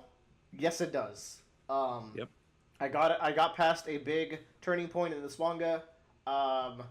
We've kind of like gotten a fresh start in many ways. And immediately we're greeted with like chapters with like my favorite character of the series, which is the mangaka. However, he immediately does get sidelined, and it's like, okay, no bad stuff's gonna happen to you this time. It's like, damn it. I need this character of the story more. So that's a bit of a bummer. But then we go on this arc where we get to become reintroduced to a lot of characters we knew before. Is it a hot take to say, Joe, that this version of what are they called, Union, is just immediately better than the previous version of Union in the series? Yeah. Like, they actually took the time to flesh the characters out one by one and add them to the roster one by one, and suddenly I give a shit about all of them. Yeah, but I think also that's like, it was kind of the point of part one, if that makes sense. That's the weird thing about this story, isn't it? Because like all the flaws, you can kind of retroactively be like, man, those flaws needed to exist though. Like you can forgive this story so much for what it's done because of the plot. Because it's like you're realizing like this has to be the time it works, because like the little flaws from the previous it's just it's like so weird. It's like so baffling and well executed. I don't know. It's so poorly executed that it's brilliantly executed. Like this is one of the bizarrest series I've gotten into. But like this, I'm happy to say, Joe, I think this is an even better stretch than the last stretch. And the last stretch was like the quote unquote Marine Ford, as you put it, which is a word we throw around lightly. I like Super Eye Patch Wolf's Chaos arc moniker. Yeah, that was a good. That was a good Chaos arc. I think this one's like a little better because like this one's very character focused, and like Joe, Nico is like, I already like Nico. He's like the second best character in the series now for me. He kind of replaced Andy's role, and I kind of like his dynamic with Fuko more, even though it's like not a romantic dynamic. The way they bounce off of each other, like he's such a good second protagonist in this bit. And then like Gina's more interesting. Who else shows up in this bit? the real shocker was that the best part of this arc was fucking Void. Void is the most nothing character before this in the series. And they not only immediately made him, like, super compelling with, like, his boxing match, and, like, he's, like... it really gets to me when he's like, so you're saying, like, if I go with you, like, I'll be able to at least keep using my talents on another stage, because this is the day my career dies, basically. It's like, wow, really compelling. But then also, like, the action and Fuko in that section is so sick. It's so bad. Like, Fuko in general in this part, like, she wasn't my favorite character. She's probably second. I think she's squarely the best character in the series, right? Like, she is incredible here. She's so on top of it. She's rich from oil mining. She can do whatever the fuck she wants in the world, and she's just a person who is very brave and has everything under control. There's the sequence where she gambles with the apocalypse, which was very fun. She's like, that's the one I was waiting for. Like, now, I would like to welcome everyone into the Bradley corner of our Undead Unluck talk. Oh yeah, what do you know? As someone on the outside, who only knows what I've read in the synopsis in the past 30 seconds, here's my favorite part of the series. Following the completion of her favorite long-running shoujo manga series, Fuko decides to commit suicide. Oh yeah, that's page 1. I love it. Page 1. Also, that shoujo series, very important. Incredibly important, and also very narratively fulfilling. This is a weird series. I don't think Bradley would like this series, but he would like some of the out there concepts in it. It's got the Attack on Titan effect, I think. Dandadan before Undead Unluck. Oh, no, absolutely. Bradley, this is the series I talked about, like, way back when, where, like, concepts of the world don't exist until the protagonists, like, fail missions. Like, if they fail a mission, suddenly stars exist. And if they fail this other mission, suddenly the concept of the spirit and the soul exists. Like, it's... Hey, reverse my last sentence. No. Do Dandadan. Because, like, it's very weird, and it doesn't seem like it's gonna be that good at first. But this shit heats up, and, like, so Joe, where I stopped was the war arc with the 3 of them. It's fucking Billy, Tella, and whatever his name is, the gun guy with Undercrease. Yes. I've always liked Billy. Hey, am I a fucking idiot for not realizing Billy was blind? No, because I also didn't realize it until that part too. Is that a reveal? Like, was that a? I don't think so, but I don't think I think it's one of those things where it's like, I'm not necessarily going to tell you everything about each of these characters. Oh, it's very much like that. Like the volume. It reminded me of that line in Worm where. Wait, she's blind? Taylor's injuries, and they're like, "You're blind?" Yeah. Man, that's a good one. That's a throwback. Yeah. So, Joe, I didn't realize that. Tella's great. Fucking love him. The invisible guy is relevant, bro. That guy almost cost Fuko's death, like in the previous arcs. Like that shit was crazy. He's off screen, basically. Yeah. No. He got collateraled. But but he caused the main character to become the closest to dying possible in the series. It's so crazy because there are characters that are almost nothing, like you said, nothing characters. Void was so nothing. Now I love him. Like it's very impressive. Tella is also like he was kind of interesting because when in the spring arc they're playing the card game, and one of the cards is about Tella. And it's like, I wish I could tell him how much I don't agree with, like, his actions or whatever. It's like, ooh, spicy. Yeah. And then, like, you get to actually learn about them, so it's cool. Hey, by the way, his power, just objectively bad, no? Like, it's like, I think it's the only ability that can't be twisted to be good. It's just like, hey, you can't communicate no matter what with anything. It's like, oh. Yeah. And the positive side is what? Like, as far as I understand it, I haven't seen a positive side. Reread, or if there might be something in the newest chapters that might have like stepped it up, but because a part of it is also like Billy, for example, has turned his power into like more usable now. They're awakening in interesting ways now, so it's pretty cool. I think it's wild that like there's stuff that doesn't get revealed of like how it actually works, and you see it get used in like 5 or 6 battles. You know, like Billy's, for example, is like, how the fuck does this actually work? Dude, Nico's floating balls were just there forever. Like, what is that? Like, Nico's backstory was so fucking sad. I really like it, and I really like. But this is another like, how is the story written? So it's like, okay, we understand the concept of a soul now. Hey, powers are tied to your soul. Person who can't sleep anymore. How about you just learn to astral project so your body can rest? I'm like, who thinks of this?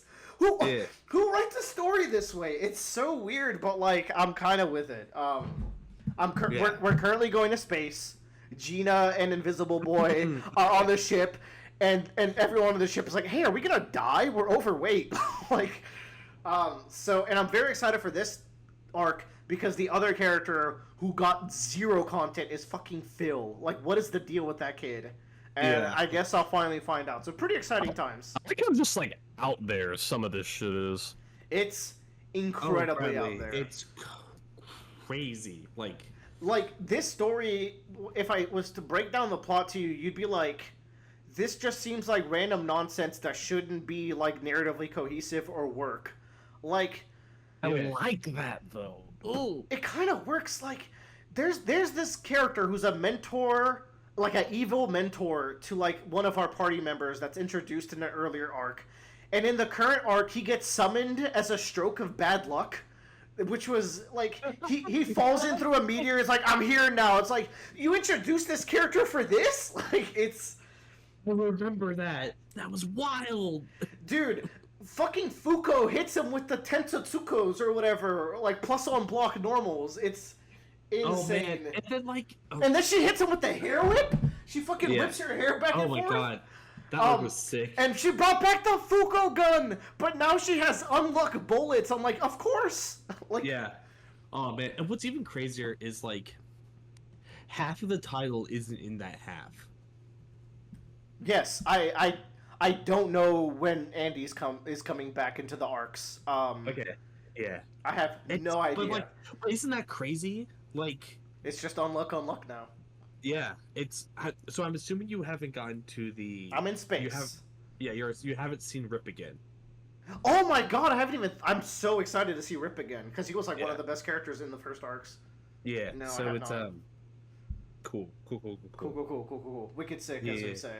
Yeah, wicked sick, nasty. Yeah, I just Undead Unluck is such a hard sale.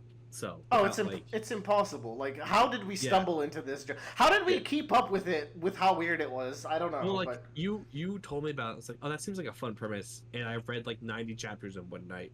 That's the thing. 90 chapters will get you past like some of the awkward phases early on, into the peak. And I just kept on reading, and then I got to the Marineford arc essentially, and when this started, the time skip, it was just like, oh, they cooked. I get it. Yeah, it's got the negative effect of like the showing of like we're going to take a while to get there. Bradley, I'm gonna give you homework. Okay, I don't do this because I can't. No one can control Bradley. He's freer than even myself. Aaron Yeager wishes he had a fraction. On a race to freedom. Luffy's a little chump compared to this guy. You have to read 3 chapters of Dandadan and 3 chapters of Undead Unluck by next podcast. That's easy. That's easy homework. I'm giving you the easiest homework ever. Okay. That's easy homework. Because I'm just trying to entice you to see the concept. Actually, read 6 of Undead Unluck because that's the first fight, I think. You're not gonna like it. But if you read 6 of Dandadan, you will like it. I will just throw that out there. You'll immediately like Dandadan. Part 2 of the book club is a solo part because Tyler was supposed to be here to talk to me about certain books. So, I read... How many months did it take me to read Shogun, right? I've been talking about that book for fucking ever. Like, you were 4 months. Dude, I feel like it was nearly a year.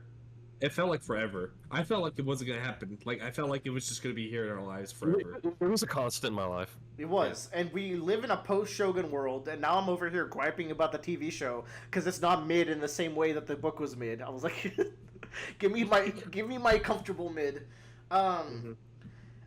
I finished 2 books since the last podcast, which if you tell that to post post fucking Shogun Willer who took like almost a year to read Shogun. Like that's crazy. So I read 2 of the Dublin Murder Squad books, which is the detective series that I really like. Oh wow. I read Faithful Place. So Faithful Place is interesting. It follows a... So this series has this fun gimmick that I picked up on. And like by book 3 you'll get it. It's like a side... I got my book too. No, Joe, because, okay, you said that last time we talked about it. But Cassie and Rob were so intrinsically linked, whereas like, oh, maybe the whole series is bouncing back between the 2 characters. Or like maybe Cassie's just the main character from this point on, right? Like, you don't realize that we're going to switch main characters every book of this series. Even though they all work in the same location. This is a book where it's the handler of the undercover agent in book 2, who's a very cocky, like... Frank. Wait, you read book 2?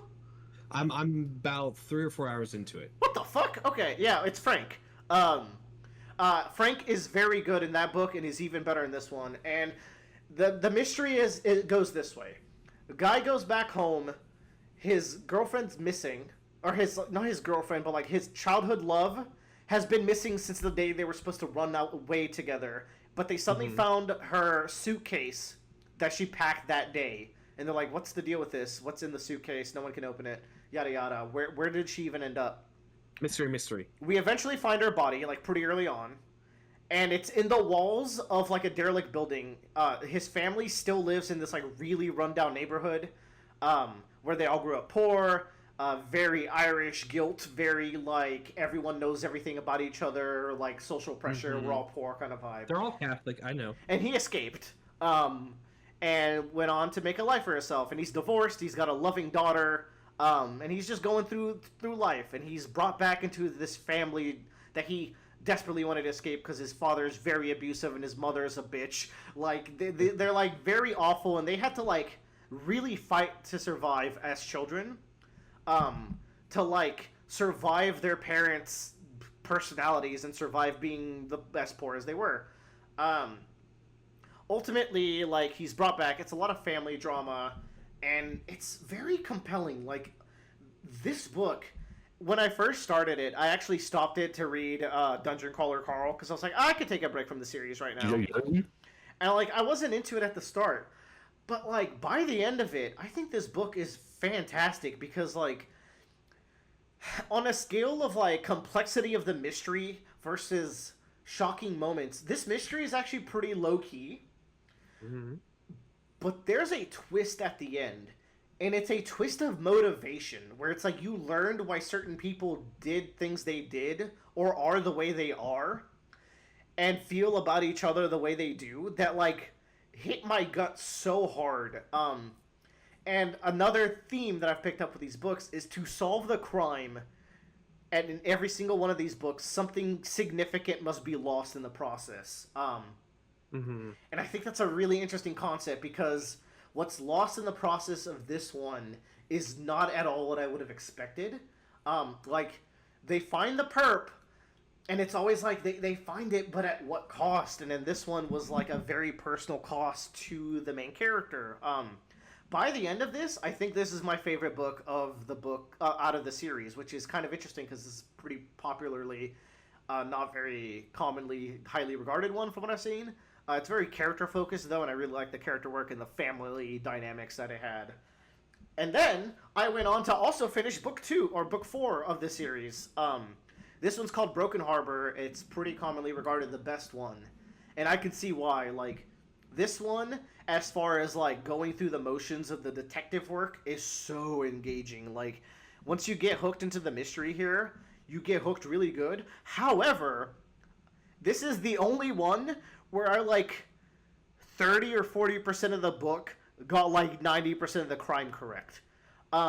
Which was interesting, because, like, usually, especially in a book format, like, this isn't Phoenix Wright, where I have my list of evidence with me at all times, and I'm really good at seeing it. When evidence comes in a book, I have, like, a 50% chance of forgetting it until it comes back up again. You know, like, that's just how it is when you're going through a book pretty quick and, like, not writing down notes or anything. But, like, this one, I locked the fuck in, and I solved a lot of this. But then, And this is what these books do so good. At what fucking cost? Like, the dynamics and what has to be lost to bring these crimes to light are, like, the actual fascinating parts about these mysteries, even though the mysteries themselves are very well told. So it's like, it's interesting because, like, I think I have a favorite author now, which I didn't before. As far as books go, like, I have a favorite mangaka, I have favorite, like, video game developers or writers or whatever, favorite, like, TV writers, but I never had, like, a favorite book author. But I think Tana French might be my favorite now, because something about the way she writes characters and, like, the flaws of the characters, but also characters' relationships with one another, is so engrossing. Like, it just grabs me by the balls. Like, it's very much written for my sensibilities as far as, like, how these characters operate. And man, Broken Harbor was also so good. I think I like Faithful Place slightly more, but I can see why this one's a favorite. This series has a book 5 and 6 that I will get to as well. It's not my next book. However, it's taking a break, and I know there's other books this author's written, so I might do some of those before I finish out this Dublin Murder Squad. I don't know if, like, they're planning to do more. I think so this is when I got spoiled. The protagonist of the next book is actually skipping the trend. It's no one from the 4th book. It's actually the daughter of the protagonist of the 3rd book, which is really interesting because that daughter had, like, a very interesting arc in that book, and I want to see what she's like when she's grown up now. So, love this series. Very for me.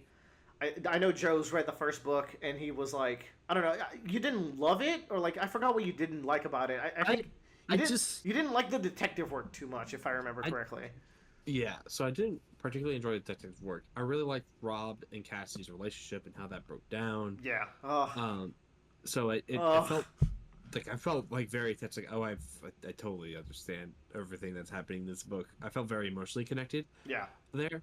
So I'm now 3 or 4 hours into the 2nd book, which is what's it called? The Likeness. The Likeness. So they're at the point now where our main character Cassie is now developing the character. Right? Yes. Like they're 3.0 as they describe it. Yeah. I will say the book is not getting its hooks and me's as much as I would like right now. I think with the Likeness, you really have to, like, come to the terms that this plot is even happening, right? Like, there's an initial hurdle of, like, suspension of disbelief that this is what the plot's gonna be. Yeah, and that's I wouldn't even say, like, it's that. I think part of it is, like, Cassie is constantly, like, reminiscing about the things in the past book very early on, right? And it's so, like, forward-facing that it's almost distracting. Like, I feel like it's just very... When I think of the Likeness, Cassie reminiscing about the past is a really rare instance in that book. No, I've like... So maybe it's front-loaded, because it's not anything... Like, she thinks about Rob in a very dire place later in the book. But aside from that, it's mostly her thinking about her own life. Nothing to do with the past events of the last book, necessarily. Not directly, but about, like, the void that she has as far as, like, connections in her own life and how that's manifesting in the operation that she's going through. I want to keep going, and, like, I want to get to the point where, like, we've engaged, right? Like, it started, like, officially, and I think, like, I need to get to that point to really kind of make a judgment call. I don't think you'll like the Likeness as much as In the Woods. Yeah. Which is a shame, because I really do like Cassie. But you'll like... I think Cassie's really good in it. You'll like Frank a lot. Oh, man. Frank and Beely was just like, as soon as he opened his fucking mouth. Such a little shit, man. I love Frank. Like, oh, you and me are going to have a great time. Oh, yes. Frank's brilliant in book 3. And then, like... But I think I'm keen to see, if you do get there, what you think of the fellow housemates. And, like, if you like the intrigue of, like, Cassie not getting caught and, like, learning more about these people. So, I think it's interesting, too, because, like, there's also the layer of it being almost slightly reality TV showish, because it's, like, co-eds in a home, and that's very Wheeler core. It's playing... Oh, yeah, I guess so. Like... Yeah, I suppose so, right. It's playing off of a trope that I found from my researching into writing in period. That's like a popular trope that I didn't even know about. It's like dark academia, which is like dark mysteries and murder mysteries set in an academic setting. I was like, I didn't know that was such like a big genre, but apparently it's enough to be like notably like have its own name. So it's playing off of that genre a little bit. It's like when I think of these books, like I love them so much. I'm like, would Bradley like them? I don't think so because it's too grounded. But he liked Claw, and Claw's apparently like a grounded like. It's good.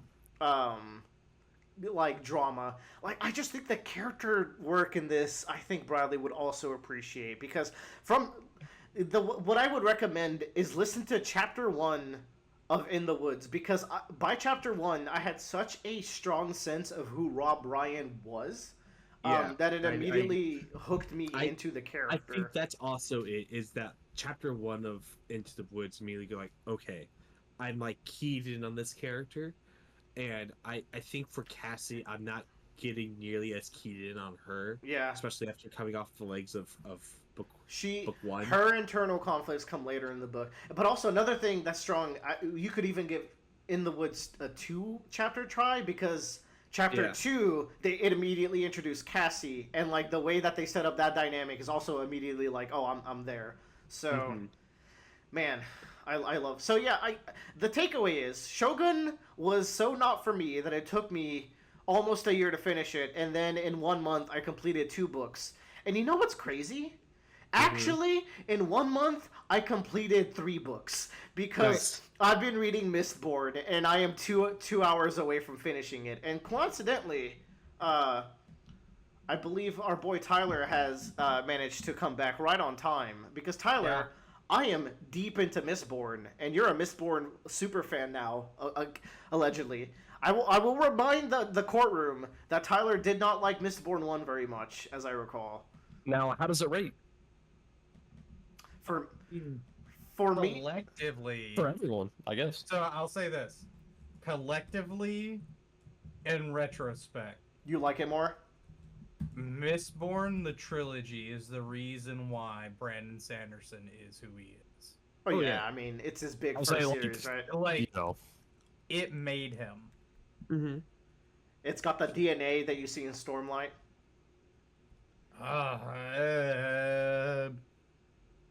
I see a lot of the trilogy. I liked the last book. What was it? The Hero of Ages. Yeah. I liked how it wrapped it up so much. I would say slanderous things about Stormlight. Yeah. But I'm just going off of the. I still have the high still. That's why. This is a double thing because Tyler has read Mistborn 4, and he's very excited to talk about it. I did Mistborn 1, so very quickly, I have like a couple bullet points. One, Kelsier, one of the main characters in this book, will just kill motherfuckers. He loves killing nobility, and I think that's such an interesting character trait from like how sweet like Stormlight protagonists are. Unless you're Shallan, in which case you're like a Matryoshka doll of like complex things going on. But then it's like Cal in particular is very like his arc is very much about not killing people. Meanwhile, Kelsier is like fuck them all, and he has good reason to say that because the nobility in these books are trash, right? It very much has the slaves and like ruler situation going on. The power system in this is very interesting. I dare say, do I like it more than Stormlight power system? Where do you land on that? I'm only 1 book in, so I haven't seen like the limitations of these powers, but I'm curious. It is not as complicated at all. It's not, and I think there's something nice about that, but it's more limited, I think. I think I'm gonna get tired of Magneto like combat. But also, Stormlight has such weird powers that, like, I don't know. What I like about Stormlight, actually, is the lightsabers that they can summon. There's Zanpakutos from Bleach that they have. Yeah. I think that pushes it over the edge. I think that's, like, here's the thing. If Stormlight, they didn't have lightsabers. I think the lightsabers might detract from the experience after reading Mistborn. Maybe, right? Because like a lot of combat in Stormlight is about using your what's it called, shard blade. Yeah, your lightsaber. Bankai. You're Your just Bankai. OP. While like I haven't gotten to too much combat in Mistborn, but I feel like all they have is their powers. But also the world has to be clever because like a lot of this power system is based off of metals, so it forces most combatants to have non-metal weapons, which means people are fighting you with canes and glass like daggers and stuff, which is like a fun excuse to have like nerfed opponents. Until you run into the Inquisitors, and those people scare the shit out of me, bro. Whoa. So that's another thing. And then like there's two plot lines in this book that I have been very engaged in, Tyler. And like I haven't gone to the resolution. I still have 2 hours to go. One is Elend. I keep wanting to doubt Elend, but everything in the book is like, bro, just accept that he's not as bad as Kelsier wants you to believe he is. And so, like, am I getting God, or is he, like, just actually a good person? I don't know. Him and his little communist buddies, I don't know what to make of them, dude. And then there's the Lord Ruler. The concept of the Lord Ruler is so fucking juicy to me. Oh, yeah. Oh, my God. But also, like, what makes it work is that every chapter is his diary from when he was human. And it's like... this. Oh, spoiler. This is something you will get like a couple chapters into the book, basically. I figured it out before they told me the story, personally. But yeah, maybe like slight spoiler, right? And it's like, wait, this person had fears and like relationships. How is he what he is now? What happened in the Well of Ascension? This is such a fantasy-ass book, by the way. So, the concept of the Lord Ruler, and this is established early in the book, if y'all don't know. This is God. This is the God of the world that brought the world from the depths and created the era that they live in, and this is this immortal, all-powerful God Ruler, 40k Warhammer motherfucker. And he just exists as the deity of their world as a physical, like, human-shaped person that lives in a palace. He's there. You could go... take a picture of him. Yeah, he's a king that is like a god king, which is interesting. I haven't like read a story that has that. I mean, if to me it sounds 40k-ish, but everything is probably 40k-ish. That's 40k, like to a T. Yeah, that's like their moniker. But yeah, go ahead. But yeah, like it's just very interesting because you get these diary entries that like make me really interested. And like my fear, Tyler, is that he is like one-dimensionally evil right now. I haven't interacted with him at all, aside from that one like. They felt his conqueror hockey from like across the courtyard, and everyone was freaking out. He does have strong conquerors hockey. It's nuts. The power system in this has like a lot of like emotional manipulation as well, which is interesting. I also like what I like about this over Stormlight. Stormlight has like the Stormlight power system is you absorb Stormlight itself, right? Yeah, you have to be in the storm. You have to be in the storm, and it refuels your batteries. In this book, you have to consume metal and then burn that metal in your body. And I kind of like that more. It feels like a more like video gamey limited resource. Yeah. So that's pretty fun. So yeah, not much else to say aside from like this is a very good book. I think Sanderson is very good at... What chapter are you specifically on? Let me pull it up here real quick. This is very important. I listen to it every time I work out and every time I play ZZZ now. If I'm doing dailies, I'm making progress on Mistborn. I'm on chapter 32. What do you mean? What do you mean? The last thing that happened is someone very important died. And Kelsier is about to do some shit. And I'm like, what is he cooking? Yeah, I like the characters a lot. I like the two protagonists a lot. Ven is a very... I like Ven's relationship with Reen and how that manifests as like just creepy voices in her head. But yeah, Sanderson's like just really good at writing like a stable like level of goodness. Like, how do I describe this? Like, Sanderson writes books that are like straight lines, horizontal lines with a couple of peaks.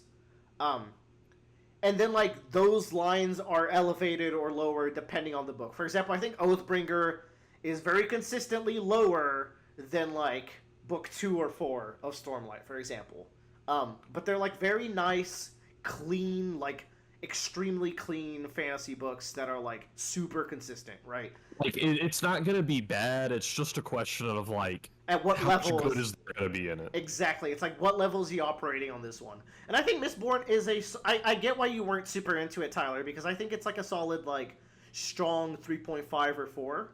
But, like, I'm super into it because, like, I'm very into the world, and I'm like, where's this gonna go? Because, like, they're setting up big stakes for this one first book, and it's like, if they accomplish this, it's world-changing. If they fail this, their lives are ruined. So, like, where are we going with this? And now I'll concede the way for you to talk about book 4.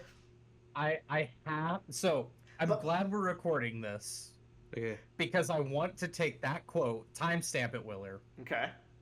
I'm going to take that quote, and I'm going to show it to you in months' time. Either they change the world or get fucked quote? Yeah. Okay, Jesus. Yeah, it's... Y'all... I've read a good bit of literature in my life. Not like everything, but, like... You know, like To Kill a Mockingbird, Don Quixote, a couple of, like... The necessities. The Hobbit, you know... Classics. I've read some good classics. Mm-hmm. Read a lot of contemporary stuff about, like, people's lives and just, like, normal human existence. And there's a lot of good books out there that talk about, like, the human experience, you know? And there's a lot of books out there today. I can't read everything in my life, but by God, this trilogy has been one of the best things I have ever consumed. Woo, okay. This is a big turnaround. I mean, like, it made one of the great modern authors of our time, so yeah, there's got to be something to it. It was just good. And I will say, there is an old fiction author from my grade school days named Paul Zendel. And he wrote mythology books along the lines of, like, what if a velociraptor was loose in a town in Phoenix, Arizona in modern day? What's a polar bear doing in Arlington, Texas kind of vibes? Yeah, like, he wrote about this evil, like, he wrote a lot of weird myth books. Just fantasy, mystery stuff, and monsters. And... there were some books of his that I read where all the way until the very, like, last 2 pages of the book, there was even one on the very last page of the book. Like, there is still shit going on, and it, like, resolves like that. Yeah. This book does not stop.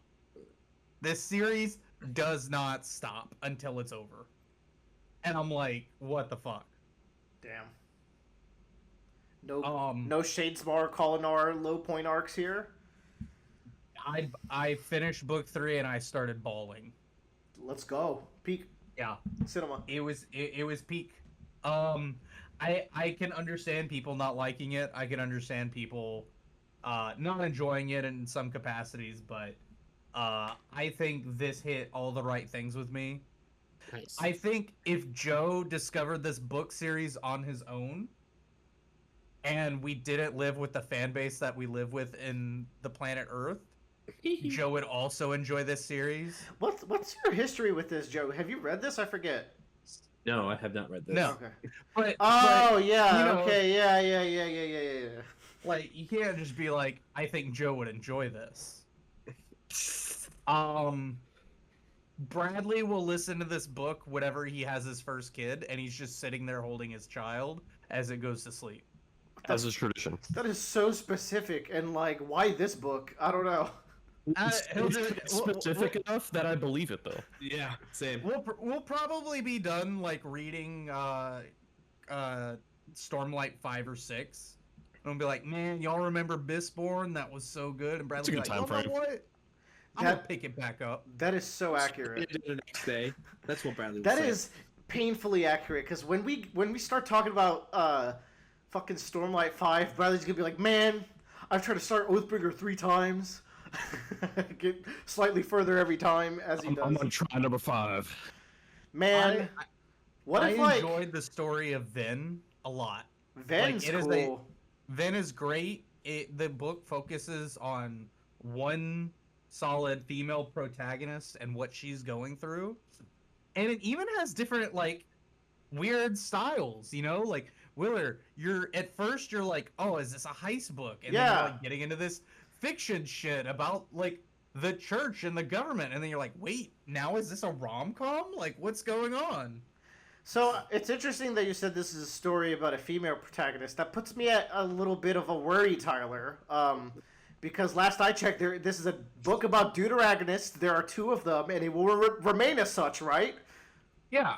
Yes. I'm just sorry. I focus on who we start like the beginning of the journey with. Which is so that's Vin. why. Is that's it- why I can.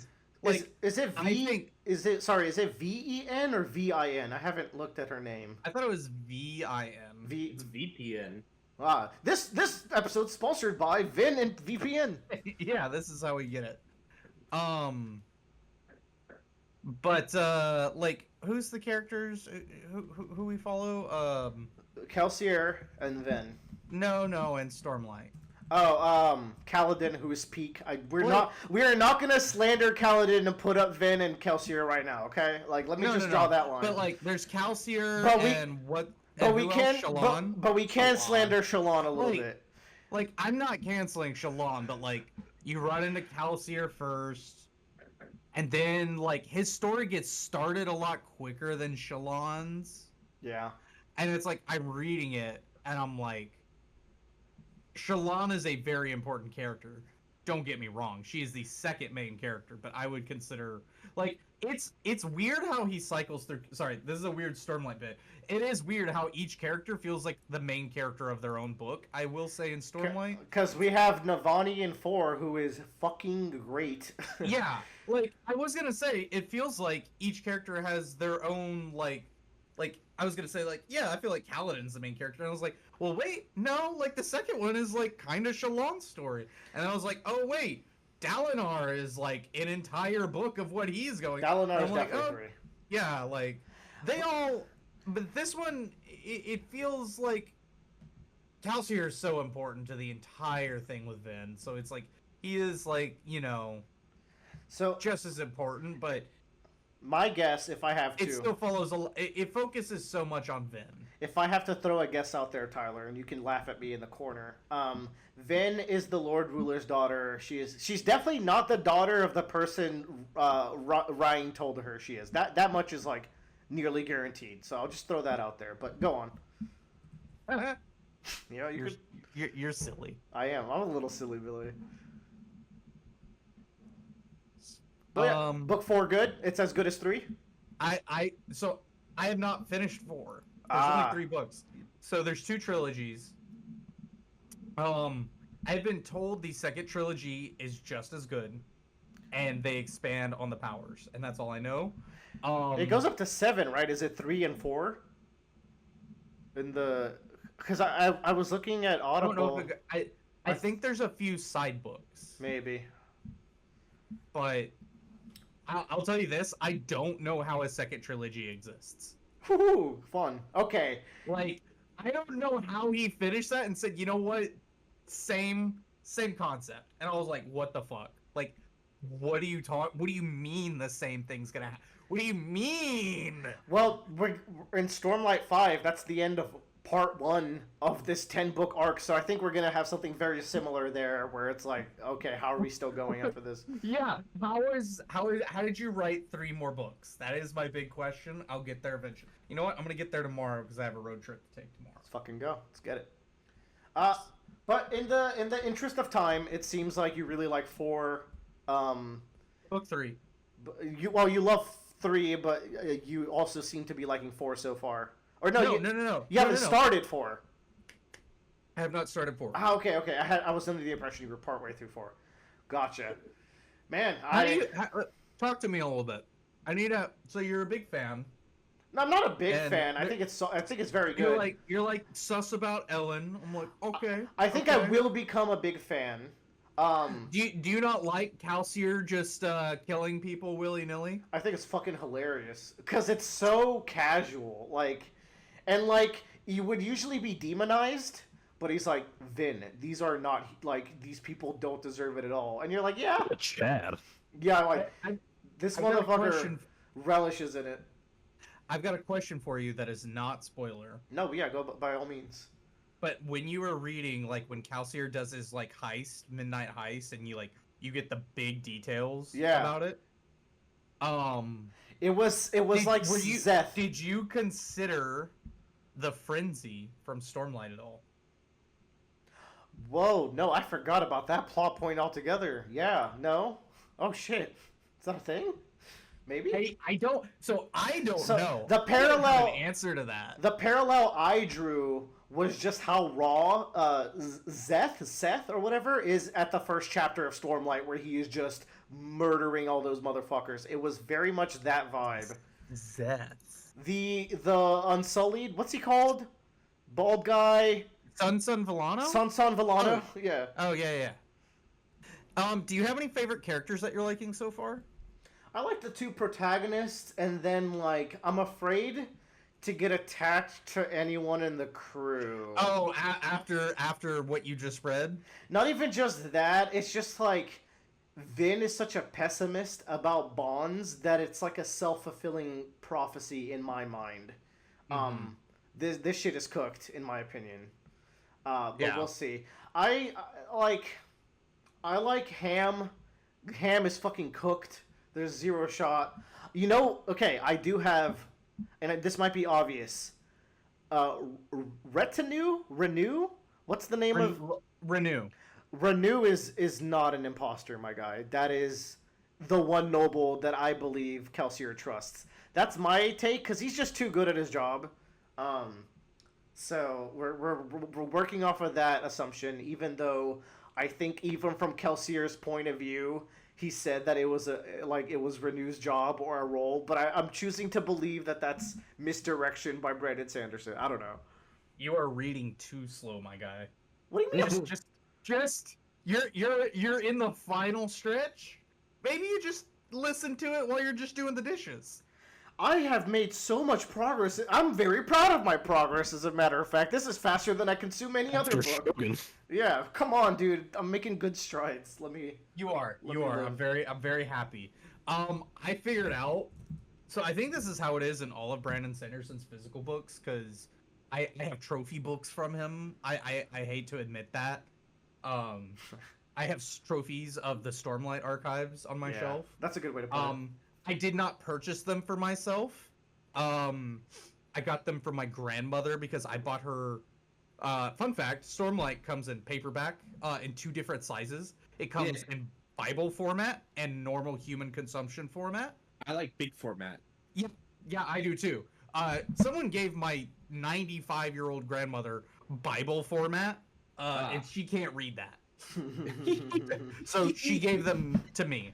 Well, but Brandon Sanderson in all of his books has lore, maps, character descriptions, and all this other crazier shit inside. It's like reading a manga, and you get all these side details about the characters.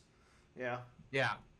But man, you are. I'm clearly at the climax. It's 2 hours and 40 minutes left, so I will keep you posted. You have not started the climax yet. Jesus, how much? It's gonna be a 20-minute climax then. What are we doing? No, it's dude. I don't know, man. They fucking 2 hours in an audiobook is a long time in an audiobook. Not when you. No. Yeah, Brandon Sanderson book. It's 2 hours, but it's 1.5 speed 2 hours. I don't know if that makes it better or worse. No, it's. I have found that within that last hour, in the multiple books I've read, a lot. My favorite stretch of any Brandon Sanderson book, and maybe any book, is the 1.5 hour stretch from Stormlight 2, where Kaladin shows up and Alucard is drunk and he's like bawling his eyes to Alucard, and then Moash shows up to assassinate Kaladin, and then fucking peak fiction happens, and then we fight Seth in the skies. Like, it's just peak after peak after peak. For me, it's the Adolin duel in the arena, and Kaladin's like, this dumbass, I gotta go help his ass. And then he fucking goes, and for my boon! And then you just cringe. Boy literally went yari yari daze and jumped into the arena. Yari. And then he aura the shit out of those shard bearers. Man, good series. Maybe one day on attempt 7, Bradley will get through. I don't know, man. I don't see it. Is it a full give up? Is it recooked? I want to try again, but Can I suggest you just skip to where you left off and just, if you forget something, you forget it. But you need to push through this, because the last stretch of that book is good. It's just so interesting that, like, universally, that is the top 1 Stormlight book, and all of us are like, ugh, stinky. Like, what's wrong with us? Is my question. Like, I can't pinpoint precisely why I hate it. I think it's sauceless a little bit. Like, there's no sauce in that motherfucker this time. I don't know. The Shalom parts, like, previously in like 1 and 2, like, the Shalom part came up and like, cool, Shalom time. Yeah. I used to love Shalon. Shalon is the one character in fiction that I think is overdeveloped. Like, he burned the kitchen down, especially in 4. You don't even know how deep this burn kitchen goes, brother. Like, it's just, but like in 3, every time Shalon came up as like the person, I was like, oh god, I'd rather we were talking more about Dalamar or Kaladin. Like, it just felt like I felt like an eye roll every time We're just a couple of misogynists. It's okay. It is what it is. No, I read Mistborn. I'm not misogynist. It's true. And me and Joe will like suck Akane Banashi's dick any day of the week, so we're safe. I need to read Akane. Shit was like happening. I think Akane's better than me. Woo! That's like, can you believe that's what I left off on? I was like, this shit's too peak. Like, I don't. That's actually peak fiction. That's a peak line. Akane is too good for me. It might be the first story that I am not worthy of consuming. Like, that's where I'm at with that story. But anyways. Yeah. I need a PhD and I gotta live in a mansion sipping wine before I'm reading this. Yeah. I need to go through Nietzsche and fucking other works. Wild tangent. Bradley. Wild Tangent makes video games. That's a company. You're so right. Wild Tangent's like a Guilty Gear Attack name.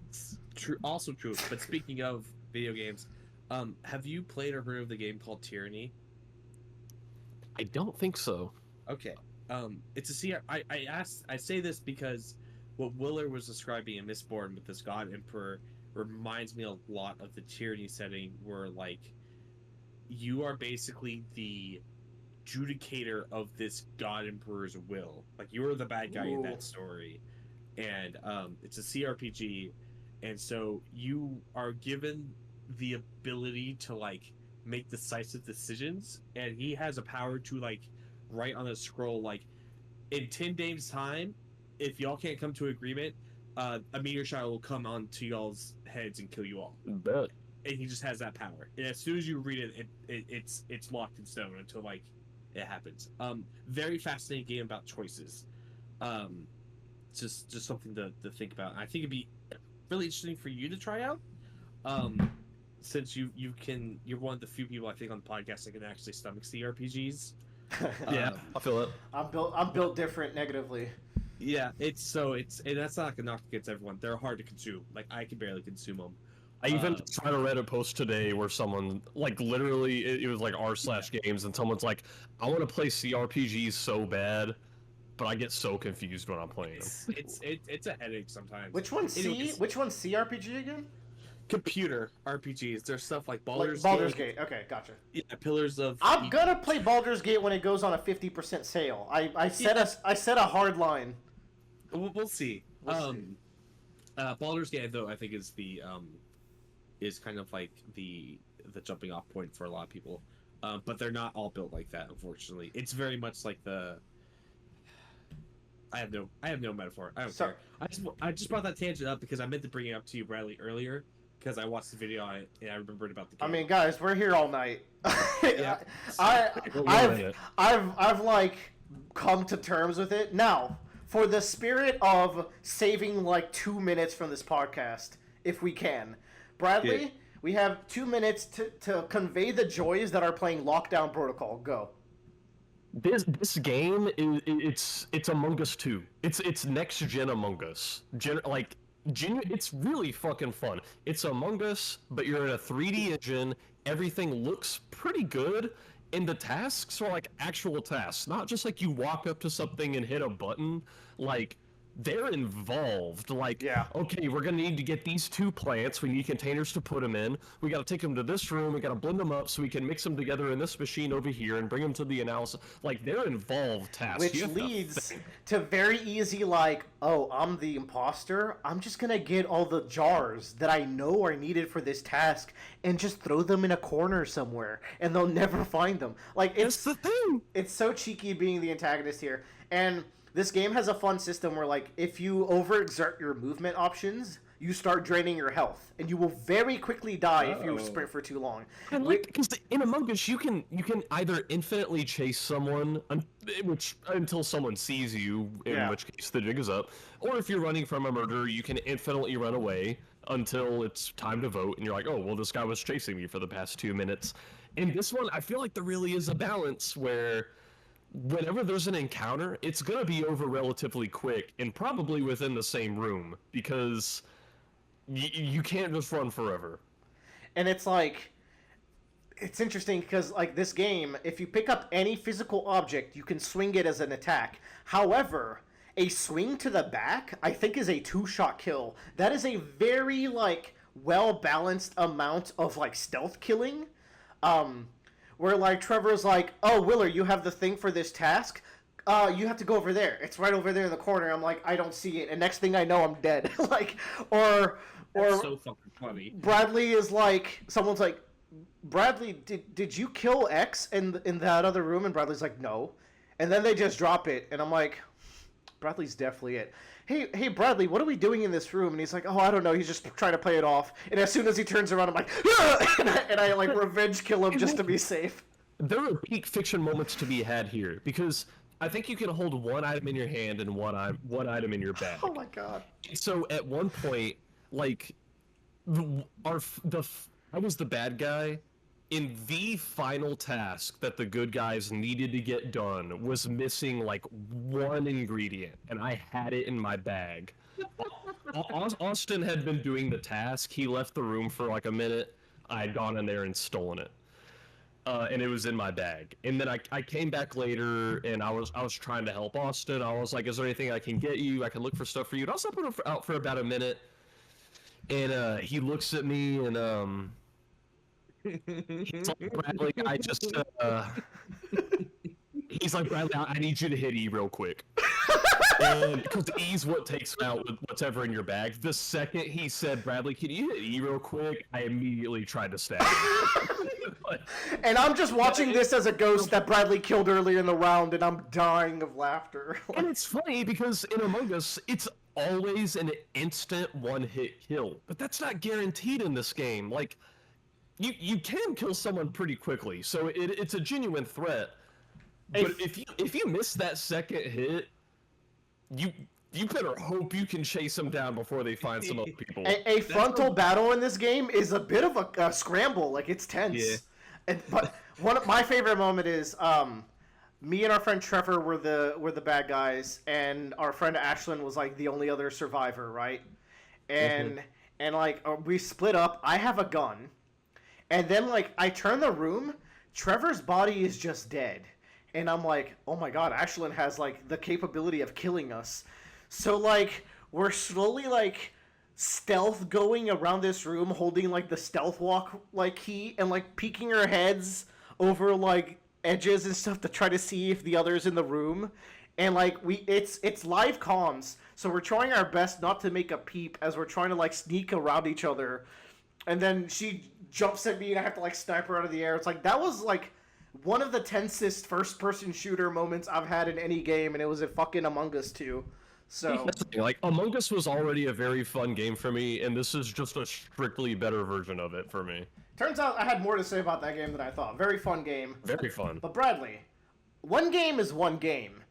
But how good is 50 games? Okay, so everything else was like foreplay for what I'm about to talk about. UFO 50 is the game. This is the newest game by Mossmouth, which made Spelunky, which within the realm of roguelikes is legendary. Like, it's one of the greats.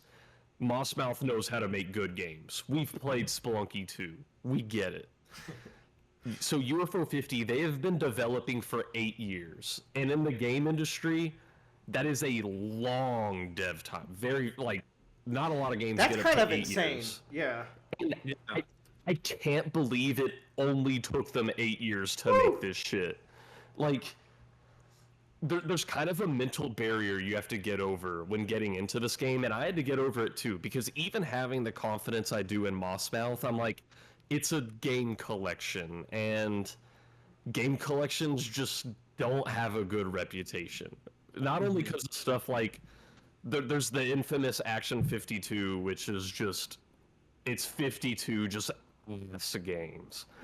And so you can have someone tell you, like, no, these are like this is like Action 52 but good, and so your brain goes, oh, so it's probably like 4 or 5 really good fleshed out games and then like 45 like mini games that are kind of good.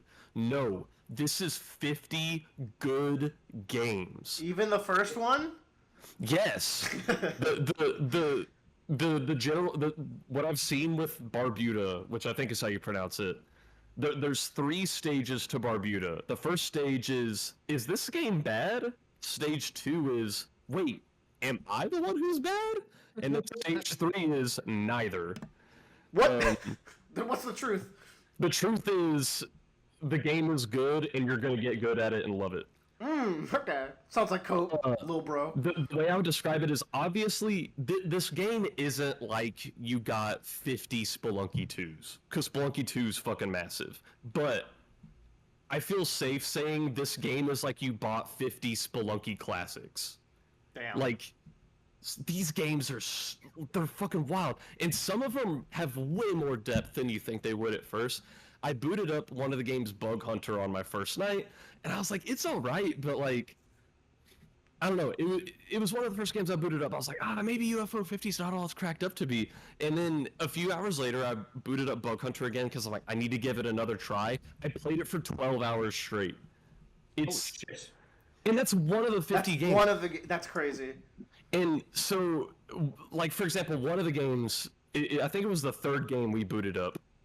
It's called Party House, and this is the one where I'm like, oh, this is the Tyler game. So it's a deck building game where you're building a house party, and you're collecting guests to put in your house party, and you're trying to, like, build up popularity and cash to get better and more guests to get to a certain threshold to whatever, have the ultimate party.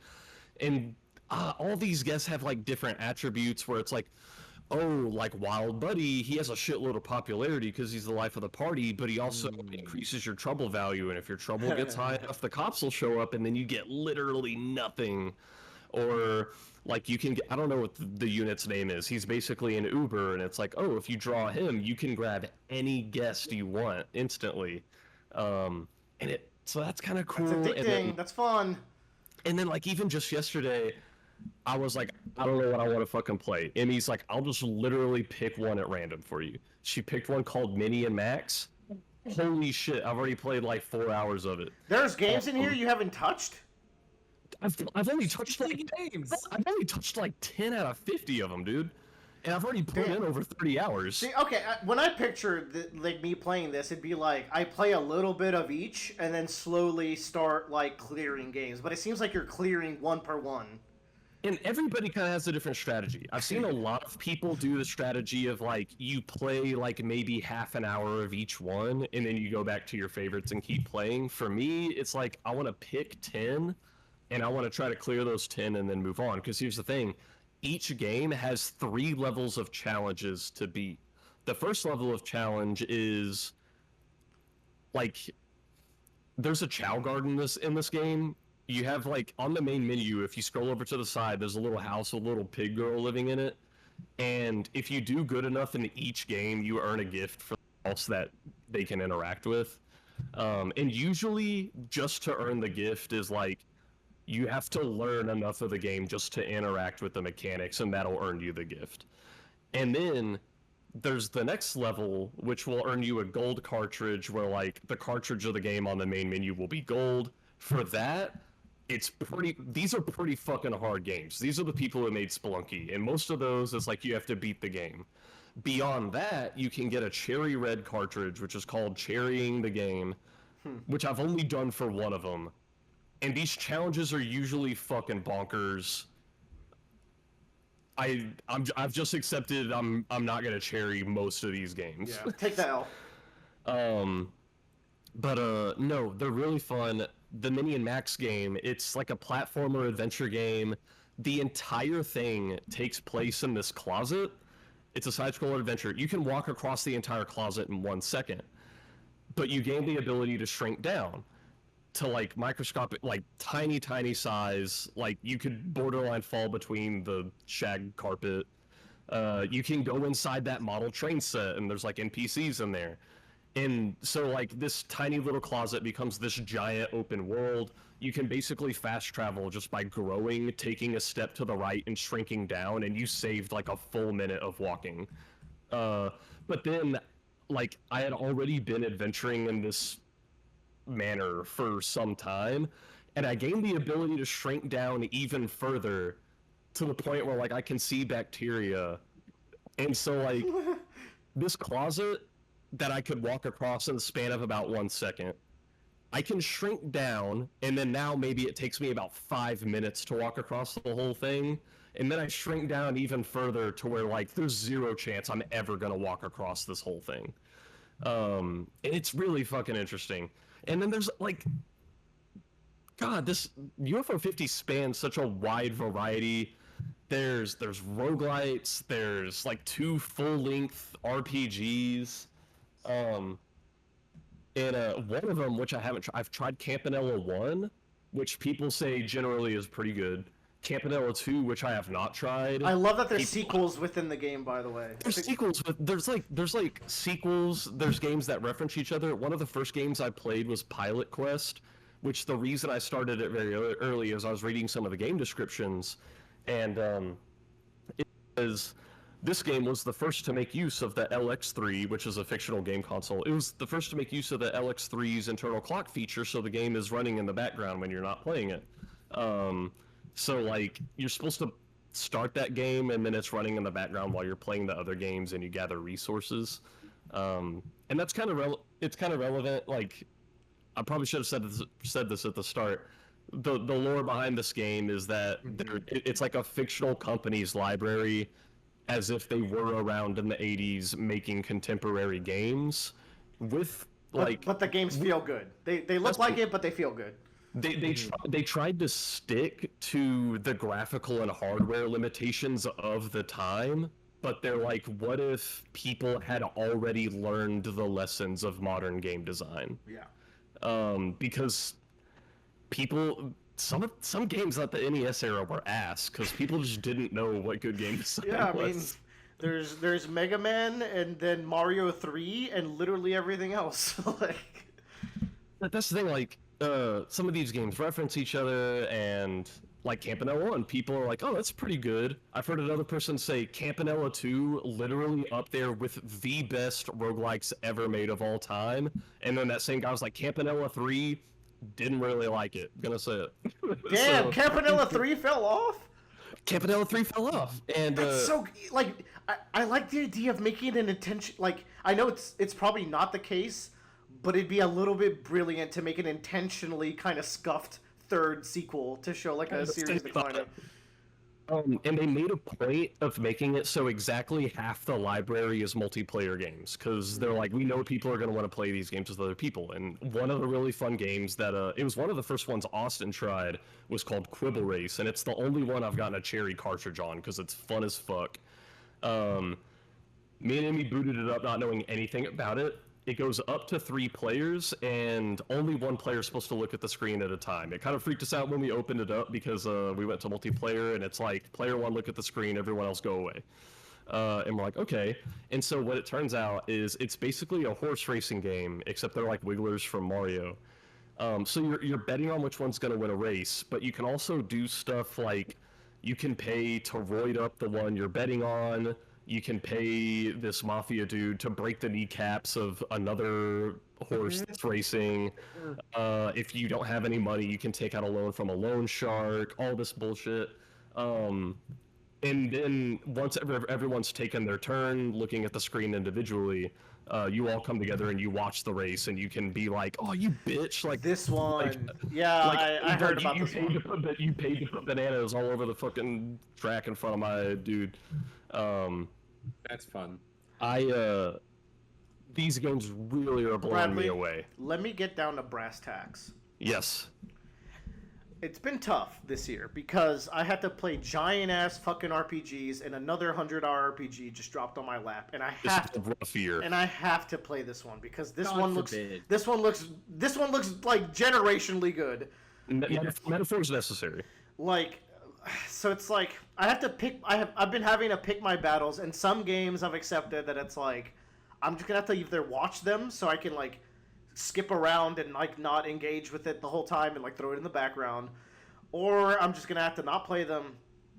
And it seems like in due diligence, this might make a splash at Game of the Year. I'm looking ahead in the future. I was voting on the Golden Joystick Awards today and was very happy to see UFO 50 on there. It seems like this. I mean, ours, the one that matters. The true game of the year.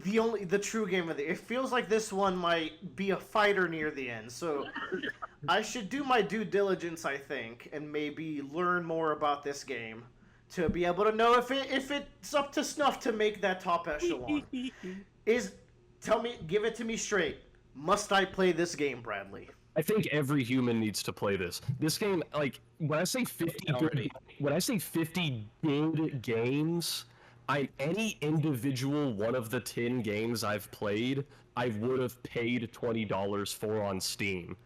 And this entire game was $20. If I paid $60 for this game, I would have considered it a bargain. This game's fucking crazy. Okay, Bradley. I'm drawing blood. I'm going to Steam right now. Wait. That was going to be something I asked. Bradley, what console are you playing this on? It's only on PC. It's only on PC, and I was very happy that this game came out the exact same week that I got a bonus and bought the Steam Deck, because it's kind of perfect for the Steam Deck. We forgot to mention this, because I gassed up my Steam Deck when I got it, but now Joe and Bradley also have Steam Decks, and it seems like they both quite enjoy it, because every human being should have a Steam Deck. Right? Am I wrong? Am I wrong? Fucking... Now, I gotta shout out one more game, because this is another one I discovered this past week. Rakshasa, which... The reason I even booted it up is because I was looking at the subreddit for this game, and someone's like, this is like a love letter to Indian mythology, like Indian. And I was like, I want to know what that means. And I booted it up, and oh my god, the aesthetics of the game are very beautiful. It's like you're playing as this Indian chief who demons show up in the middle of the night, and the designs of the demons are really interesting. Like, definitely inspired by a different culture that I'm used to from the demons I see. I always love that when you find monsters of other cultures. And you play as like the chief of this Indian village who he just couldn't give up after dying, and he wants to avenge his village and kill all the demons. So it plays very similar to Contra, except you're just this Indian chief dude running around with a staff.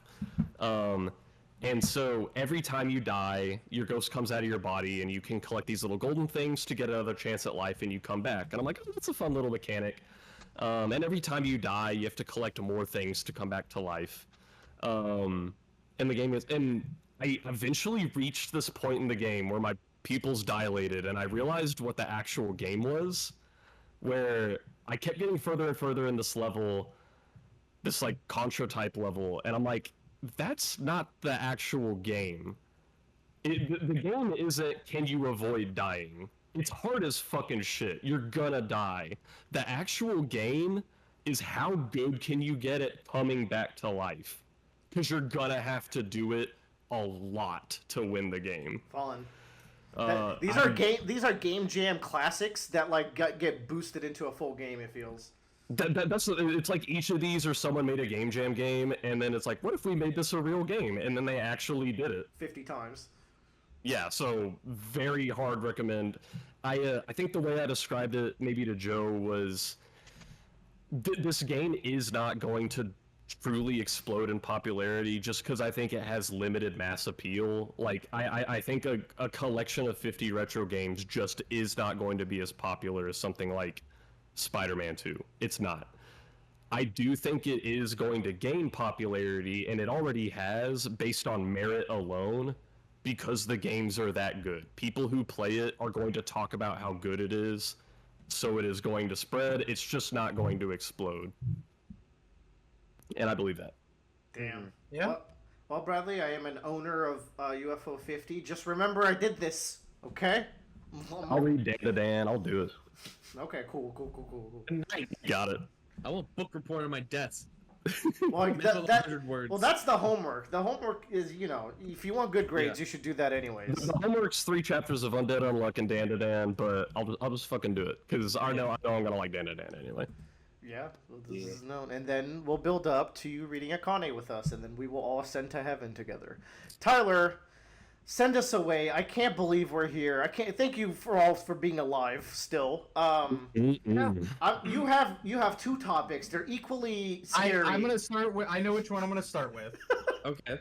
So Hokkaido Gals, after 5 years, has finished. This is the first manga I have taken to completion. What? Wow. Yep. I have not. Naruto? I'd never read it. Watched it. I guess. Okay. Yeah. Okay. Oh wow. Yeah. This We've is the come a first long one. way from the Booger panel, haven't we, Tyler? What, Bradley? When I think of Hokkaido Gals, all I think is the Booger. Dude, We've come a long way. They had me at Booger. They had me at Booger. So this ended up being 120 chapters. That's pretty solid. Pretty solid. Yeah. Good amount. 5 years. Lots of breaks. Lots of gals were had.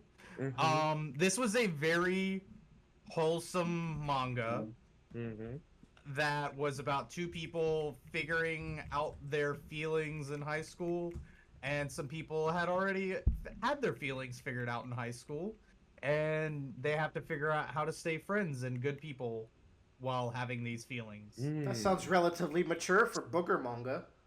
It is relatively mature for booger manga. The last 2 chapters were kind of a mindfuck because, I guess spoiler, we have our 2 main characters in the rom-com. Nobody dies. But it goes from like the second to last chapter is like they move in together and they're going to college. And they're like 18 and 19 and they're like, oh, you turned 20. And he's like, yeah, I'm not, but I'm going to wait to have my first drink until you turn 20. And it's like, okay, yeah. And then it's like, oh, hey, they're having their, like, we're having our second apartment, and she's got her first job, and he's still in grad school, and then he gets, like, they start doing these, like, home videos together for, like, major milestones on, like, this something called, like, their family tablet. All in one chapter? Kind of family tablet, but, like... What was that show? I'm just waiting for the La La Land ending. Oh, no! But no, they like, it goes from, like, in the second to last chapter, it's their lives getting older, and at the very beginning of the next chapter is, like, now they have a daughter who we're seeing grow up to, and just going through the same, like, journey, and it's like, oh yeah, as the torch is passed on, you know? That makes you get to read the manga again. And then... it was cool, because, like, the parents also played a pivotal role in the manga with our 2 main characters. Like, the parents are very involved in their children's lives and how the parents interact with the 2 kids who are falling in love. It's very wholesome. Very much appreciate. Was not expecting a nice little rom-com for me to follow along after all this time. Nice. Yeah, I often forgot you kept up with this, and just more reasons why we need to have our eventual anime rankings, because just how good is Hokkaido Gals? We will have to find out one day. Maybe we will have to find out how relevant the Hokkaido Gals actually are. We'll make a special booger tier above us. Sounds amazing. Let's see. Last topic for the night. Yeah, send us home with good vibes only. What a topic it is. I'm scared. Y'all, I went and watched Terrifier 3. This came out literally yesterday. I was really tempted to like get a ticket and go High see key. If this podcast had ended before 10:30, I would have gone to watch it tonight. So I also had like the Alamo experience, Skinamarink sized theater, so it's like 5 rows, Fucking go. and there was probably less than 20 people in the theater. Peak. Are these popular movies? This is the first theatrical release of the Terrifier. They're cult Damn. classics, I think, because Art is such a fun little guy. Actually, Yeah. I was searching for Halloween costumes, and Art costumes were all over the place. I was like, y'all know who Art is? Okay. He's popular enough to be in, like, HalloweenCostumes.com. So He's popular to be in Call of Duty. I haven't even heard of these True. movies until the Call of Duty collab. That one's out there, man. That's That's wild to me. Like, he was in the collab, and I was like, what? Cool. And I looked it up, and I was like, you know what? Good for these people. Honestly. They made a little movie, and it ended up being noticed. And Tyler put us on these movies because he's a big fan. He's a day one watcher. Been on them is a strong word. Yeah. I Not a day one, but because like I randomly came across the second one a few years ago, and I was just like, well, I'm gonna just watch the second one like with no context. Fuck you. And I watched it by myself, and I was like, yo, I have to share this movie with everybody. For what it's worth, I think I'm like the only person who it worked on, because I genuinely like Terrifier 2. That movie's fucking weird and gross, but I think it's also weirdly charming. Well, I went and saw it with Tomei. Did they like 2? Yeah. Okay. Yeah. Okay. Here's the thing. The only real thing I know about these movies is as I was looking up Terrifier stuff, almost every link I clicked on was talking about how gruesome the quote-unquote bedroom scene was. It's the So most... I had to look it up, and I was like, you know what? It's pretty bad. Did you watch it? Yeah. Now, the whole movie, I mean, it's a gory movie, but that scene is, like, above and beyond everything else. There's a lot of, like, also pretty funny scenes. Yeah, no, it's hard to call it. I wouldn't call it a war movie. I'd call it a gore fest more than anything. It's a slasher. Yeah, it's just but there's a lot of very comedic moments. Tyler Yo, shared I have a that picture with Art with the sunglasses. I'm like, he's so cute. yeah. Y'all, I got a question for you. For those that have seen it, Which how one? many people do you think Art kills in the second movie? 4? I think I can reasonably... No, it's not 4. He kills the guy in the shop. He kills the guy at the start. He kills the friend, the mom. And then the couple that's in the back. They were about to have a blowjob or something. I don't even remember that. I honestly forgot the mom died. The mom the mom's death is fucking hilarious. He tortures the fuck out of her and then just pulls out a shotgun. Oh yeah, I like that Art Like, will just pop a push the shit off. motherfucker. He's kind of goofy like that. That might be it. I don't remember any other kills. 6 or 7. That seems kind of low. And then it's very technically low kill count. Sienna. You know, I don't know if we count Sienna, but who's the main character? But I digress. No, that is Sienna. Yeah. So Terrifier 3 takes place during Christmas time, which I was a little disappointed this came out at Halloween. I will say that. I was hoping this would come out at Christmas and just be the worst Christmas movie of it since Krampus. Sounds kind of good. Oh my god, I've seen that movie like 5 times. I'm not gonna act like it's good, but Number I'm one entertained by Krampus fan over Y'all, I'm not gonna go around telling people to watch this movie like I did Terrifier 2. no way. Ooh. Why is that? I don't know how to interpret that. Yeah, that's So hard to interpret. whenever I watched the second one, I was like, this is like a wacky gore fest, you know? Uh-huh. The first 5 minutes are worse than the bedroom scene. So I read that in test screenings, half the audience left on the first scene, and then like in the remaining subsequent 30 or 40 minutes, another half of the audience left. It sounds like the people making the movie gave themselves a challenge. Yeah. They gave themselves a challenge. Like, okay, literally, Art the Clown, he is Art. He tries to outdo himself every time he kills somebody. Oh, I get it now. Yeah. That's why they call it that. I didn't know. Jesus Christ, did he fucking succeed? The only thing gorier than the bedroom scene that I could think of is if he like splays someone's skin open into like a sheet, and then you just see like a goofy like skeleton and like flesh combination completely de-skinned. That's the only thing I could think of. Y'all ever seen Bone Tomahawk? No. Oh, okay. Yeah. Oh, Yeah, sorry, Bone maybe you Tomahawk. should. Yes, I there's a scene in Bone Tomahawk that I've seen, and it's like I think at one point, we were brought up on the roulette wheel, or someone brought it up. I was like, I'm gonna hard veto that because of everything in that movie is fine except for that one scene, and it's like really like bad. Is it worse than Terrifier 2 scene? I think it's worse than the Terrifier 2 scene. Oh Jesus! Yeah, it's like. Like it's like your nightmares like forever in there kind of a, like because it's Terrifier 2 like that scene is goofy. It's like okay it's a bit over the top. This is like real. Yeah. Nothing in Terrifier 3 is real. It does retain the goofiness. Yeah, this is like no, this is how a body operates when it goes this way. Kind of a thing. Yeah. Anyways, did they poop? No. You know bodies poop when You they lost die. me. Yeah, no. Someone is eaten alive. Oh, they do that. Yeah, no, but like yeah, I don't want to get more into it. It's like really like gut-wrenching. If it doesn't have poop, I ain't gonna watch it. I can't remember the poop. I honestly like He's like, stop asking me about the fucking poop. I mean, I'm just saying, whenever you die, your body poops. Anyways, Terrifier 3, did it have poop, Tyler? Did it have poop? Does the film Yes. rating have poop in the It tagline? does technically have a poop. Okay. Okay, let's do it. So, alright, you're saying people shouldn't watch, like...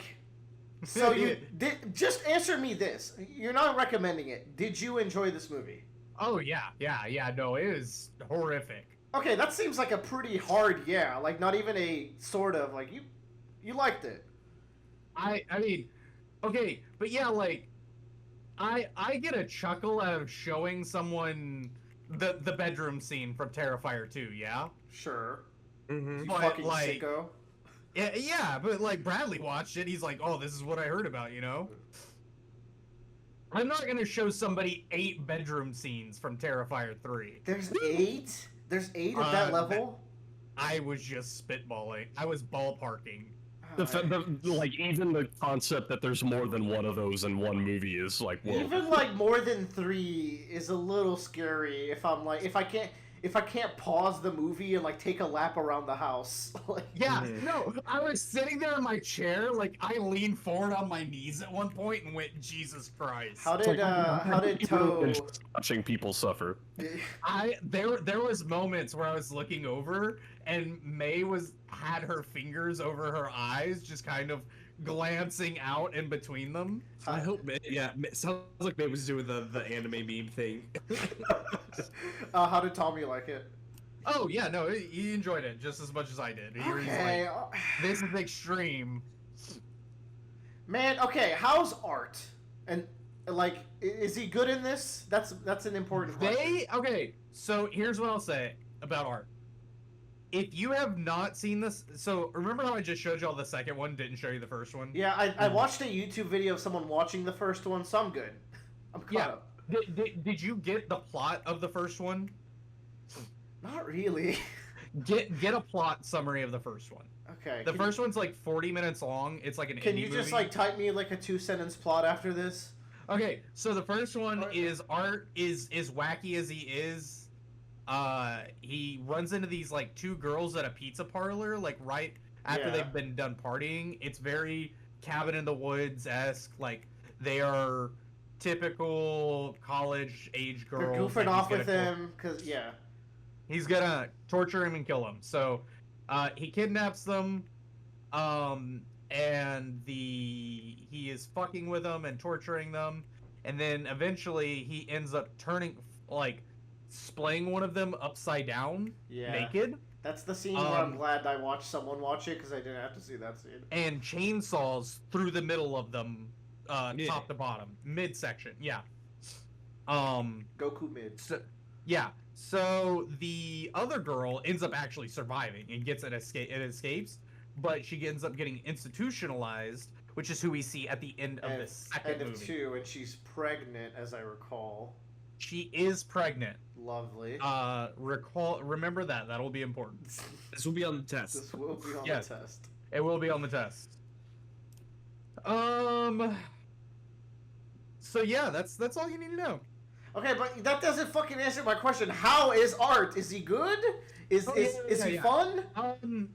So, they don't, I feel like, give him as many wacky moments as they give him in the second one. Damn. He gets some good wacky moments. Don't get me wrong. But, we are kind of,